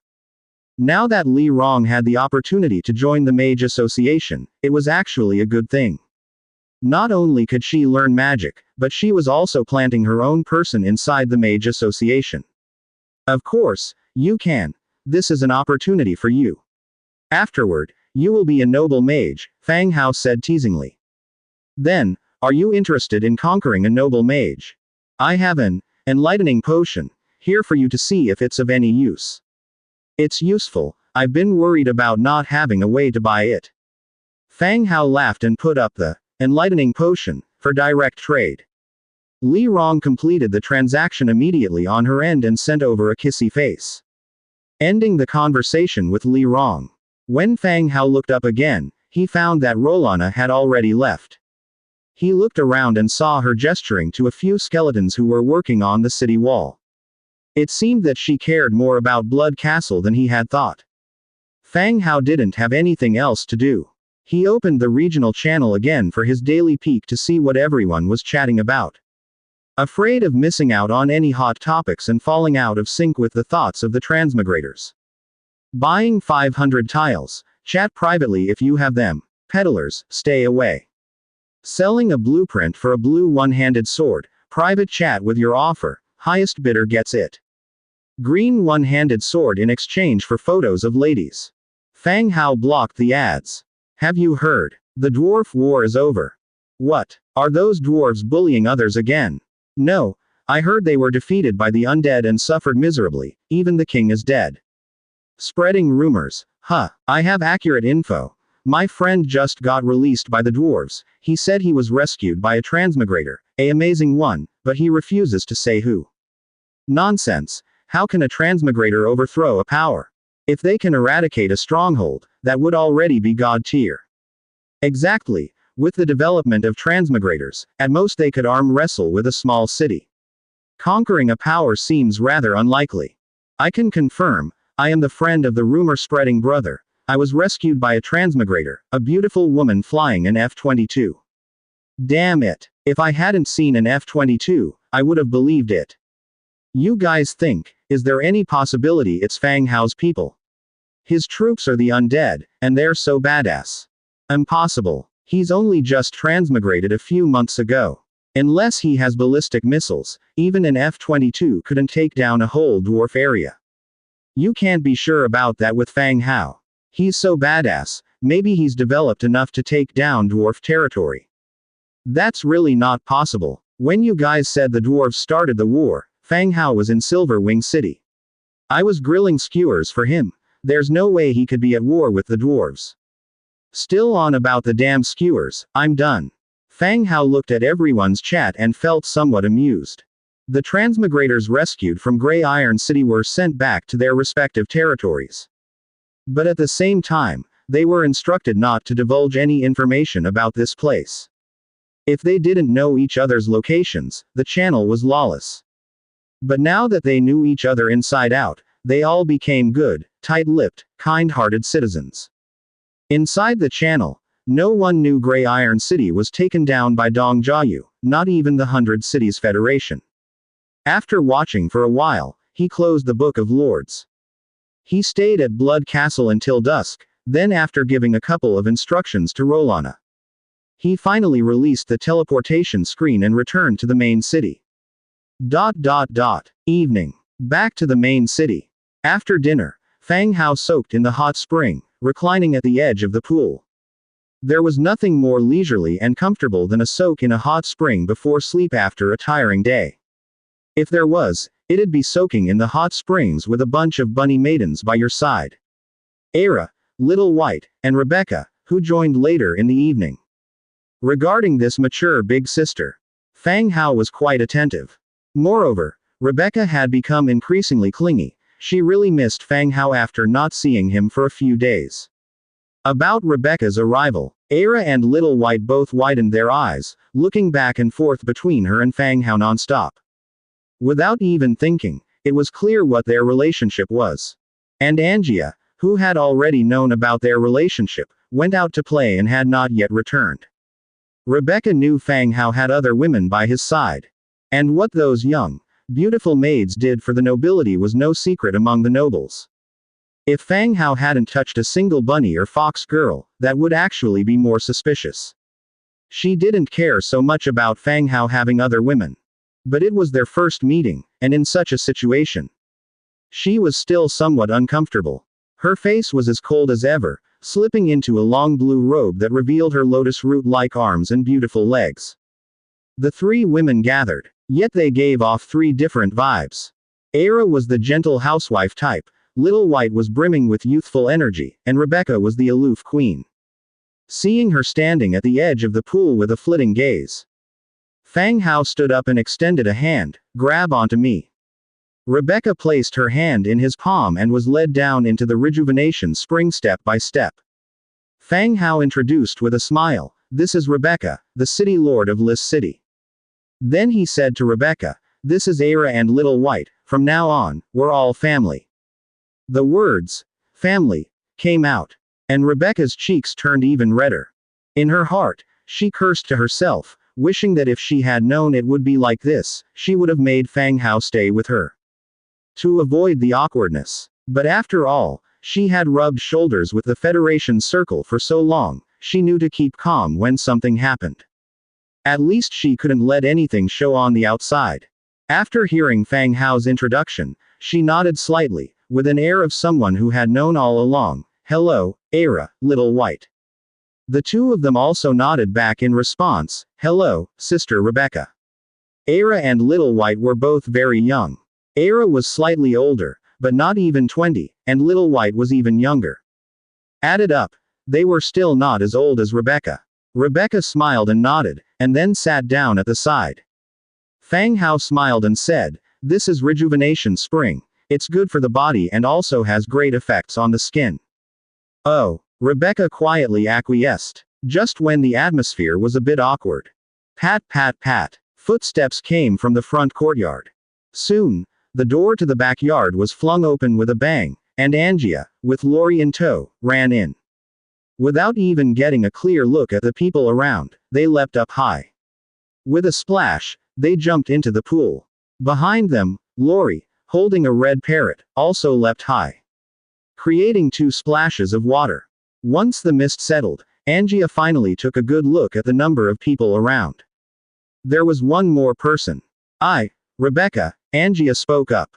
"Angia, Lori." "Ah," Angia responded, then turned to Era and the others, saying, "That's Rebecca, the one I told you about who's really good at Go. Both Lori and I mostly lose to her." "Yeah, even the city lord often struggles to beat her," Lori chimed in from the side. Now Era and Little White realized that the wife of the city lord Angia mentioned was the person in front of them. They've heard she's a formidable woman, managing a big city all by herself. "I can teach you. The technique is actually quite simple," Rebecca said with a smile. With the addition of Angia and Lori, the atmosphere around the hot spring pool became much more relaxed. The women gradually found some common topics and began to chat. Seeing the women chatting happily, Fang Hao wasn't in a rush to leave. He took a sip of the fruit wine Little White passed him and opened the Book of Lords, continuing to monitor the chat. In the regional channel, "When is winter going to be over? Right now, I'm even afraid to take it out to pee. Scary stuff, the price of wood has surpassed that of iron ore. Once the heavy snow passes, I'm going to go out and strip trees, I'll make a killing off you rich bastards." "Idiot," After the heavy snow, the price of wood will drop. No need to point it out. Friendly reminder. The iron axes and picks sold by the Great Fang Hao haven't changed in price. You can buy these wood-handled tools. Use the wood for fire and you're still left with iron as a resource, which is more cost-effective than buying wood directly. Damn it, if you say it out loud and Fang Hao sees it, what if he raises the prices? Damn it, the hot pot bases sold by the big man are so in demand, you can't even snatch them up. This kind of weather is indeed perfect for hot pot. Another day of being envious of the big man's life. Have you heard? Fang Hao's affiliated cities all have glass windows and various kinds of materials to fend off the cold. That's got to be a lie. The indigenous city next to my territory doesn't even have glass. Fang Hao may be awesome, but he only has it for himself, right? Those affiliated cities too. Exactly. Now you all have deified Fang Hao, thinking he has everything. You guys might not believe it, but I'll show you the photo my friend sent me. Picture. Damn, it really is glass. Damn. Well, that's just some of them. It can't be all of them. Don't disbelieve. My friend says the benefits of joining the big man Fang Hao's forces are very good. Not only is there glass, there are various materials, and even cannons. Damn, are we even in the same world? Isn't it all cold weapons? Where did the cannons come from? HMPH. You're all just blabbering, while I've already privately messaged big man Fang Hao, requesting to join an affiliate city. At Zhou Mingnian, Alliance Hierarch, look at other alliances, look at what you've been handing out to us. Shit, don't tag me. The channel was still a raucous place. Although everyone was complaining about the cold winter, even afraid to pee. On the other hand, winter had reduced the occurrence of special accidents. Wild animals and indigenous people were hibernating, and the territories of the transmigrators were generally more stable as well. Even those bandits who came down the mountain to loot. As long as the city gates weren't opened voluntarily, with the current level of the transmigrators' cities, the bandits couldn't even breach the city walls. Fang Hao was browsing the Book of Lords while occasionally accepting the food Little White brought to his mouth. After soaking for a while, the women's conversation got merrier. Instead, Fang Hao felt the discomfort of soaking for too long. He soon realized the women's topics gradually focused on him. Feeling the conversation becoming increasingly awkward and that it might affect his prestige. He got up, took the women upstairs to rest. Time flew by, and before we knew it, 2 months had passed. People were still wearing cotton clothes, but the weather was no longer as bitterly cold as in winter. The snow that had accumulated before gradually began to melt, and the withered branches were slowly revealing hints of green. Spring had finally arrived. In these 2 months, Silver Wing City, indeed, had stopped paying attention to the undead to the north of Cruel City. Even Shu Haid had not bothered Li Rong again. Everything was developing in a stable manner. On Fang Hao's side, several human cities had not undergone any changes, and the various positions established by the city lord's mansion provided more people with opportunities to live. In the Orc region, at the border of Tazgo Orc City, wars between tribes were incessant. The tribes plundered food and supplies from each other. Small tribes became the targets and prey of the powerful ones, and their fates were all quite miserable. Bronze Bull increased his forces at the border, and the tribe leaders who attempted to challenge him were strung up, their heads pierced and hung in the border areas. Serving as a reminder to other orcs to think carefully with their not-so-clever heads before acting. The trolls showed little change as their numbers were small to begin with, and since Fang Hao had provided enough food for the winter, they did not cause any trouble. In Grey Iron City, Belarga had officially become the new leader, ascended to the throne he had long dreamed of, and began to formally manage all the affairs of Eight Peaks Mountain. Winter had acted like a pause button for everyone. All conflicts ceased, letting people spend the winter in peace and stability. Within the city walls, groups of skeletons, like an endless bone serpent, began to clear away the snow in the city. The maid servants, under the leadership of Aira and Little White, started to reorganize the flower beds, gathering together to discuss what kinds of flowers to plant this year. Or perhaps, whether to create a pattern to make the place look even more appealing. Even Shadow Stabber Morse, who hadn't gone out much during the winter, also stepped out of his room. He began to discuss with the maids. As one of the elves, Morse had a deep knowledge of plants and suggested some flowers that were beautiful, easy to care for, and fragrant. They were quickly adopted by the women, who went to the Trade Alliance to find the skeleton merchant Dujan to purchase the seeds. A group of women brandishing hoes and shovels heading to the Trade Alliance store was somewhat impactful indeed. At the city walls, Fang Hao, Demetria, Aseti, and others, all ascended the ramparts. Together with a group of skeleton dwarf engineers, they started to repair and replace the devices on top of the wall. After a few heavy snowfalls, without ever having been used, they were all somewhat damaged. City Lord, the equipment on the city walls has all been inspected. The damaged equipment has been sent back to the warehouse for repair by the skeleton engineers, Demetria reported after returning. Make sure to arrange the patrols around the territory properly, Fang Hao nodded and said. Understood, my lord, Demetria and Aseti nodded together. Fang Hao and the two heroes discussed the defense arrangements. Just as he planned to leave the city to continue checking on the troop hiding cave. A familiar sound suddenly arose. World Channel open. Territory leaderboard open. Wealth leaderboard open. Military strength leaderboard open. World trade function open. Fang Hao paused for a moment and promptly halted his steps. After giving a brief instruction to the two heroes, he sat down on a stone bench nearby, picked up the Book of Lords, and immediately flipped it open. Indeed, beyond the regional channel, there now appeared a world channel. Fang Hao opened the world channel, and messages began to rapidly flash past on the screen. Damn, there's a world channel too. Are you also from Earth or transmigrators from other planets? Greetings, brothers and sisters from other regions, my name is James Norman. No way, how are so many people still alive in such a brutal contest? This chat speed is absolutely insane. Selling female fish demons, slippery and smooth, interested parties message privately.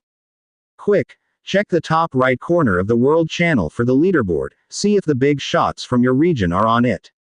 My god, I'm so fierce and I'm not even on the list. Right, I consider myself quite formidable, even in Alliance Hierarch, and I'm not on the list. Is there something wrong with this list, or maybe the way they calculate it is flawed? It only tallies the top 100. There are too many people globally transported here, and some are more formidable than you. Is there a problem with that? Exactly, it's just that you're not strong enough, little brother. I'm ranked 100th. The person at the top of the territory leaderboard is actually named Fang Hao. Judging by the name, he must be from Huasha. Quite impressive. Holy cow. He's first in both the wealth and military strength leaderboards. Just who is he, taking so many first places like that? No, there's something wrong with this leaderboard system. Look at his military strength on the leaderboard. The number is simply unscientific. I suspect he's exploiting a bug in the system. Oh, my god, the military strength number is even longer than my social security number. The messages within the world channel were flying at breakneck speed. Basically everyone was talking about different things because by the time you finished typing, the message you wanted to respond to had already disappeared. But strangely, everyone seemed to have an unspoken understanding. They always managed to connect the topics as if they were responding to the person who posted just above them. In the world channel, everyone's messages were in different languages, including Chinese, English, or other languages from around the world. But when it was sent, what you saw was all translated. So you didn't have to worry about not understanding. This ensured normal communication within the world channel. Fang Hao checked the world channel, everyone began to slowly discuss him. Ranked first. Was he ranked first? He was quite curious and began to look for the rankings option in the top right corner. 3 leaderboards were open: Territorial Leaderboard, Wealth Leaderboard, and Military Strength Leaderboard. He swept first place in all of them. For the Territorial Leaderboard, the calculation logic was the area of the territory opened. The specific method of estimation was unclear. Fang Hao's territory value was 170,000, while the second place was only 13,000. The difference was still significant. The second was the wealth leaderboard, calculated by the materials stored in the territory's warehouse and the reserves of funds available.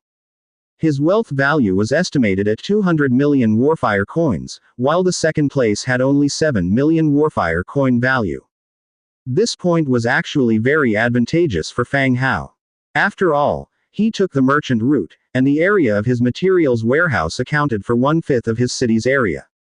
The warehouse was full of equipment and materials he sold to others, all estimated in total. 200 million was actually an underestimate. The third was the military strength leaderboard, which gave detailed valuation numbers.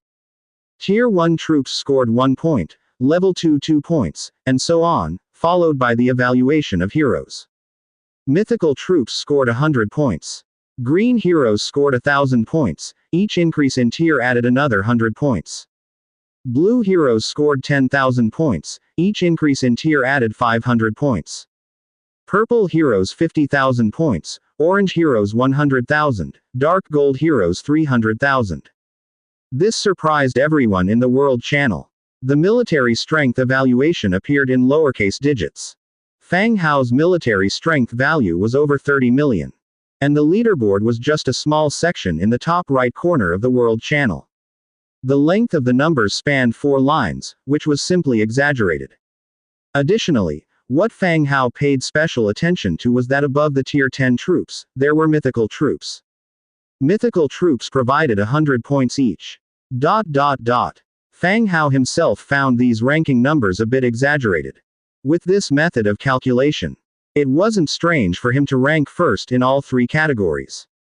2 of the categories were determined by quantity, which perfectly aligned with his hundredfold amplification. It would have been embarrassing if he didn't get first place.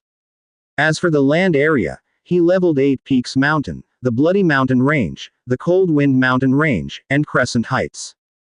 The land area of these territories alone was enough to boost him to first place. Unless someone else had some special ability, and it had to be more exaggerated than his. Otherwise, it would be impossible to surpass him. However, being first in all 3 categories didn't make Fang Hao too happy. The emergence of the World Channel also meant that they were no longer confined to their own regions. All the top transmigrators from all regions would gather on the same stage. His high-profile appearance in everyone's view was not necessarily a good thing. It could even affect his future development.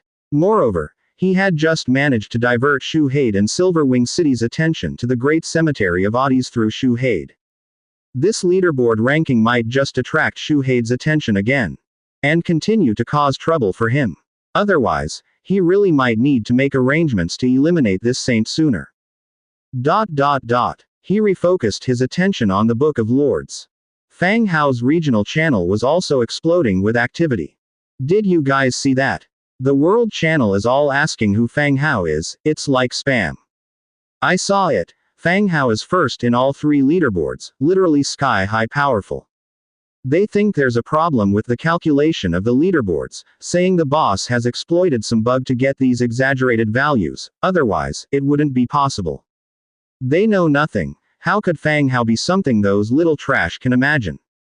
Exactly. Fang Hao is too strong, first in the regional channel, and once the World Channel opened, he became first worldwide, wondering when they will open the Universe Channel.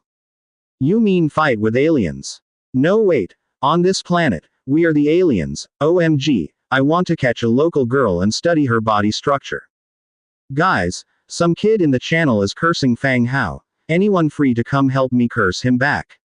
What's his name? Send it. I'm bored anyway. Juji Haruki. Here's the link. Don't mess it up. Received. Everyone on the same channel as Fang Hao knew that Fang Hao was formidable. They only knew he was better than them, but there was no specific standard to measure how formidable he was. Now, the World Channel was opened. As all the stats were displayed, people on the regional channels realized just how terrifying Fang Hao was. He directly topped the world rankings. He dominated over transmigrators from all countries, unmatched by anyone. Some felt proud and elated because they were in the same region as Fang Hao. After all, being from the same region and country naturally bonded them.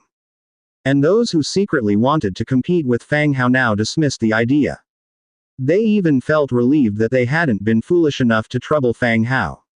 Otherwise, they feared they would have been facing a dead end. Fang Hao glanced at the regional channel before switching to the territory channel. The discussion here was even more intense than in the regional channel. After all, there was no restriction on speaking in the territory channel, you could say whatever you wanted. Boss Fang Hao is mighty, #1 in the world, I feel like crying. HMPH, you're just knowing. I dreamt of my grandma last night, told me something big was going to happen today, look, it really did. Your granny knows so much, even dragging dreams over here. Big Boss Fang Hao is mighty, the best in the world. Boss is awesome, magical powers are boundless. We're from the #1 territory now, we'll have respect wherever we go. Inside the territory channel, messages were rolling continuously. All the members were more excited than Fang Hao himself. Fang Hao didn't reply to anything. Perhaps, having secured the first place, boosting everyone's morale was a good thing. For now, I'll just quietly make progress. Don't want to expose too much. Closing the leaderboard, he continued to open the world trade window. Now Fang Hao could sell his goods to everyone in the world channel, not limited to the regional channel any longer. Fang Hao casually opened an item listed by a player from the world channel. Iron Axe, exchange conditions, 5 iron are equivalent materials. Dark Iron Scimitar, green, exchange conditions, 20 iron are equivalent items. Thick Camel Horse Saddle, green, exchange conditions, 70 pieces of leather are equivalent items. Sandy Fruit Seeds, 100 seeds. Fang Hao took a brief look, the Lord's territory must be in the desert. All sorts of items, all related to sandy areas. Fang Hao then continued to open a few more World Channel Lords showcasing their items. Based on the Iron Axe, the exchange condition was 4 blocks of iron. This price was reasonable, as the cost of making it was 2 blocks of iron and 2 wood. Selling it, eliminating the need for wood, the iron's exchange price naturally must be 4 blocks. The prices of other items were similar, all were based on the cost of raw materials, adding some profit. After browsing around, Fang Hao did not find any items that he needed. So he closed other people's shops and began to set up items in his own shop on the World Channel. Initially, Fang Hao thought about marking up the prices a bit for the World Channel sales, as there was a big potential for conflicts in the future. But he thought carefully, if the World Channel's prices were higher than those on the regional channel, a large part of the people from the regional channel might act as middlemen, engaging in equipment arbitrage. So he decided to keep the prices the same on both sides. Some special equipment and items, it's simply better not purchased on the World Channel. After planning, he began to list items one by one. Being known as #1 in the world, he certainly didn't lack publicity. Once the shop opened, even if people didn't buy anything, they would still want to see what the #1 in the world was selling. Just as he started listing items, one by one, the items began to sell. The speed was much faster than in the regional channel. Fang Hao was also quite pleased. The level of activity far exceeded his expectations. The speed at which items were being listed for sale was astoundingly fast. After 1,000 green weapons went on sale, they started to disappear at a rate visible to the naked eye. While he was still busy listing items, a notification popped up. Your Black Iron Knight sword has been sold out. What's going on? Did I set the wrong price? Fang Hao rechecked the exchange catalog. Black Iron Knight sword has been sold, obtained plus 5 iron ingots. Black Iron Knight sword has been sold, obtained plus 5 iron ingots. Fine single-edged blade has been sold, obtained plus 1 iron. Hardwood cavalry bow has been sold, obtained plus 10 iron ingots. After a quick review, there were no mistakes in the sale amounts. Whether it was the Black Iron Knight sword or the fine single-edged blade, they were all equipment Fang Hao had used in the early stages. In the regional channel, most lords, soldiers were equipped with this kind of gear. Unexpectedly, Other regions were also about at the same stage of development as his own. Such green gear was still selling so well. The cost of a black iron knight sword was 3 iron ingots, 1 tough wood, and 1 leather.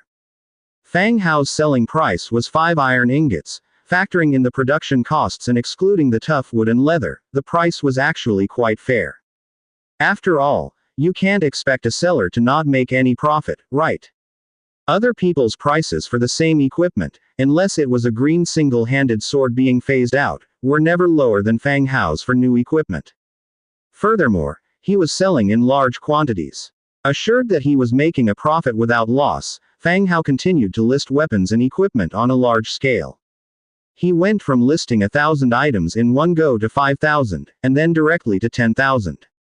Items that previously did not sell well, or even stagnated in sales, suddenly began to sell like hotcakes again. The items in the warehouse began to disappear rapidly, turning back into piles of materials. Fang Hao immediately called for a large number of skeletons. He started to organize the warehouse.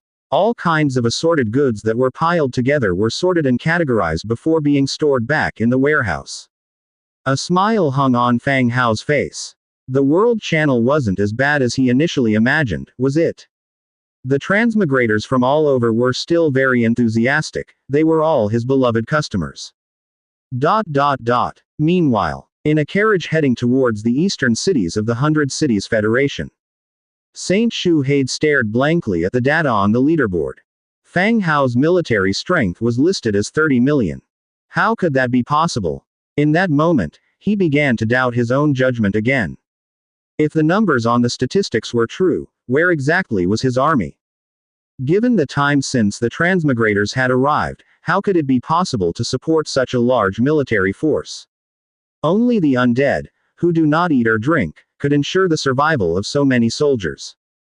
He started to recall his experience in Prul City, the constant targeted actions of the orcs, and the persistent inability to locate Fang Hao's city.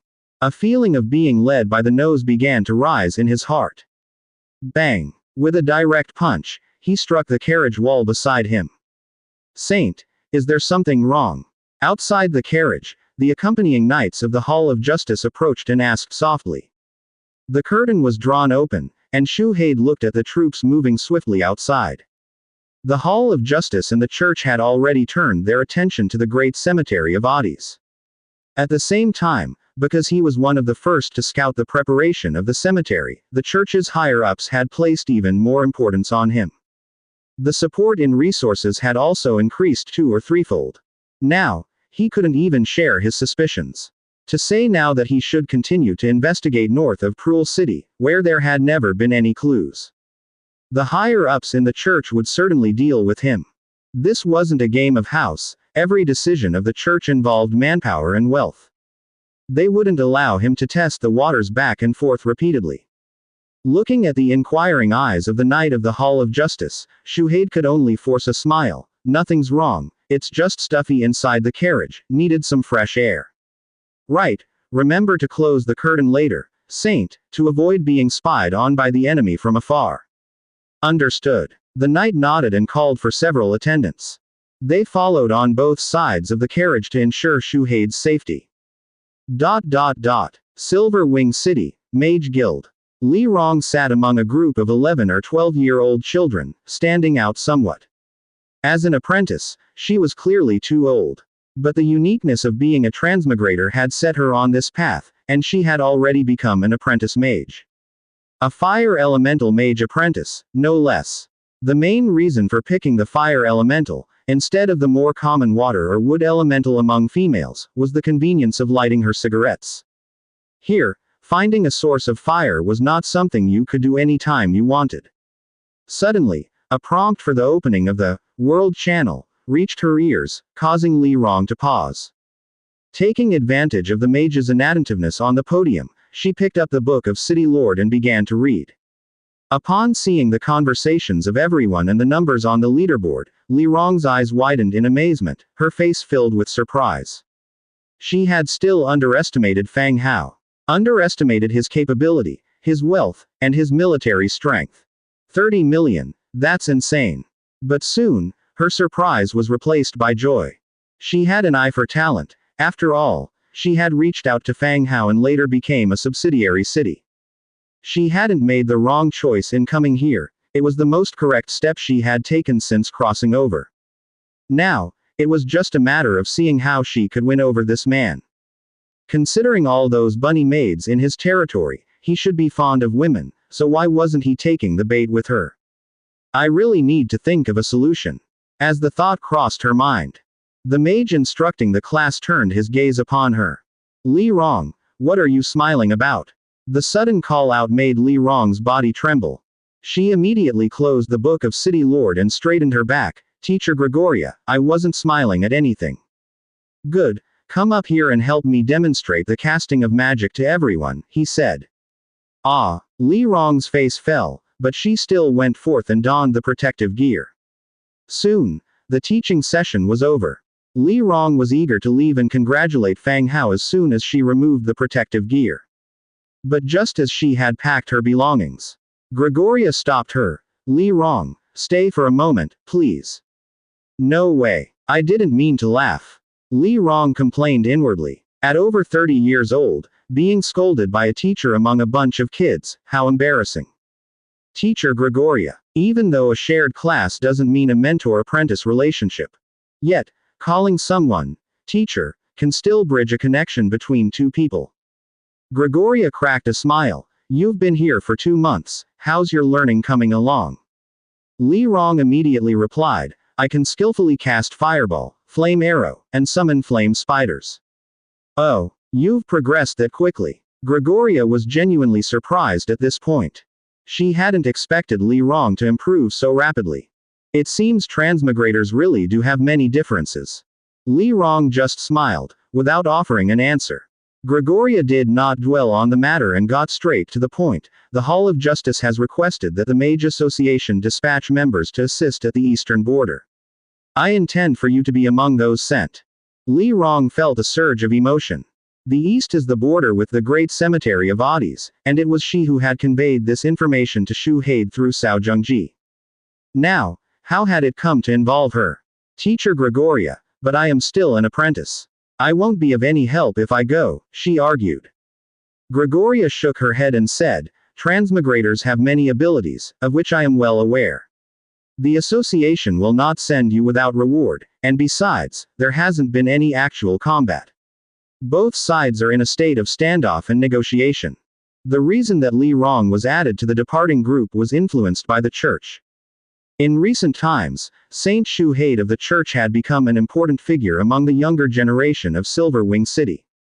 Moreover, the various abilities of transmigrators had also received attention from the higher-ups. The Mage Association's transmigrator was none other than the newly joined Li Rong. Gregoria wanted to cultivate her to be the association's version of Shu Haid. Even if she wasn't as outstanding as Shu Haid, she should not be far behind. Li Rong frowned. What reward? She wasn't overly concerned about that. With a supportive figure like Fang Hao, she had more than enough advantages, so why would she care about a few trivial rewards? And besides, the situation was dangerous even without open conflict. If anything happened, she might not be able to make it back. But Li Rong was aware that she couldn't outright reject the head of the association.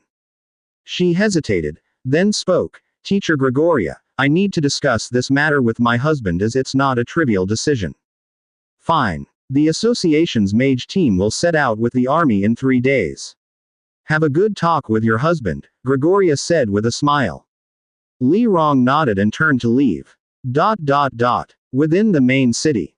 After a morning's work, Fang Hao finally managed to set up the shop on the World Channel. It makes him wonder if the other regions are still living primitively. Why even the listed iron woodcutting axes and iron pickaxes outdated gathering tools are selling so well. The gathering tools he himself uses have already been upgraded to blue quality. And all sorts of green quality weapons, armors, and his own inscribed magic scrolls. In the market, they're selling like hotcakes. He's even beginning to consider whether he should change his development plan. What's the point in fighting wars, with all the trouble and effort? Simply by selling goods, he could accumulate a large sum of money, and then bit by bit, could expand his territory with capital investment. Might that not be better? He quickly dismissed this plan again. In this world, making money doesn't mean it's yours. If you're rich, it's not just about whether you beat others, they will come to beat you too, and the outcome is the same. It all comes down to who makes the first move. Fang Hao returned to the Lord's Hall. In the backyard, the maids were still busy studying how to plant flowers and plants. A few deer, which had been left alone all winter, were also meddling with tools nearby. Occasionally, they offered some opinions and suggestions. Fang Hao glanced at them but didn't pay attention to the chattering maids. He had just sat down when a system alert chimed in Fang Hao's ears alone. Congratulations, my lord, for ranking first on the domain leaderboard. Rewards issued. Influence in all factions plus 200, influence in your affiliated faction plus 300, 1 orange special building blueprint.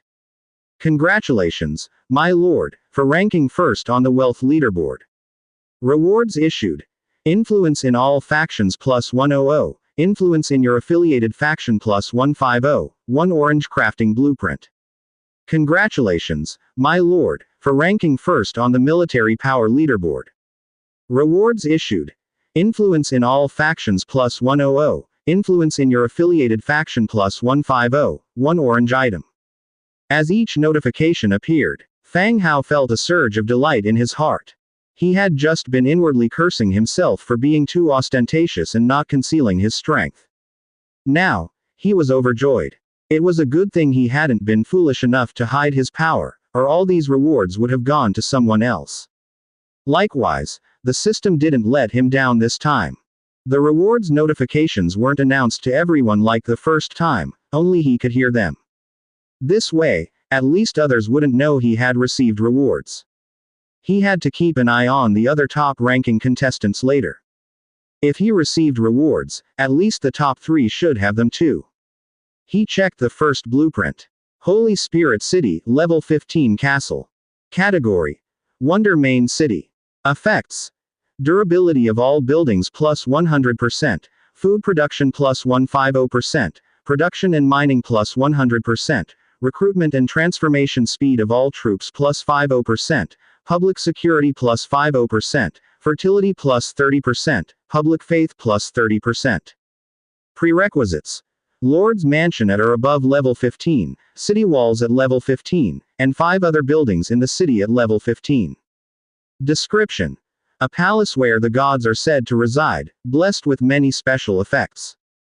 Damn. Upon seeing the effects in front of him, Fang Hao was completely dumbfounded. Food production increased by 150%. Didn't that mean he wouldn't need to buy food from outside next year, he'd be able to produce it himself. At the same time, production and mining had increased by 100%, and there were bonuses to troop conversion, public security, and reproduction. Even faith had increased by 30%. Fang Hao took a closer look at faith.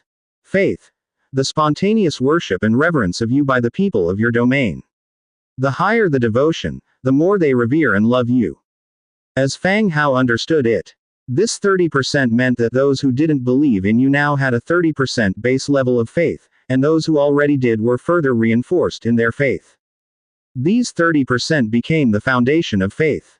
This was exactly the attribute he currently needed. His divinity hadn't increased to date, and the temples in the cities were all proclaiming the city lord's kindness and generosity. But the scars of war could not be erased by simple words. Aside from the 2 human cities, the others were conquered, and many lives were lost. Not something that a few words could make people forget and start to believe in you.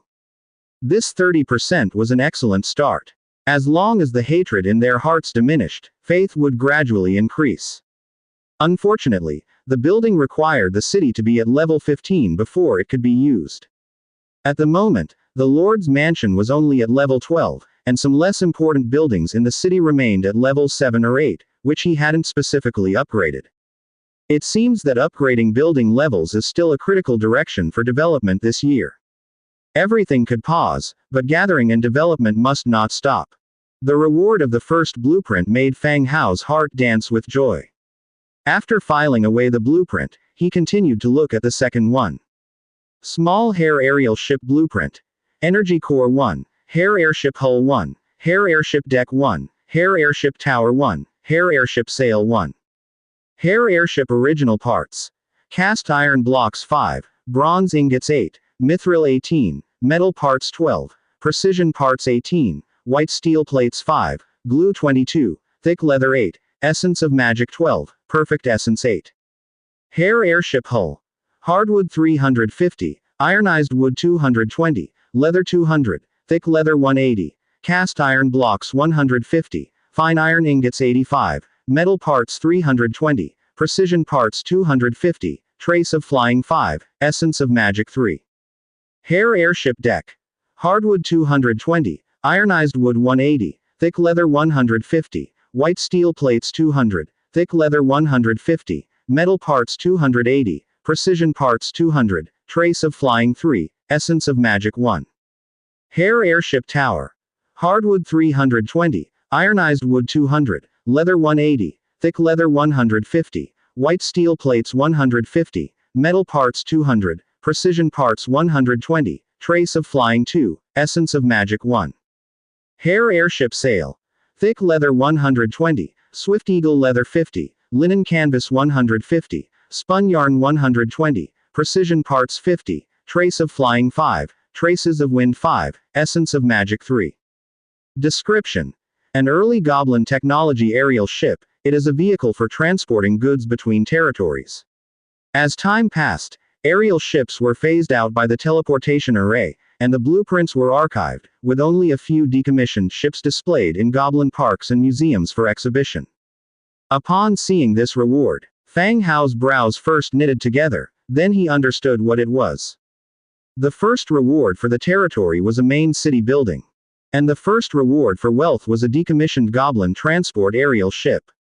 However, since the Trade Alliance had built the teleportation light screen, these kinds of transport aerial ships had been phased out and hadn't been sold externally. Though deemed obsolete, the products of Goblin technology were nevertheless surprisingly effective. If this aerial ship was the same kind he was thinking of, the kind that flies in the sky, then he had indeed stumbled upon a huge bargain. He wouldn't use this thing just to transport goods. During wartime, loaded with cannons on top, might it not be even more effective? Moreover, aerial units were safer in certain situations. They could attack with peace of mind. In an instant, the feeling of elation in Fang Hao's heart was almost bursting.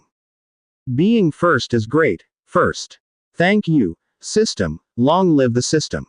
Fang Hao expressed his thanks to the system several times in his heart. Then he observed the aerial ship's construction requirements again carefully. In the materials, the energy core was mentioned again. He needed to figure out a way to get the blueprint for producing energy cores as soon as possible, otherwise, several of the blueprints he had couldn't be mass-produced. Neither could this aerial ship be mass-produced. Apart from the energy core, the parts of the aerial ship required a large number of precious materials. The trace of flying and essence of magic were consumed the most. Next were the traces of wind, perfect essence, and a special leather material called Swift Eagle leather. It must be a secondary synthetic material. Now that the world market had emerged, these materials should not be difficult to trade for. After all, with a substantial number of transmigrators around, surely someone must have obtained or found a way to get some. After viewing the second reward, Fang Hao's face was already full of smiles. Especially the name of the aerial ship, Haraya. He liked rabbits, especially the clingy ones. He collected the blueprint and continued to look at the third type. Viscera Jar Orange. Category: Magic Container. Ability: Magic Empowerment. Magic Empowerment. Magic usage is reduced by 50% and 25% is recovered upon hitting a target. Description: The power of magic allows undead mages to incorporate a portion of energy into their spells, reducing magic consumption. Looking at the third reward, Fang Hao's smile gradually faded. This was a Viscera Jar tailored for undead mages. Able to hit the enemy, it could reduce the magic power consumption by 75%. Currently, the Mage Tower of Mages was not yet enhanced with Viscera Jars, which was something he needed. And a 75% increase was quite substantial. Combined with the mage's own recovery, it was nearly like casting without any consumption. But compared to the first two rewards, it seemed slightly less impressive. Besides, Fang Hao adopted a strategy of overwhelming numbers, and once both sides' forces were entangled in battle, the mages and gunners wouldn't be very effective. There was no such thing as teammate protection here, the effect of a skill on enemies and allies was the same. A 75% recovery was useful in battle but still made Fang Hao feel like an orange-grade equipment award was wasted. Even if the Viscera jar slot in the Mage Tower remained empty, he still wished it had been an orange-grade troop building blueprint instead. Alas, even though he felt somewhat dissatisfied, there was no way to change it. A free reward couldn't demand too much. After collecting the blueprint, he carefully placed the Viscera jar on the ground. Fang Hao opened the Book of Lords. In the World Channel trading area, he began to buy trace of flying, traces of wind, essence of magic, perfect essence, and energy cores. And Swift Eagle leather was added to the list of green leather armor he was selling, with a trade condition of 10 units of Swift Eagle leather. The grade of this material was not yet clear. He decided to start with an asking price of 10 pieces to test the market, adjusting downward if necessary. After setting up with the Book of Lords, Fang Hao picked up the Viscera jar and walked out of the Lord's mansion. Entering the Viscera Museum, a cold chill struck him. This feeling was even more unsettling than the weather outside. A funeral priest who was processing medicine immediately came over. "My lord." Fang Hao handed the Viscera jar to him, saying, "Place this on the construction site of the Mage Tower." "Yes, my lord." The funeral priest took it and turned to walk inside. Fang Hao glanced at the second floor. The door of a room on the second floor was open, yet Nelson was nowhere to be seen. In these past 2 months, Nelson had completed the creation of 5 hero corpses. 2 of which were orange heroes of the dwarven kind, and the other 3 were blue and green heroes. These 5 heroes had been assigned by Fang Hao to 8 Peaks Mountain, Bloody Mountain Range, and Frostwind Mountain Range. They were in charge of guarding the subsidiary cities and deterring any possible issues. When the funeral priest placed the Viscera jar into the recess of the Mage Tower, an orange halo radiated from the center of the Viscera Museum, spreading outward. It augmented the abilities of all the undead mages within the territory. Fang Hao checked the attributes of the Viscera Museum. Viscera Museum. Category: Special Building. Viscera jars collected. Revival, Lightning Speed, Killing Proficiency, Power of Thunder, Magic Empowerment. Recruits available. Funeral Priests. Funeral Priests. Wriggling Spine 1, Death Trace 1. Note: storing various energies inside the Viscera jars enables the troops to possess powerful abilities and create special weapons. The entire Viscera Museum now had 5 Viscera jars. Among them, Power of Thunder was dark gold, Magic Empowerment and Killing Proficiency were orange. Lightning Speed was purple, while the initially stored Revival was slightly lower in quality, being blue. However, the effect shown by Revival was quite suitable for the undead. Through combat, they could recover from their injuries. If it could reach the orange level of Revival, the effect would certainly be better. Fang Hao waved to the funeral priest and left the Viscera Museum. It was too eerie here, and without good reason, he really did not wish to linger. He had just stepped out of the Viscera Museum when he spotted 2 young deer carrying little bags, bounding forward while they sowed something along the roadside. "Edis, what are you planting?" Fang Hao called out. Hearing Fang Hao's shout, Edis and the other young deer stiffened. They turned their heads and thought about running. Perhaps feeling it was improper to run away, they instead approached with their heads bowed and steps small. "Master," Edis said softly, like a child who had done something wrong. Fang Hao touched his own face. Was he really that scary? "What are you planting?" "Moonflower grass. Era told us to plant some," Edis immediately explained. "Moonflower grass. It sounded familiar. You plant grass for what? Can't you find that stuff anywhere?" Edis immediately explained. "Master, although it's called grass, moonflower grass is actually a type of flower. It only blooms at night, and when the flowers open, they emit a beautiful glow. They can be planted in places where streetlights don't reach to provide some faint illumination. Oh, Fang Hao understood now. Nightstones were few, and streetlights covered only residential areas in the undead industrial zones.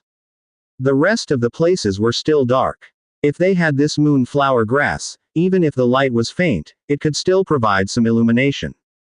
It would be good to plant some along the road. All right, go ahead with the planting, Fang Hao nodded and said. Yes, master. Edis waved to the other young deer hiding behind a distant building. Then returned to the roadside to plant the moonflower grass. Returning to the Lord's stone castle, Fang Hao stood at the entrance, looking up at the towering building. Level 12 Lord's stone castle. Level 12, just 3 more to go, Fang Hao murmured softly. 3 rewards, the viscera jar could be used directly. The other 2 were impressive looking but temporarily unusable items. It seemed he needed to intensify his collection efforts. Otherwise, the blueprints could only be viewed, not used, which was quite frustrating. Thinking of this, Fang Hao called over Demetria and activated the teleportation screen to head to the Bloody Mountains. Continue to recruit more miners. Build more large-scale quarries to increase mining output.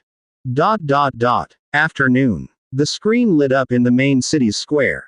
Fang Hao and Demetria emerged from the screen. After eating lunch. In the Book of Lords, Fang Hao received a private chat from Li Rong. Not bad, world's number 1, indeed the man I have my eye on. Fang Hao replied, Big sister, isn't your adolescence a bit out of place at your age? You're the big sister, your whole family are big sisters. Helpless. Li Rong continued, the Mage Association wants me to accompany the Silver Wing City Army and confront the undead army of Oddies to the east. Inside the hall, Fang Hao's hand, which was about to sip tea, paused slightly. He also frowned. He knew that Li Rong had become an apprentice at the Mage Association, and he had even given her the magic book of the multi-headed fire python ode. But still, Li Rong was just an apprentice. Participating in a war seemed a bit premature. They're sending you. Are you just going there to be cannon fodder? Fang Hao replied. Yes, but the president personally told me today.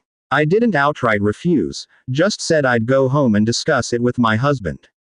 He didn't catch the nuance in her words. Fang Hao thought seriously for a moment. Actually, Li Rong going there could be beneficial. It seemed that the Mage Association was starting to take transmigrators seriously, and Li Rong was the first transmigrator they intended to cultivate. This also meant that Li Rong had a chance to hold a significant position. Just like Shu Hei's status as a saint, conjuring a mage woman or something wouldn't be bad. Moreover, afterward, she could also monitor the situation on the eastern border. And keep him informed with the intelligence. Come wartime, they could also coordinate based on the situation. All these were advantageous for him. The only concern was safety. Seeing that Fang Hao had not spoken for a while, Li Rong sent a message, What are you doing, did you fall asleep? Fang Hao replied, I was just thinking, going to the east under safe conditions could be of great help to us, at least it could keep us informed about the situation there. Big cry, are you trying to kill your wife for insurance money? Fool you, ensuring safety won't be an issue. Moreover, the current weather isn't as harsh as in winter. You could consider it, Fang Hao said. This was his thought, but if Li Rong was really averse to it and didn't intend to go, he wouldn't force her. The other side maintained silence for a while, then after 2 or 3 minutes. Li Rong's message came through again, if you ensure my safety, I can go. No problem, I'll arrange a hero to protect you. If there's real danger, I'll teleport you back, he said. All right, I agree, I'll be back in the city in half an hour. Fetch me then, I'll need to talk to the factory and the shops. Okay, no problem. Half an hour later, Li Rong emerged from the screen.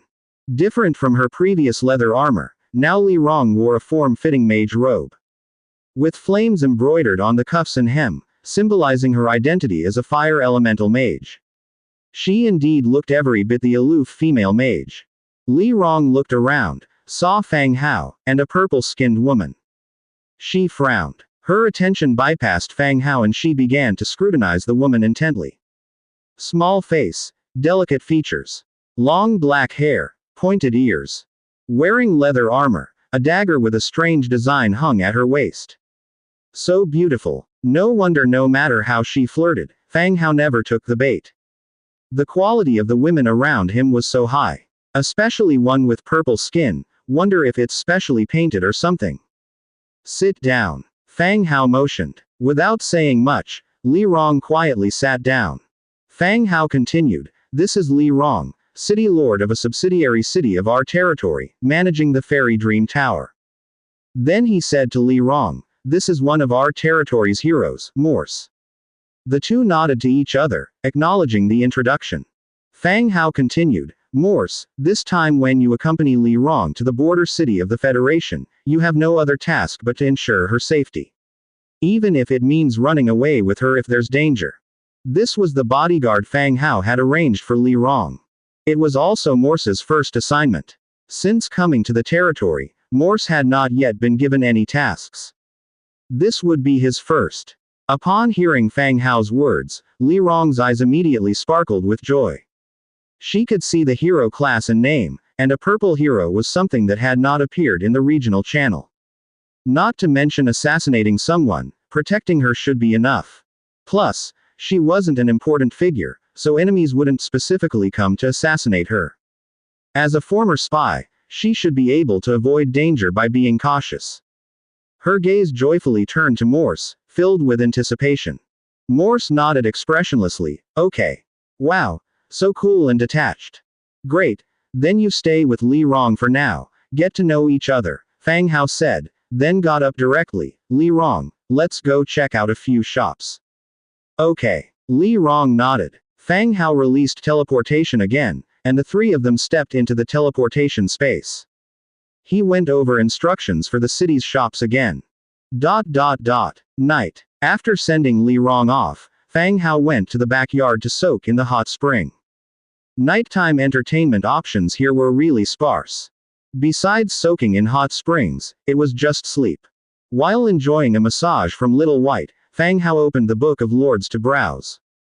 In the regional channel, it was mostly recruiting messages from various alliances and courting advertisements from men and women. After all, a region is still within a certain range. Maybe your online love interest could actually come over. But in the world channel, it was different. No matter how good the chat was, you couldn't see or touch the other person. He glanced at the regional channel, then quickly switched to the world channel. The speed of messages was still incredibly fast. He slowed down to see what everyone was talking about. Selling giant spine crocodile scale armor, blue, high-level blue armor. Only 3 pieces for sale, highest bidder wins. Buying 2,000 units of terracotta, who has terracotta? Buying terracotta. Selling large fishing boat, blue, and various types of seafood, available in large quantities. If interested, private message me to negotiate a price. Fang Hao's scrolling paused slightly. He opened the detailed information of the person. Koji Sakai, Japanese. The format of the name was easy to recognize. Fang Hao thought for a moment, then closed the chat. He planned to open hot pot restaurants in various subsidiary cities, and the supply of seafood could not rely solely on filet. So he wanted to choose a supplier. But seeing that kind of name, he thought it better to drop the idea. There was no rush to open a restaurant anyway. The chat was still rapidly updating. Various messages of selling and buying kept appearing. Finally, Fang Hao saw the information he needed. Selling, Swift Eagle leather, the world's first leather sought after by Fang Hao, 1 piece of green equipment for 2 pieces of leather, only 10 left, hurry if you want to buy. 2 pieces of leather for 1 piece of green equipment. Wow, they really dared to ask for that much. And they were using him as a slogan, as if his buying this leather in the channel had convinced them it was a special material. Fang Hao opened a private chat and found Zhang Bin. He said, "Zhang Bin, talk to this guy and see if you can find out how this leather is made." Zhang Bin quickly replied, "Sure thing, boss." Fang Hao continued scrolling for a while. Soon, Zhang Bin sent a message, "Boss, aside from the person you mentioned, I asked another person." The two of them said they got the leather from a Tier 5 Fire Feather Eagle and a Tier 6 Fiery Giant Eagle, which they processed a second time to make Swift Eagle leather. I think it should be made from high-level hawk or eagle leather after a secondary processing. After finishing, Zhang Bin sent over 5 pieces of swift eagle leather. It seemed he had bought them while gathering information. If you don't buy, the other party might not tell you so much. Okay, got it. Fang Hao traded for the 5 pieces of leather and sent a reply.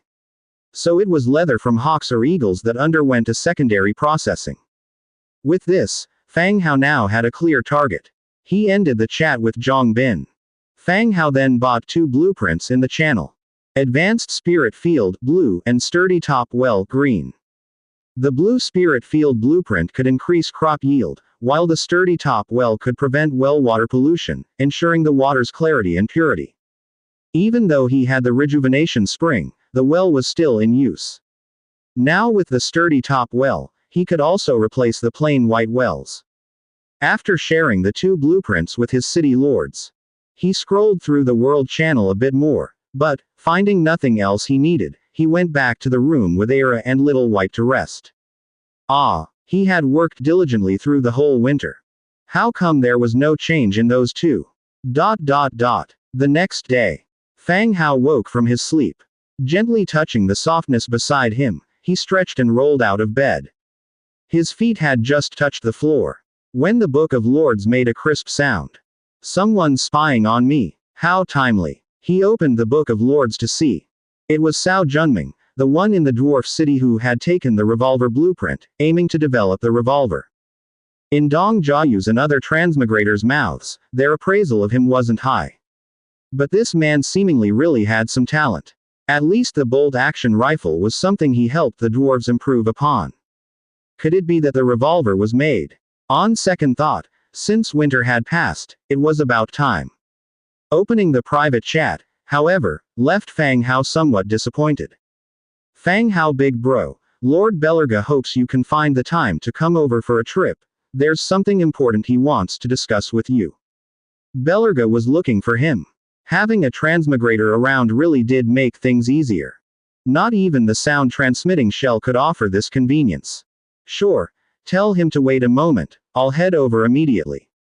Okay. After ending the private chat with the other person, his back was gently embraced by a soft body. Master, why did you get up so early? Don't you ever feel tired? Era said gently. Fang Hao patted her head. You all can sleep a bit longer. No need to get up this early. Era didn't say much but instead kneeled up and began helping him get dressed.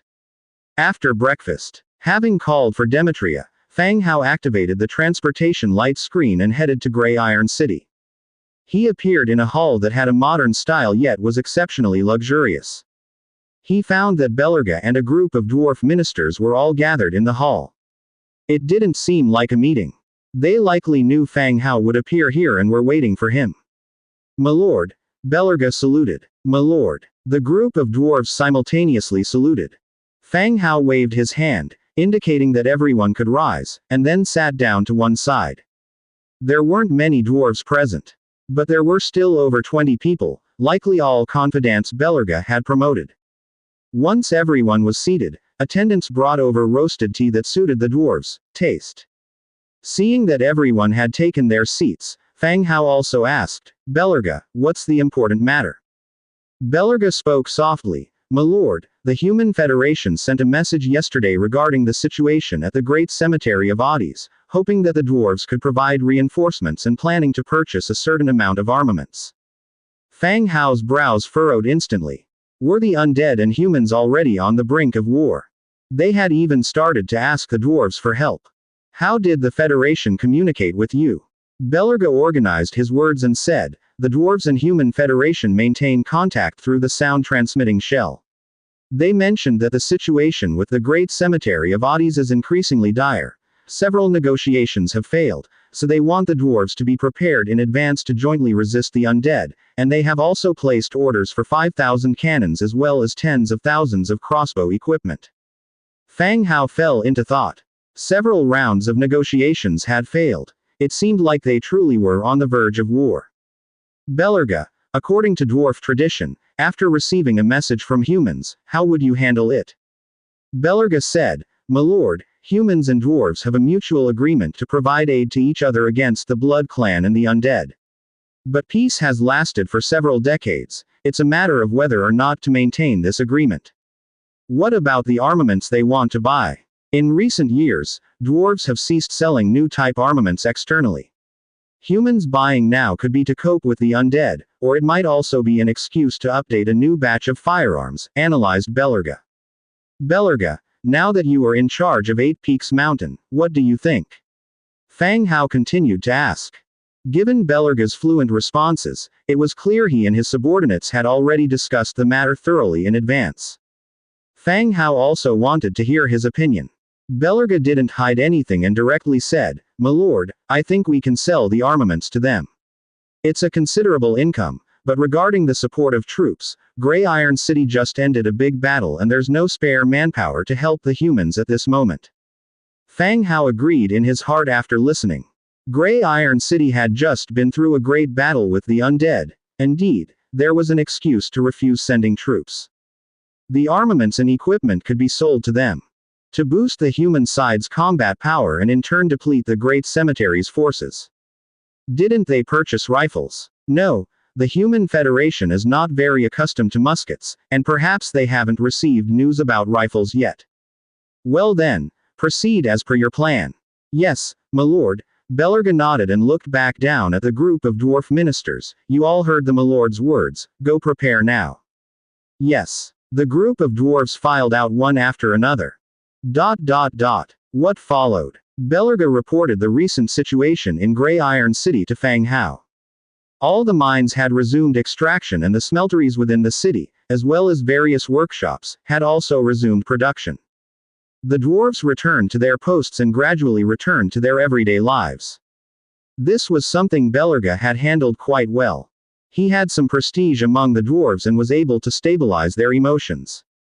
There were no large-scale disturbances. After Belerga finished his report, Fang Hao stood up and said, "Let's go, head to the warehouse. I'll directly manufacture the armaments, making it easier for you to sell them together to the Federation." "Thank you, my lord, this is wonderful." "Sure, let's go." They left the royal palace and went straight to the armaments warehouse. Fang Hao opened the Book of Lords and started making 5,000 cannons and the corresponding number of crossbows. As well as the projectiles and crossbow bolts. They appeared instantly. A large number of dwarves were called over to begin sorting through the warehouse full of armaments. "Let's go take a look at the research institute. My lord, this way, please." Noon. Jinmastu City. As winter left and spring arrived, the number of residents entering and leaving through the city gates was starting to increase. Villagers from nearby villages also brought their own goods to exchange for merchandise in the city. North City Gate. The city gate guards, faced with the enormous golden lion before them, were breaking out in a cold sweat. They clutched their weapons tightly, fearing any dangerous situation that might unfold. "Miss, your mount cannot enter," said the guard. Lan Yong stroked the lion's neck and glared, "Why not, when they can bring in carriages? Why can't mine enter?" The golden lion also bared its sharp teeth, expressing its dissatisfaction. Taking a step back, the guard said, "There's a rule in the city. Apart from horses, any mounts or pets deemed dangerous are not allowed inside. There's a public stable over there where you can leave it for the time being." Lan Yong glanced at the stable and then at the goods on her carriage. In the end, she nodded. "All right, go and leave the mounts there." "Yes, my lord," came the reply. A group of subordinates took various mounts to the stable. Only 2 horses were left to pull the carriage. After the mounts were stored away, Lan Yong, hands on her hips, led her people into the city. They arrived at an empty stall. All the goods were displayed on it. These were spoils of war she had obtained from attacking various mountain strongholds in winter. She had no use for them herself, and they were difficult to sell in her own channel. Now that the weather was warming, she brought them to the city to sell. She also planned to buy some seeds to cultivate crops upon her return. With the goods all laid out, Lan Yong began to shout loudly to attract customers. Soon, a crowd gathered in front of the stall, inquiring about prices. Her stall was the busiest in the entire market. "My lord, You are truly formidable, a soldier flattered her from the side. Lan Yang's face was gleeful as she pinched her somewhat dry throat and said, if I let the ball of fur and mighty bear come in and perform a couple of stunts, it would be even livelier. Yes, of course, the soldiers smiled awkwardly. Just as the stall was bustling and business was booming, a group of people approached with a menacing air. Hey, who let you set up a stall here? The crowd around the stall was pushed aside as 6 robust men elbowed their way in, shouting loudly. The sheer aggression of their approach scared many of the shoppers away. Nobody wanted to get into trouble. Is there a problem? Lan Yong stepped forward. HMPH. A problem. Have you paid the management fee, the stall fee? Lan Yang's brows furrowed. Management fee, stall fee. She had been to Jinmastu before and had never heard of such fees. And these terms, they sounded like modern concepts, didn't they? This era was different from the modern one. Most of those coming to the city to sell goods were farmers from nearby villages. They couldn't bring anything of much value. Some wanted to trade a couple of beast skins or wild chickens in exchange for tools, others brought vegetables to exchange for salt. That's how they traded. Who had money to pay all those fees? Since when are there such fees? You aren't just thugs, are you? Thugs, my ass, the leading man cursed, then turned to his comrades and said, they're setting up illegally, confiscate all their stuff. At that, the men moved to take everything from the stall. Who dares? Lan Yong shouted angrily. Oh, look, they've turned the skies upside down. In this city, you dare make trouble. The men were not the least bit intimidated. At that moment, a deep voice came from behind them. What's going on? Everyone looked to see a bulky man with a face full of scars, dressed in an expensive noble's robe, standing at the back of the crowd. Instantly, the men's eyes lit up, and their fierce gaze turned to fawning. Boss, these people are selling without paying taxes, one of them said. However, Lan Yang's gaze met that of the man's. In each other's eyes flashed a look of mutual hatred. Li Junhu, so you're here. The man was not unfamiliar. He was none other than Zhenhu, one of the 3 leaders who had escaped from the Life-Taker camp. Back then, Fang Hao was capturing him, and Lan Yong was also looking for clues about him. Unexpectedly, they had encountered him here. Moreover, from his appearance, he seemed to be doing quite well in the city, having become the head of the city management. She had been curious earlier about who had instructed these people to pay this tax and that tax. It turned out it was indeed bandits who had switched professions. When Lan Yong fixed her gaze on Zhenhu's heart also trembled.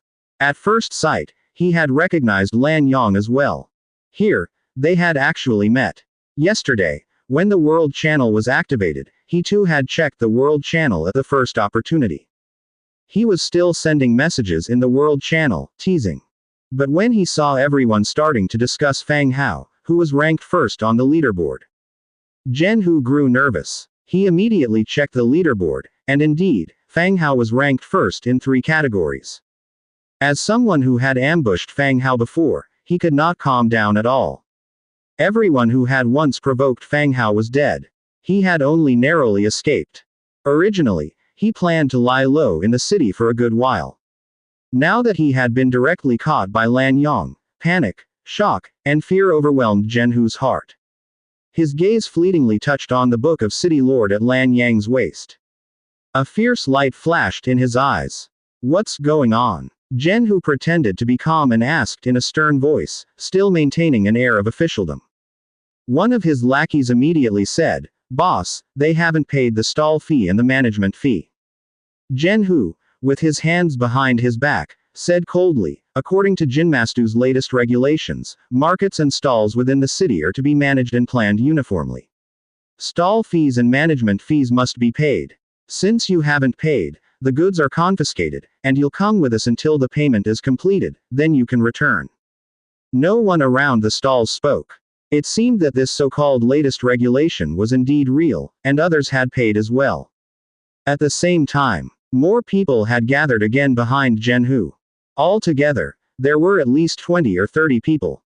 Some faces, Lan Yong had seen before. They were Zhenhu's former bandit subordinates. all with numerous lives on their hands. It was absurd that they were now dressed in standard leather armor, appearing like those in charge of public security in the city. Zhenhu, you're actually here, Lan Yong said through gritted teeth. Zhenhu had killed so many people, transmigrators and natives alike, hundreds in total. Now, he had even become a leader in the city, and Lan Yong almost wished she could stab him to death right there. Zhenhu ignored Lan Yang's words. Instead, he signaled his subordinates. More than 20 lackeys blocked all the exits. And Lan Yong and her people realized something was wrong. This was Jinmastu. They were trapped here and couldn't escape. Lan Yang's face turned ugly, and a heavy infantryman said in a low voice, "My lord, send the message out first, otherwise it could be dangerous." Okay. Lan Yong stepped back 2 paces, hiding behind the guards. She opened the Book of City Lord and sent a message to Fang Hao. Zhenhu in Jinmastu has trapped me and my people in the city. When Zhenhu saw Lan Yong opening the Book of City Lord, his face instantly changed. He wanted to have someone go up, but it wasn't quick enough. With a cold expression, he said, "Take them down. ... We still need to speed up the revolver's development. From what we see now, it's still too slow," Fang Hao said after hearing the report from several developers, with the table covered in blueprints. Yes, we'll try to speed it up," Cao Junming immediately responded. The dwarves beside him also nodded vigorously, seeming very afraid of Fang Hao. Fang Hao looked at the blueprints, then glanced at the developers. He straightforwardly said, "I want to see a mature sample of the revolver within a week.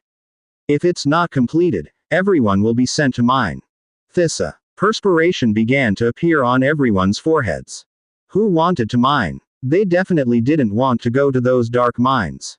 Cao Junming wiped the sweat from his forehead and still spoke softly, "Lord, a week is too short. Give us 1 month, and I definitely will present a sample." A month. The blueprint came out before winter. What have you guys been doing all this time? Thissa. Cao Junming didn't know how to respond. It's no wonder Fang Hao was upset. When he arrived here with Belerga, the people here had been yawning and just waking up. The blueprints Cao Junming presented had no significant changes from last time. Fang Hao suspected that they hadn't done anything at all this winter. It wasn't about developing other equipment, there had been no progress on the revolver. Showing him a blueprint and babbling a bunch of jargon as if he was a fool. Cao Junming, you have 1 week. If it's not done, you'll be the first to mine, Fang Hao said, then turned and walked away. The people behind Cao Junming went weak in the legs and collapsed on the floor. They quickly got up and started reorganizing the blueprints, sending parts to be manufactured at the factory. A week was too short. They likely couldn't even produce the parts. As Fang Hao left the research institute, he began contemplating how to increase these people's efficiency. Without a leader in the industry, these guys would slack off whenever they wanted, waking up even later than him, which wasn't a solution. The World Channel opened, and lords from all over the world were competing in an equipment race. Their negligence could very well kill everyone. They needed to find someone to take charge. Someone who could set clear work objectives.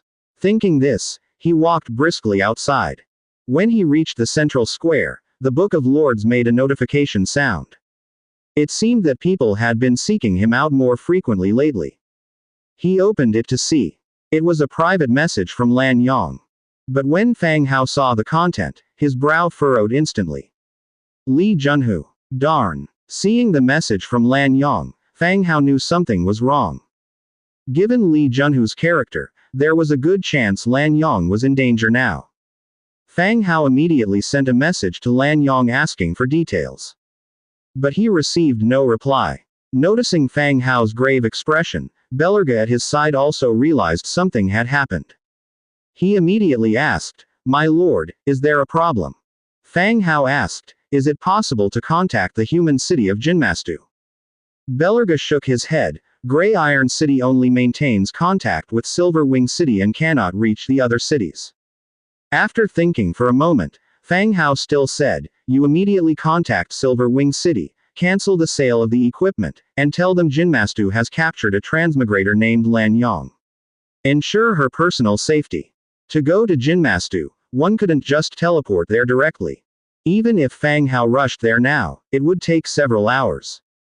By the time he got there, the person might already be in trouble. So the first thing to ensure was that Lan Yong could survive.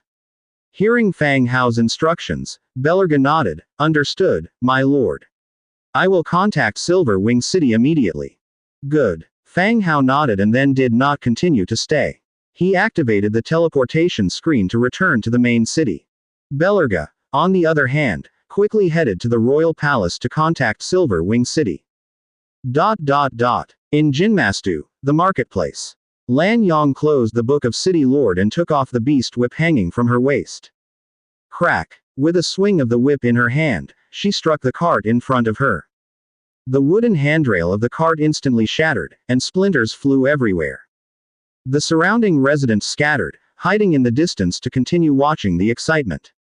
At the same time, they whispered about the deeds of Li Junhu and his men lately. What? You dare to make a move in the city? Not afraid of dying. Li Junhu stepped forward from behind, waved his hand lightly, and a group of underlings surrounded a few people. Lan Yong stared at him firmly. What she wanted most was to kill Li Junhu. But she was well aware that Li Junhu had taken most of the wealth from the mountain bandit camp. And now he was dressed in noble attire. It looked like he had bought himself a title with money. In Jinmastu, she was on his turf. Li Junhu, is it really just about not paying some stall tax? I'll make it up to you, Lan Yong said loudly, suppressing the rage in her heart. Although she was naturally irreverent, she was not foolish. Falling into the hands of Li Junhu, she was well aware of what her fate would be. Since she had discovered Li Junhu's whereabouts, she could settle the scores with him later. After listening to her, Li Junhu's face remained dark, his eyes shifting rapidly, and eventually becoming even colder as he said loudly, "She's causing trouble on the street, kill them all." Kill. Li Junhu's underlings, all with a background as mountain bandits, had their own combat power. Each one drew their blade from their waist, and a fierce aura instantly emanated from them. Shouting like robbers on a raid, they charged towards Lan Yong and her companions. They separated and regrouped, showing some semblance of coordinated combat. Seeing the other side had drawn their weapons, it was clear that if Lan Yong did not fight back, she could only wait to die. She gritted her teeth and said, "Try not to kill anyone." No sooner had the words left her mouth than the whip in her hand lashed out again. Crack. With a loud snap, the whip struck one of the underlings on the wrist. His face contorted in pain, his weapon fell to the ground, and a jagged wound opened on his wrist, flesh peeling back. The little brother held onto his wrist, howling loudly in pain. People never expected that, despite her petite appearance and dark complexion, the young girl wielded her whip with exceptional ferocity. More and more people began rushing forward to attack. Meanwhile, the whip in Lan Yang's hand moved faster and faster, like a black snake flicking its tongue, the tip relentlessly striking the enemy's shoulders, wrists, necks, and other unprotected areas. After each strike, those hit would hold the spot and howl loudly in pain. The force was not light. The rest of the group also surged forward, engaging in battle with the heavy sword infantry. Though Li Junhu's side had the advantage in numbers, most were bandits and street thugs by origin, and their combat power was certainly inferior compared to formally recruited soldiers. The two sides struggled, but the situation remained in deadlock. Kill them, quickly, Li Junhu urged loudly. His henchmen once again charged forward recklessly. Lan Yong lashed out with her whip again. This time, instead of striking, the whip coiled around a man like a spirit snake, pulling him in front of her. Reaching out, she grabbed a dagger in her hand and held it against the man's throat. Li Junhu, order your men to back off, or I will kill him and see how you continue to be the boss.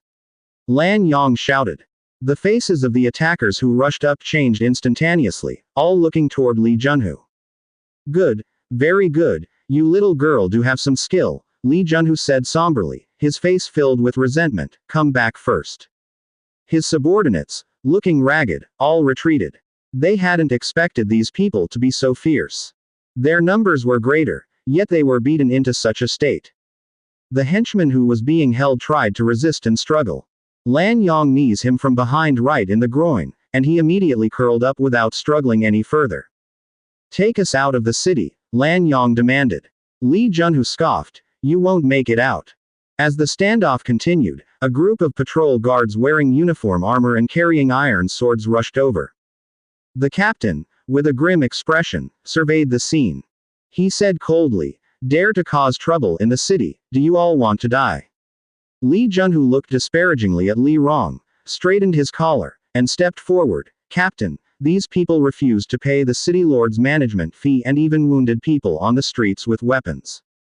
The captain frowned upon seeing Li Junhu, then looked at the smashed stalls and Lan Yong and the others. He ordered harshly, arrest them all, and execute any who resist on the spot. Shish shish shish. All the soldiers drew their swords in unison, and the crossbows loaded with bolts aimed from behind, also pointed at the group from afar. Seeing this, Lan Yong knew they wouldn't be able to leave the city. She signaled her people to lay down their weapons and then shouted loudly, I am the sister of the city lord of Lis City. I demand that you ensure my safety and contact Lis City. We will compensate you for your losses. The soldiers, who had been about to forcefully suppress these people, suddenly paused in their actions. Their gazes shifted back to the captain. Immediately, Li Junhu explained, Captain, they are a transmigrator group. There is no way she could be any city lord's sister. Arrest them. At this time, the market was in chaos. Forget about the stalls, the spectators had crowded around in 3 layers both inside and out. The captain gestured, take them away, lock them in the dungeon first. The dungeon for serious offenders. Lan Yong and her companions, with heavy shackles, sat on the rotten straw mats, leaning against the damp walls. The air was filled with the cold and rotten smell, even more disgusting and nauseating than when they were hiding in the cave. Sitting here, she realized her impulsiveness. Li Junhu might look burly and brainless, but he was extremely cunning. He was probably already plotting how to kill them off. And in this era, there was a deep-seated class system. Nobles sometimes didn't even need a trial to kill someone. These sorts of incidents wouldn't even disturb the city lord of the city. The death would be silent and unnoticed. Does Li Junhu want to get rid of me quickly to prevent the boss from rescuing me? Doesn't he fear the boss would kill him outright? No, he won't kill me, because the boss would still have him executed. I'm doomed. I'm afraid I won't be able to get out of here. His face growing uglier by the moment, Lan Yong thought to himself. With the book of the city lord taken away, they had no means at their disposal. Just as his mind was racing. Clang. The iron door at the end of the corridor opened. The sound of footsteps approached from afar, and soon, a dungeon guard, followed by several guards, walked in. The dungeon guard pointed at Lan Yong. You, come out. Lan Yang's expression changed, and the other heavy sword infantryman confined with her immediately shielded her behind them. I am from Lis City. Think carefully about what you're doing, Lan Yong shouted loudly. The dungeon guard sneered. Someone from Lis City. Anyone with even a slight connection wouldn't have been sent directly here. Come out, or we wouldn't mind shooting your men dead and then dragging you out, the dungeon guard said coldly. The guards behind him immediately reached for the crossbow bolts on their backs. Lan Yong was silent for a moment, then stood up. My lord, don't go out, it's more dangerous out there.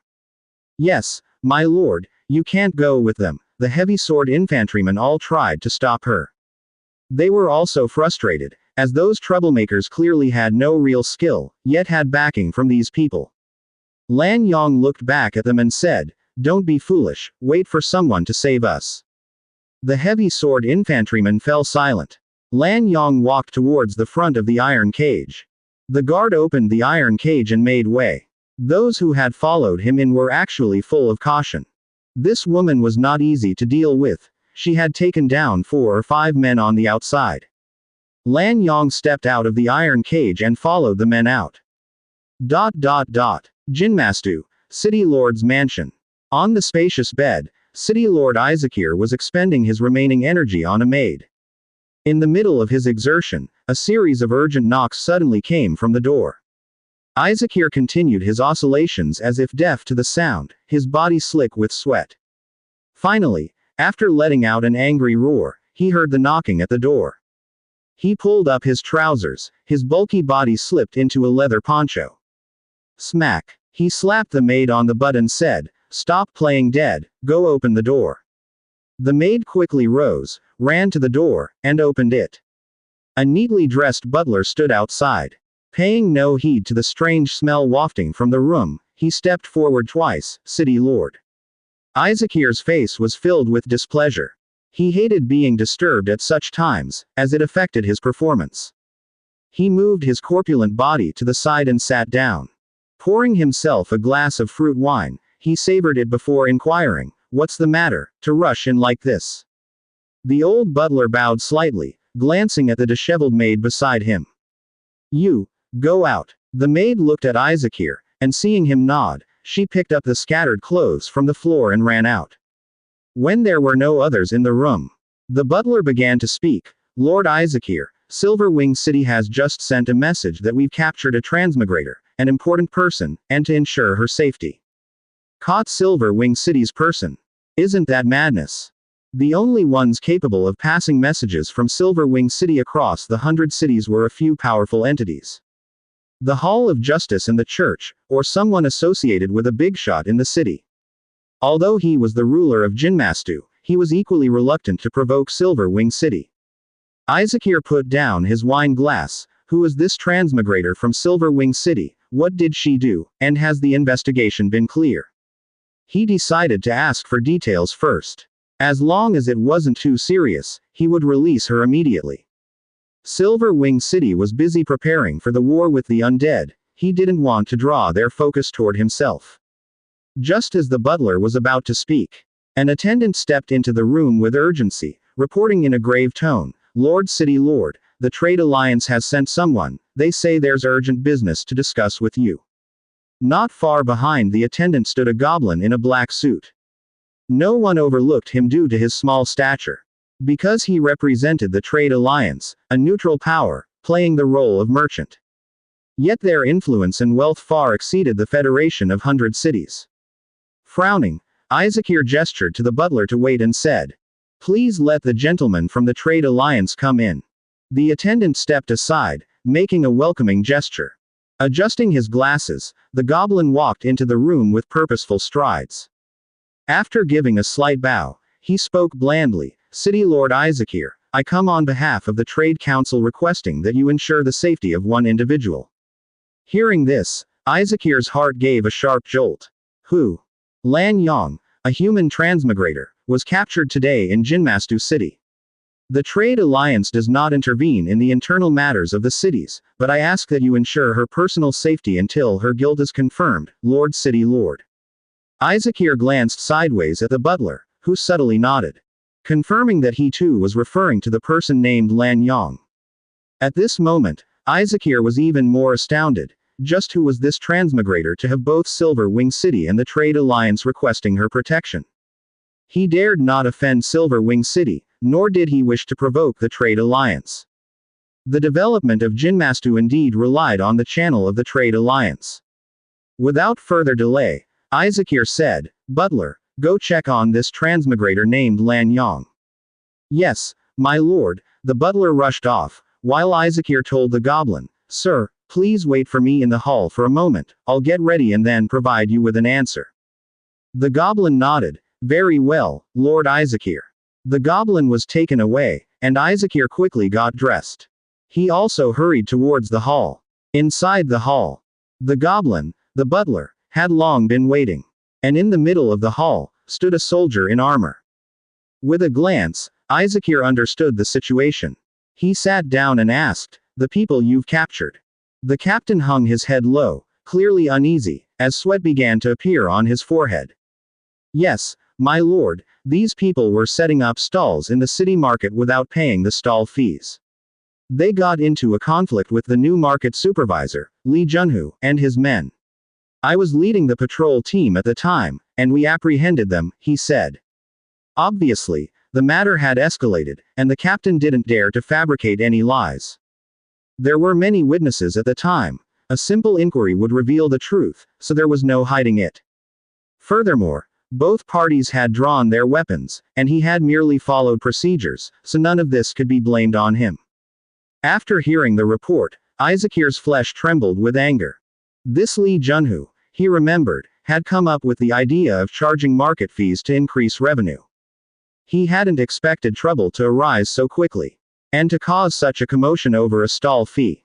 Even involving Silver Wing City and the trade alliance, this was absurd. Isaacir pointed with his hand and immediately said, "Go and release them. If they're missing even a finger, I will bury you alive." The captain's body trembled. But he didn't move his feet. "What are you standing there for? Hurry up," urged Isaacir. The captain raised his pale face and stammered, "Lord City Lord, Lee Junho has just requested that the woman be handed over to him for punishment. I fear she has already been taken away by him." Isaacir was instantly enraged and bellowed, "Then what are you waiting for? Go save her. Find Lee Junho and save her. Oh, right away." The captain, in a panic, scrambled out and ran off in a most disgraceful manner. The shackles clanked loudly. Lan Yong was pushed off the carriage and into a room. In the dimly lit room, Lee Junho sat on a chair dressed in a noble's brocade robe, legs spread wide, a picture of arrogance. One foot propped on the chair, he held a toothpick, idly cleaning his teeth. Behind Lee Junho stood more than 20 subordinates, most of them bearing injuries, several wrapped in bandages. They stared at Lan Yong with cold faces filled with anger and hatred. "Lord Lee Junho, we've brought her in," said someone from behind. Lee Junho waved his hand, and immediately his underlings handed some money to the guards who had escorted her. The guards happily pocketed the money and left, making sure to close the door behind them. As the door shut, the room grew even more dark and gloomy. Lee Junho, with great interest, sneered at Lan Yong. "How about it, Lan Yong? Did you ever imagine this day, when the identities would be reversed, and the hunter becomes the hunted?" Lan Yang's eyes blazed with rage, yet showed no fear.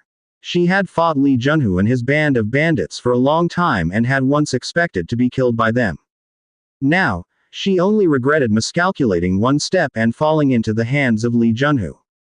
Looking at Lee Junho, who was full of pleasure, she said, "How long can you keep smiling? Someone will avenge me. The only difference between us is who dies earlier or later." "Haha, spirited indeed. You really do resemble a lioness repressing her rage," Lee Junho, flicking away the toothpick, said. "You mean Fang Hao? It would take him at least half a month to get here from Lis City, and I don't think he'd come all this way for a dead woman like you. Even if he does, what can he do to me here in Jinmastu? It's not his home. How could he possibly harm me, an official, even a minor one in charge of the market?" At that moment, he had indeed panicked when he discovered Lan Yong was sending out a message. He feared Fang Hao would come over and kill him. But now that he had calmed down and thought it through, would Fang Hao really come all this way for a dead woman like Lan Yong? Even if he spent half a month to arrive, would he have the power to kill an official like him in the city? Even if it was a purchased position in charge of only the market. Not just anyone could easily kill him. HMPH. How do you know Brother Hao doesn't have the ability to teleport or something? Lee Junho was stunned for a moment, then the next second he burst into laughter. "You're hilarious, seriously. Teleport. Do you think this is a game with teleportation rings or something?" Seeing that her opponent was not intimidated, Lan Yong spoke again. "Lee Junho, don't tell me you're afraid to take me on one-on-one. A big man like you wouldn't be scared of a woman, right?" Lee Junho's mouth twitched. Patting his chest in mock panic, he said teasingly, oh dear, I am indeed a bit scared. What if you beat me to death? Oh, you're scaring me to death." The lackeys behind him also joined in the laughter. Lan Yang's expression grew even darker, her eyes flaring with even greater murderous intent. But the more she did so, the better Lee Junho felt. When he was a bandit, he had seen plenty of that look. Those who would have gladly eaten his flesh and drank his blood. To him, Lan Yang's look was nothing special. Oh dear. That's really frightening. Lee Junho looked at his lackeys. "The shackles are secure, right?" "Boss, don't worry, they're definitely sturdy. Even if she breaks free, we can hold her down and let you have your fun without a worry, one of the lackeys said. That's good to hear. Lee Junho stood up, lifted the bedding to the side to reveal various weapons underneath, and took out a whip, saying, I heard you like whips, I've got some here too. It'll be real fun. Don't worry, I won't let you die. We brothers will play with you until you have no strength left. Then we'll let you die of hunger and thirst. Ah, what a pity you're so dark, not really my type. Boss, if you don't like her, we do, one said. Yeah, boss, you go first. Just don't play her to death. She's whipped me a few times. I want to get even with her, another chimed in. The lackeys began to jeer. Lan Yang, looking at the various weapons hidden beneath the bedding, couldn't help but show a look of fear on her face. Death might not be scary, but the thought of being tortured endlessly, unable to seek death, was truly terrifying. Going by the time, Fang Hao must have teleported to his own city after receiving the message, then headed straight here. But even so, there wasn't enough time. Just like Lee Junho had said, even if he arrived, would he have the power to intervene in the matters of Jinmastu? Even if Fang Hao did come to rescue her later, she would be ruined after these brutes had their way with her. With that thought, Lan Yang bit her silver teeth. She lowered her head and charged toward the wall, intending to slam her head into it and kill herself on the spot. But Lee Junho, who had been keeping an eye on her while speaking, intercepted her the moment she moved. He pinned her firmly to the ground. Thinking of killing yourself? It's not that simple. You can't die until you've entertained us brothers sufficiently. Lee Junho turned to look at his men and said, pick her up, let me have my fun first. After I'm done, it's your turn. Fuck your mother, Lee Junho, Lan Yang cursed loudly. Ha ha, I just love it when you talk like that. Lee Junho laughed wildly. His laughter echoed throughout the room. Just as Lee Junho was starting to undress. Suddenly, the sound of hurried footsteps came from outside, as if a large group of people had rushed in. Before the people in the room could react, the door was kicked open, and a troop of armored soldiers charged straight in. Leading them was the patrol captain who had arrested Lan Yang. The captain glanced at Lan Yang, who was still fully clothed and uninjured. He let out a sigh of relief and ordered, take the prisoner away. Lee Junho frowned. Captain, what's going on? We had an agreement that I would deal with this person. The captain glared at Lee Junho, reached into his chest, and tossed a few gold coins on the ground. If you want her, go ask the city lord himself. If you want to die, don't drag us into it. Lee Junho looked down at the coins on the ground, growing more astonished. Had Fang Hao arrived? No, that couldn't be. The distance was too great for him to be here. Besides, with his temperament of not letting things wait until tomorrow, he would have come personally if he were involved. So, Fang Hao must have had someone else intervene in the matter. Had he actually gotten the city lord to personally order her release? Did Fang Hao wield so much power that he could influence matter in Jinmastu even when he was not present? How could that be possible? The captain cast an eye at his subordinates and said coldly, are you deaf? Escort Miss Lan Yang to the carriage, we're heading back. A few people were about to leave with Lan Yang. But Lee Junho suddenly stood up, wait. Then, looking directly at the captain, he said, she stirred up trouble in the market and injured someone with a weapon. Can I finish my interrogation before you take her away?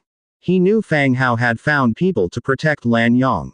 Now that she was being taken away, killing her later would obviously become impossible. He needed to find a separate opportunity to kill her to eliminate future problems. Ha, Lee Junho, you should go talk to the city lord then. The captain's face remained grim as he told his subordinate, take Miss Lan Yang outside.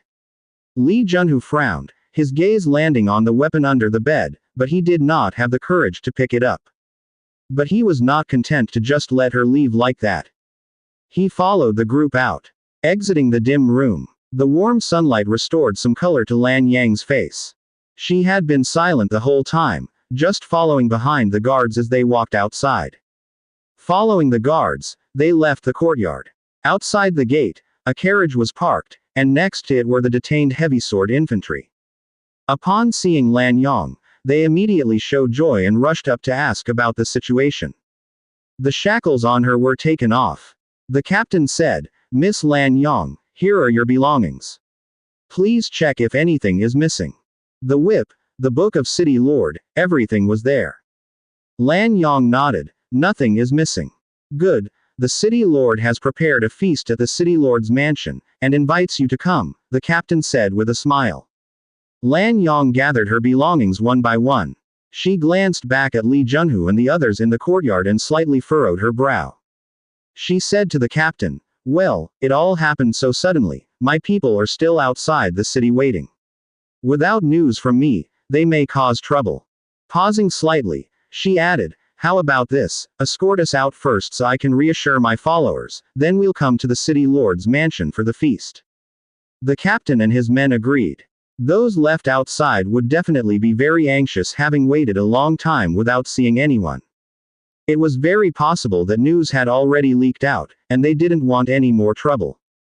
"Alright, then let's leave the city first. After Miss Lan Yong reassures her followers, we'll go to the City Lord's mansion together," they decided.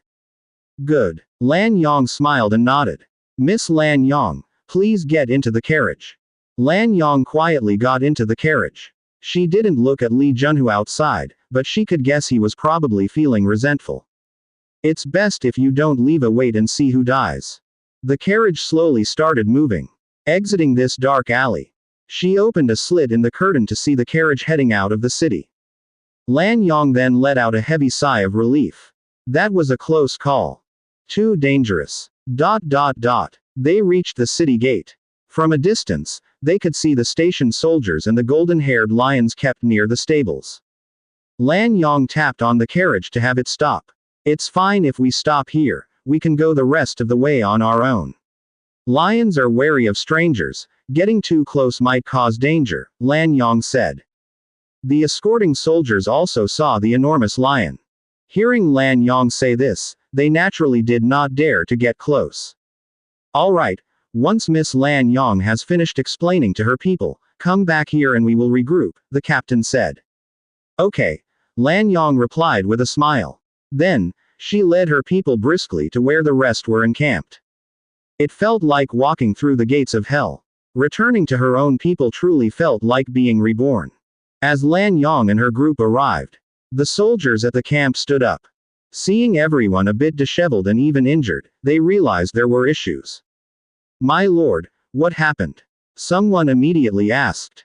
Lan Yong glanced sideways at the waiting guards in the distance. She spoke in a low voice, "Bring the lions and horses over. We're leaving immediately. I'll explain on the way." "Yes, my lord." Everyone quickly began to act. They started getting their gear ready, and the golden-haired lions and the horses were brought over. Lan Yong took another look at the distant guards. Mounting the lion, she said, "Let's go home." Rushing noises filled the air. The group mounted their horses and charged into the distance. The patrol captain left waiting in the distance was dumbfounded. What happened? They all ran off. Weren't they going to the feast? Why did they just leave? "Hey, Miss Lan Yong, Miss Lan Yong," the captain shouted loudly. But the distance was too great, and they were moving away even faster, leaving him no chance to speak or retain them. Then, a horseman came up to him. He spoke softly, "The captain, my lord suddenly got some urgent business. We'll talk about the feast next time. She'll visit the city lord personally then." But the city lord already prepared the feast, the captain hurriedly said. The horseman continued, "Please also tell the city lord that there's an urgent matter and we need to return immediately." Without waiting for the captain to respond, he turned and spurred his horse, chasing after the departing group. The captain stood there, at a loss. He had already made a mistake, and now the city lord had asked him to bring the people over to mitigate the impact of this incident. But unexpectedly, they just turned and ran. What on earth had he done to deserve this? Encountering one problem after another. Only when the last person disappeared from view did the captain turn around, go back. Everyone left, driving the empty carriage away. All the way at a galloping pace. Throughout the journey, there was no rest, as I headed straight back to my own city. As I entered the city gates and stopped, The horses almost collapsed from exhaustion. Their whole bodies emitted a layer of white mist as they gasped heavily. My subordinate took the reins of the horse. He immediately said, "My lord, Fang Hao is waiting for you at the city lord's mansion. Please hurry over." "All right, I know." Lan Yong didn't stop but quickly made his way to the city lord's mansion. Inside the hall, in front of the large desk, several kinds of food were laid out. Fang Hao, Demetria, and a woman clad in leather armor were sitting at the desk. Upon seeing the food, Lan Yong couldn't help swallowing his saliva. "I hadn't felt it before, but now I suddenly felt hungry." "Boss." Lan Yong sat down directly at the table and started to eat a meat pie. Fang Hao glanced at this dark-skinned girl. Seeing she was not injured, he felt relieved. "Tell me everything in detail," Fang Hao said. Lan Yong took several big bites with his cheeks bulging, and recounted everything that had happened in the city during the day. Actually, the matter was not a big deal. For anyone else, such a management fee wouldn't have caused such a stir. But Lan Yong and Li Junhu had a vendetta, the kind that doesn't end until one is dead. Whenever the two met, their first thought was to kill the other. Therefore, as soon as the incident occurred, Li Junhu used all his means to try to kill Lan Yong first. After all, the situation between them was beyond reconciliation. After finishing the tale, Lan Yong said, "He also wants to sleep with me, boss, you have to kill him. He might run away by tomorrow." He still spoke as he ate. His mouth was muffled. "Is he in Jinmastu? Did he buy some position there, and does he have any connections?" Fang Hao continued to inquire. "It's like a city management position, and from the looks of it, the city guards don't treat him with much respect, so he probably doesn't have much of a network," Lan Yong replied. Fang Hao nodded, not pressing any further. Clearly, Lan Yong didn't know much, nor did he have a way to find out detailed information. And today's incident was also a warning to Fang Hao about the danger of Li Junhu. This Li Junhu obviously wasn't just a bandit who only knew how to rob. He had previously provided many suggestions to the bandits in the Life-Taker stronghold, helping the originally 100-membered Life-Taker stronghold to quickly grow to several thousand members. He even purchased cannons, nearly causing a big loss for the Lis city troops. This man not only had an active mind, he was also not a miser. He knew how to spend money to his advantage. Now, he just bought a minor official position in the city. If left unchecked, the next time we meet, if he really becomes an official in some important position, it would truly not be easy to kill him. Therefore, we must kill him directly this time to avoid future trouble. Do you have a picture of Li Junhu? Fang Hao smacked down Lan Yang's hand as he was reaching for more food. It was almost a mishap, and he still had the heart to stuff more into his mouth. Lan Yong rubbed the back of his hand and shook his head. "No, but his appearance is very recognizable. Once you hear about it, you can remember." Fang Hao nodded and said to the side, "Little Yu, I'll leave this task to you. Let Lan Yong describe his appearance and where Li Junhu lives, then you go and kill him." The woman sitting beside Fang Hao was none other than Disaster Song Hilda. Being a ghost hero, she was capable of hiding in the shadows and assassinating enemies. "Understood, my lord." Little Yu sat beside Lan Yong and began listening to her describe Li Junhu's features. After the description, Little Yu stood up. "My lord, I'll leave right now." Fang Hao nodded. "Jinmastu should have no people from the church, but still be careful. After you return, let Lan Yong inform me, and I will pick you up." "Yes, my lord." As soon as the words fell, Little Yu's figure dispersed like ink, disappearing from sight. Lan Yang's eyes widened, surprised by the scene in front of her.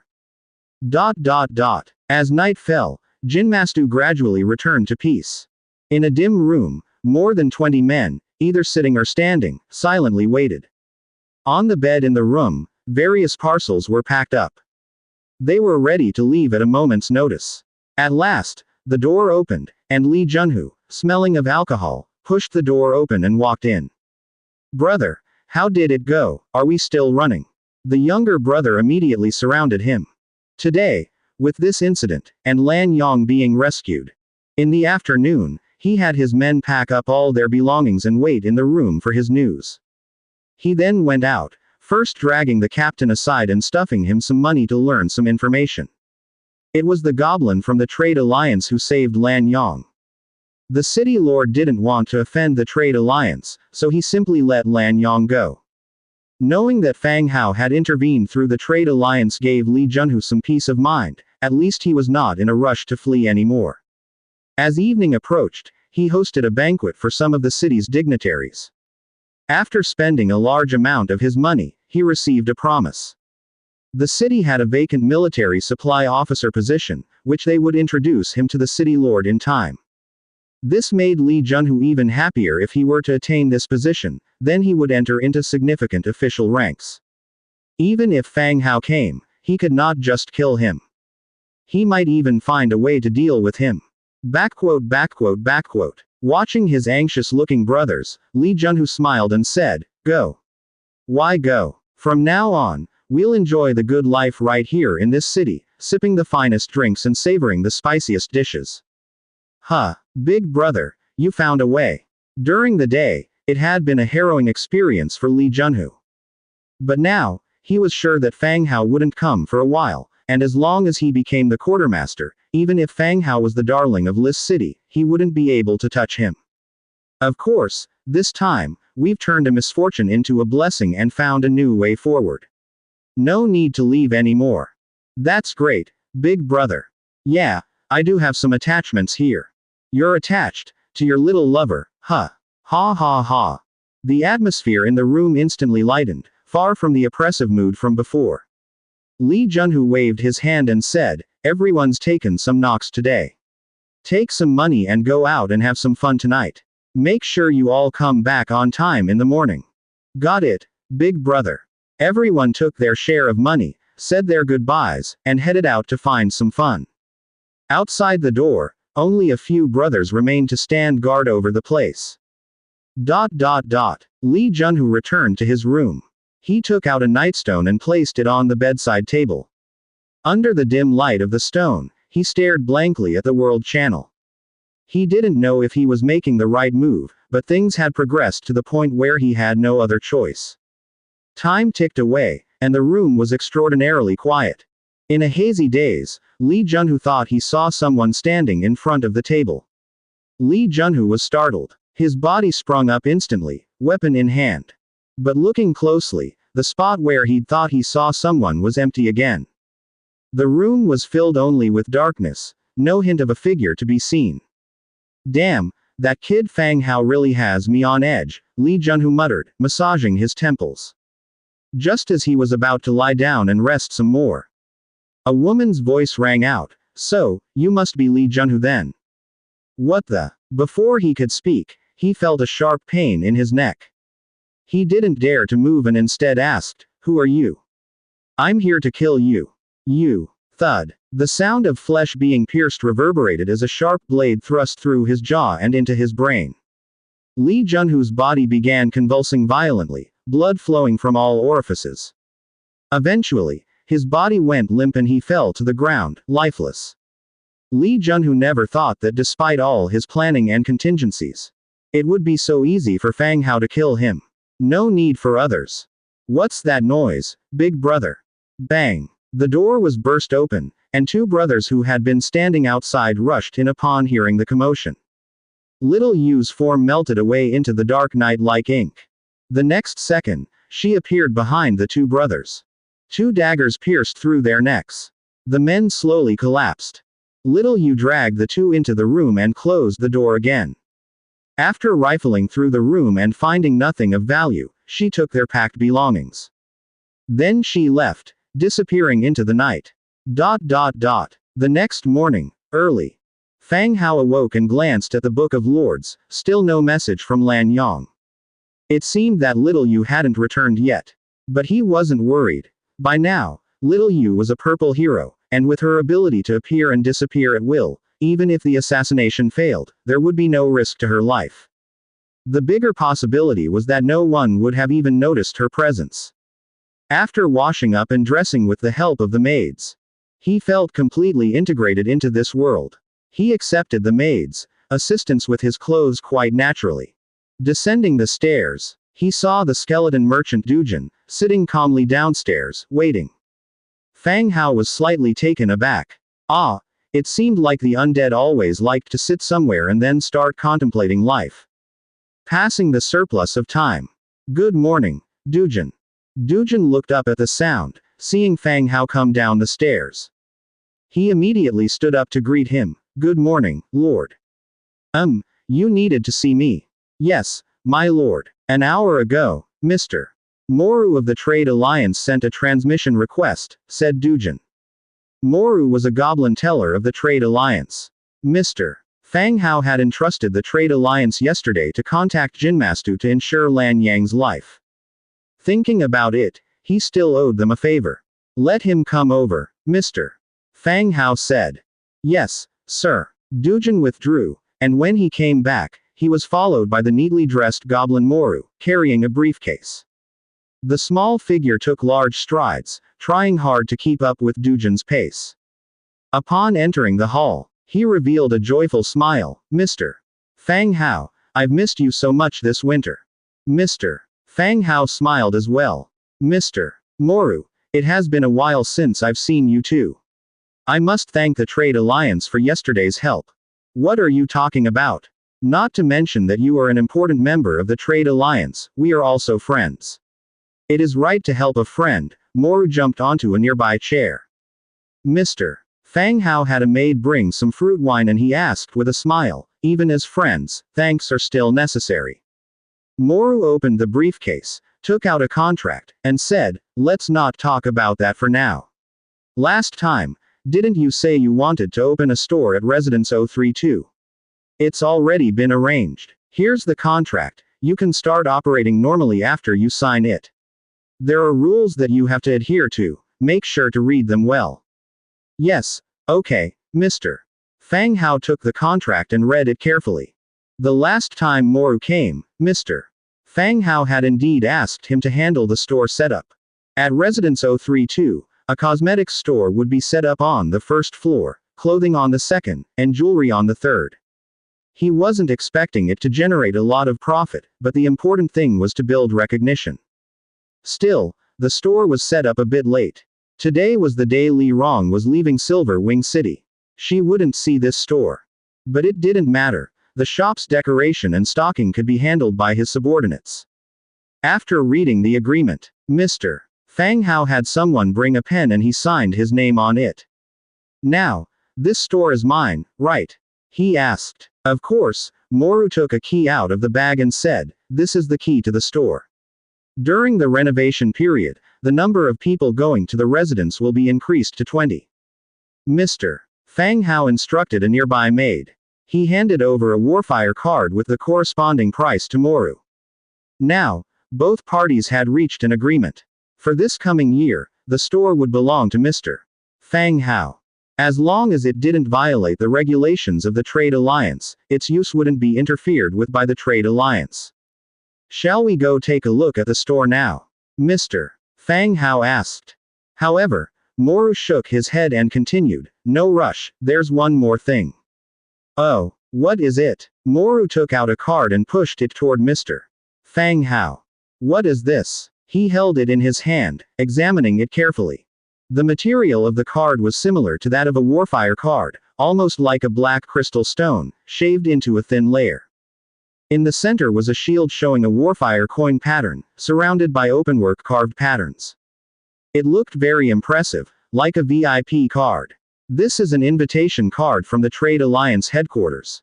With this card, you can freely enter and exit Trade Alliance headquarters at Residence 01, Moru explained. Trade Alliance headquarters, Residence 01. Mr. Fang Hao felt intrigued. The day before yesterday was when the World Channel had opened. It seemed the Trade Alliance headquarters was now open to transmigrators.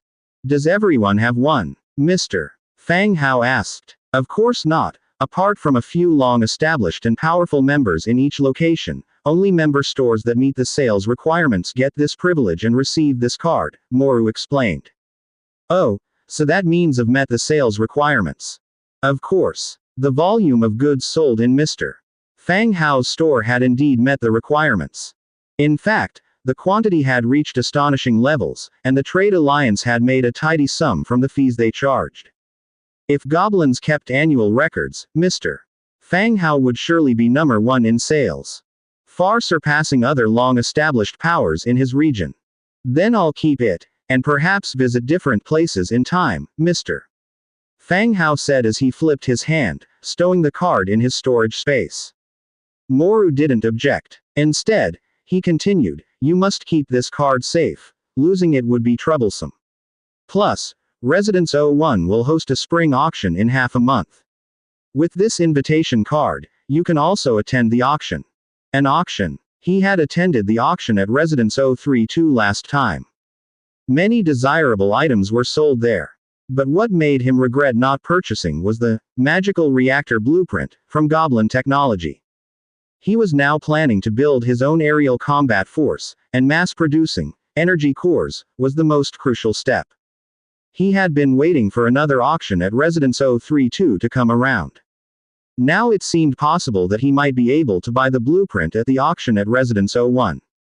Is there any difference between the auction at Residence 01 and the one at Residence 032? How can the local residence be compared to the headquarters that gathers treasures from the entire region? Moru said. A maid brought over some pastries. Moru didn't hesitate to grab one and start eating. I see. Also, at Residence 01, you can meet other species. Humans like you love elves. Maybe you'll meet a beautiful elf lady. Moru joked. Really? Mr. Fang Hao laughed. Elves didn't know, but he already had a half-elf who was outwardly dignified and serious, but very clingy in private. After stuffing several pastries into his mouth, Moru curiously asked, cough. Have you all had breakfast? Fang Hao was taken aback, but quickly caught on. No wonder they came so early. They had come to freeload a meal. Check the kitchen, see how breakfast is coming along. Yes, master. The maid ran to the kitchen and asked. After having breakfast, following another compliment on their culinary skills, Moru returned first to the trade alliance. After dealing with some matters in the city, Fang Hao called Demetria, Angia, Aira, and Little White, planning to take them to the trade alliance for a visit. Especially Aira, who hadn't gone anywhere else since staying in the city. This time, he also took them to see the trade alliance. Stepping into the teleportation light curtain, the five of them instantly arrived at the 032 base. Smooth roads, rows of orderly streetlights, made it still feel like they had returned to a modern city. Light screens lit up around them occasionally. There were also people of various races arriving here through the light screens. Moving forward together, Aira and Little White both widened their eyes. Nervous yet excited, they scrutinized their surroundings and whispered about some strange races they saw. Just like villagers who had just entered the city. At this time, as someone who had come here a few times, Angia demonstrated her abilities as a guide. From the races of passers-by to the buildings on both sides, she explained everything very thoroughly. Even some shops that Fang Hao didn't know about, Angia introduced right away. The group chatted as they walked. The three women were pretty happy, smiles hanging on their faces. Soon, they arrived at the shop they had rented. It was a 3-story building very similar to the Fairy Dream Tower in Silver Wing City. Pulling out the key, he opened the door. A slightly musty smell rushed towards them. The shop still had some tables and chairs remaining inside, lying on the ground, covered in dust. Everyone entered the room and opened all the doors and windows. Fang Hao casually took a few photos and sent them to Li Rong. Secured a shop in the Trade Alliance, layout is similar to the Fairy Dream Tower. It's 3 stories, arranged for stock preparation. Soon, Li Rong replied with a message, "Are you doing this on purpose? I just left with the army, and you've bought another shop. Oh, by the way, what's the Trade Alliance?" The Trade Alliance is a headquarters for buying and selling goods. People always talk about it on the channel, haven't you heard? Fang Hao was speechless. Li Rong always attended the noble balls and banquets but ended up not knowing what the Trade Alliance was. I might have seen it, but I've never been involved. Is it impressive to open a shop there? Li Rong continued to ask. After thinking for a moment, Fang Hao explained, it's like the largest and most bustling mall in a region. All the prominent figures shop there. Oh, I see, that's actually quite impressive. What should I do since I'm not there? Li Rong asked. Here's the plan. I'll arrange for some minimalist renovations, then have you oversee stocking and sales. When you're back, I'll share the blueprint of the trade alliance with you, and then you'll be able to get there from your location. Fang Hao sent his thoughts over. I guess that'll have to do. Sigh, it's all on you now. Okay. Fang Hao replied and then ended the chat. From the first floor to the third, everything was inspected. The shop had no issues, it just had been vacant for too long. Needed to air it out a bit. After completing their tour, Fang Hao turned to Little White and said, Little White, this place needs some cleaning. You'll have to work hard tomorrow, bring some people over, clean this place up, and then renovate it a bit. Oh, all right master, what are you planning to sell here? Little White asked. She actually had no objections and even felt somewhat pleased. She wouldn't have to work personally, and after coming out, she wouldn't have to get up early for training with Angia and the others every day. She could laze around for several days at least. Cosmetics, clothes, and accessories. Understood, master, Little White agreed and leaned forward a bit more. She leaned directly against Fang Hao. After he pinched her bottom, Little White dodged to the side in pain. After inspecting the shop, they opened the windows and locked up the doors. Taking Aira and Little White, they walked around areas they hadn't explored yet, then continued towards the direction of the teleportation array. They wanted to continue to the O1 Trade Alliance base to take a look. Arriving in front of the special teleportation array, he took out the invitation card. Under the guidance of a female goblin, they arrived in front of an oval, bluish door. Please, ladies and gentlemen, the female goblin returned the invitation card to Fang Hao and respectfully said. Fang Hao nodded. Taking the others, he directly stepped into the blue light screen. After a brief display of dizziness and a sensation of weightlessness, they arrived in a foreign place. Distinguished guests, welcome to the O1 base. A female voice rang out nearby. There stood a young woman dressed in a light blue robe, her pale face respectfully by the side. Her drooping light green hair allowed glimpses of her pointed ears. Elf Archer, Tier 5. The legendary Elf Clan. Seeing them for the first time still made Fang Hao and the others, including Angia and Aira at his side, look several times over. The appearance of the Elf Clan was truly beautiful, and they naturally exuded an air of nobility and elegance. The presence of elves at this station ensured that even races with different aesthetic standards wouldn't find the Elf Clan to be ugly. Ladies and gentlemen, please come inside, said the Elf Clan woman with a smile. Fang Hao and his companions nodded and strode out. As they stepped out of the teleportation array, the scenery outside suddenly opened up. The smooth and wide roads were lit by tall street lamps adorned with Trade Alliance banners and welcome slogans. In the flower beds along the road, palm-sized, flower demons, were pruning the branches. A statue of a goddess, effortlessly lifting a water jug, poured water from it, causing droplets to splash and form a beautiful rainbow overhead. On the road, undead with tall crowns, fairies frolicking and flying in the air, elegant elves, orcs with bodies covered in totems, and members of the sea tribe draped in blue gossamer. All different races were present on the street at the same time. It was incredibly lively. It's so lively. I wish our place was like this too, Angia exclaimed with wide eyes. Even Demetria, who rarely showed any reaction, was looking around at the novelty of the surroundings. To Fang Hao, Area 01 now seemed more like a large tourist zone. The environmental construction rivaled that of heaven itself, with sculptures, horticulture, and seas of flowers everywhere. There were also plenty of places selling snacks.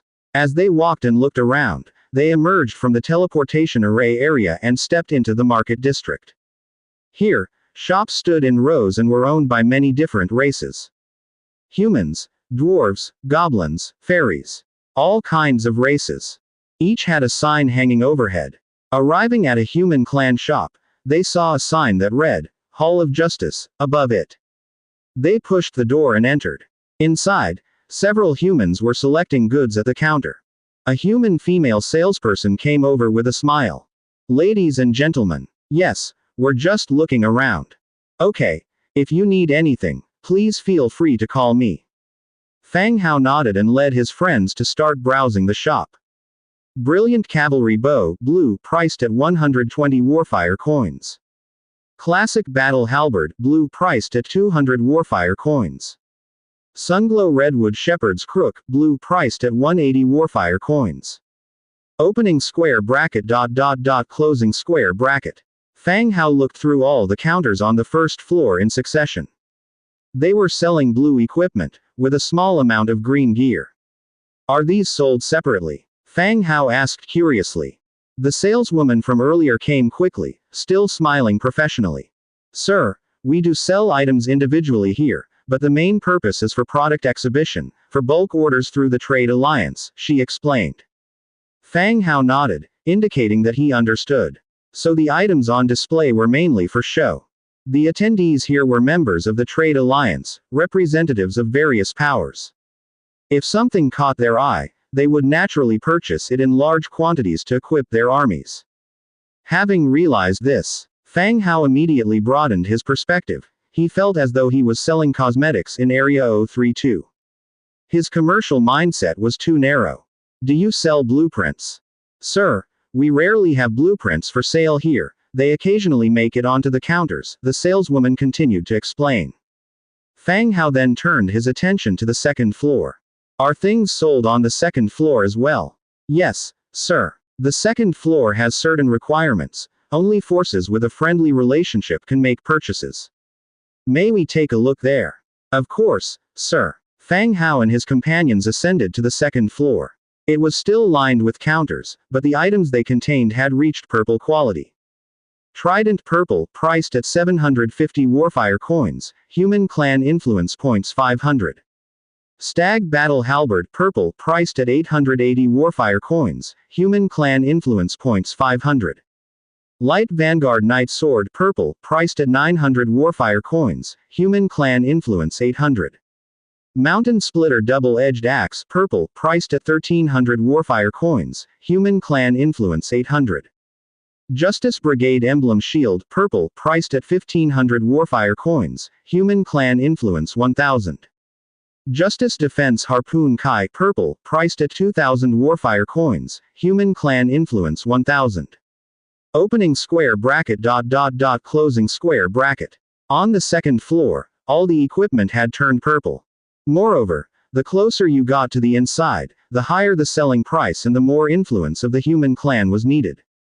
It was not until this moment that Fang Hao finally understood what the influence repeatedly mentioned by the system actually meant. It turned out to be the buying qualification for purchasing items. Although he still didn't know how to check how much influence he had. With so many system rewards and completing trade alliance orders, he had been accumulating little by little, +10, +20 at a time. He estimated that it had probably reached around 1500. Buying equipment here, he indeed met the conditions. However, because his military force was so large, unless he could get his hands on blueprints, buying a few hundred or 1,000 pieces of equipment would not be much help to his territory. In the vast army, they would be hard to even locate if dropped. He turned a corner, and the third floor was not open, the door was closed. According to the blue color on the first floor and purple on the second, the third floor should feature orange equipment. Orange, in any power, was also a top-tier level, the treasure of the store. Upon inquiring with a clerk, he learned that the items on the third floor had been sent to the Trade Alliance and were intended for the Trade Alliance auction. After all, various powers would participate in such large-scale auctions. He continued to look around on the second floor. A set of equipment caught Fang Hao's attention. Spiritbird enemy pants purple, priced at 2,500 warfire coins, human clan influence 1200. Spiritbird assault boots purple, priced at 2,200 warfire coins, human clan influence 1200. Spiritbird gorilla leather armor purple, priced at 2,500 warfire coins, human clan influence 1200. Spiritbird enemy helmet purple, priced at 2,300 Warfire coins, human clan influence 1200. A purple set. Spiritbird gorilla leather armor purple. Category: Armor. Defense. Level 4 defense. Set effect. Strength increased by 10%, movement speed increased by 35%, agility increased by 30%, skills recovery increased by 15%. Description: the Spiritbird, a giant winged bird that cannot fly high, armor made from its leather greatly enhances the wearer's strength and speed. Ow. The attributes are nice. Angia. Fang Hao looked back. He saw Angia sitting on the stair steps, eating while chatting with Era and Little White. The three of them had no interest whatsoever in these pieces of equipment and weapons. Only he and Demetria were paying attention to the equipment behind the counter. The three seemed to have come here for a picnic. Angia. Fang Hao called out. Ah. Angia responded, walking over. This set suits you well, Fang Hao said, looking toward the counter's set. Angia also looked in its direction. Yeah, it's nice. She glanced at the price, it's so expensive. Although she was unable to see the properties like a transmigrator could, she could tell from the craftsmanship of the leather armor that it was quite a good piece. And the price tag, along with the description, could represent the level of the armor. It suits you well. Fang Hao looked back at the female clerk. I'll take this set from the counter. Of course, sir, the clerk said with a smile. She then notified the people below to fetch a set of the same armor from the warehouse and handed it to Fang Hao. Angia was somewhat dazed. She snapped back to reality when the leather armor reached her hands. It's so expensive, Angia muttered softly. It's not easy to find something that suits you. Cutting back on some of your food would cover the cost, Fang Hao said. You're talking nonsense. This set could feed me for a lifetime, she retorted. Fang Hao paid at the counter, and finding nothing else of interest, left the store. Once they went outside, Angia happily hugged her new armor, disregarding the food in her hands. She handed it all to Little White. Although Angia rarely participated in battles now, she was still considered a military general, and she had grown up rather impoverished. Sometimes she didn't even have enough food to eat, and occasionally had to act as a bandit. Naturally, she knew how precious high-quality armor was. This kind of joy was something Era and Little White could hardly sympathize with. For a piece of leather gear. To be so gleefully hugging it. The group continued their leisurely stroll. They visited the dwarf, beast clan, and even elf stores. The shops here had basically the same sale model as the human clan stores.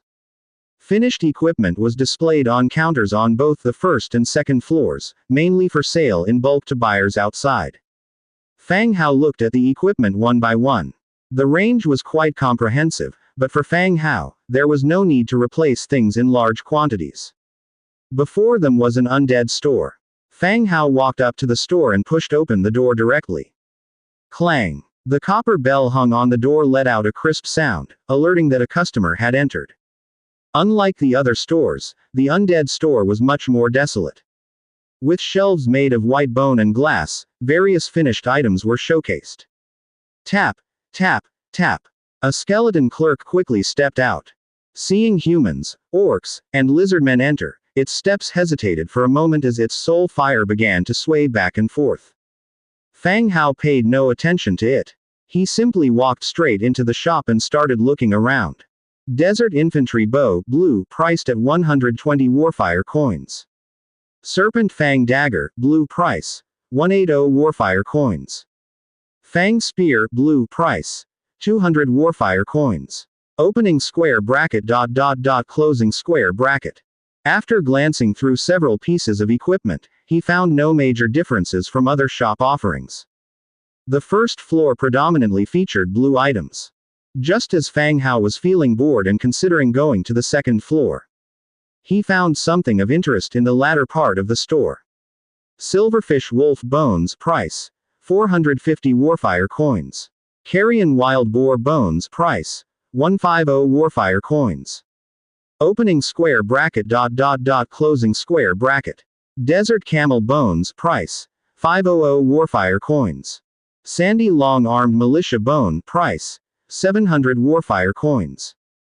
Sandy vulture bones, price 900 warfire coins. So expensive. At the sight of bones being sold as merchandise, Fang Hao was initially surprised but then felt it made sense. However, the prices were indeed exorbitantly high. He was unsure about other bones, but those of a carrion wild boar might only be a second or third tier beast. Even if transported in bulk, they shouldn't be worth 150 warfire coins. But Fang Hao could understand.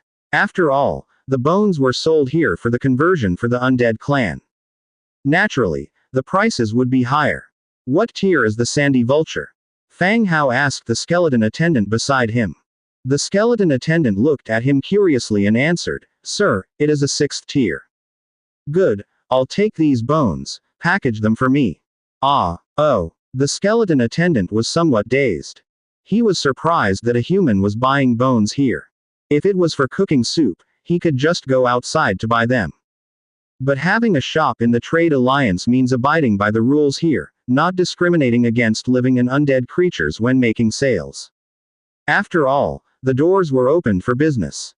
The skeleton attendant began packing the vulture bones while Fang Hao and his group ascended to the 2nd floor.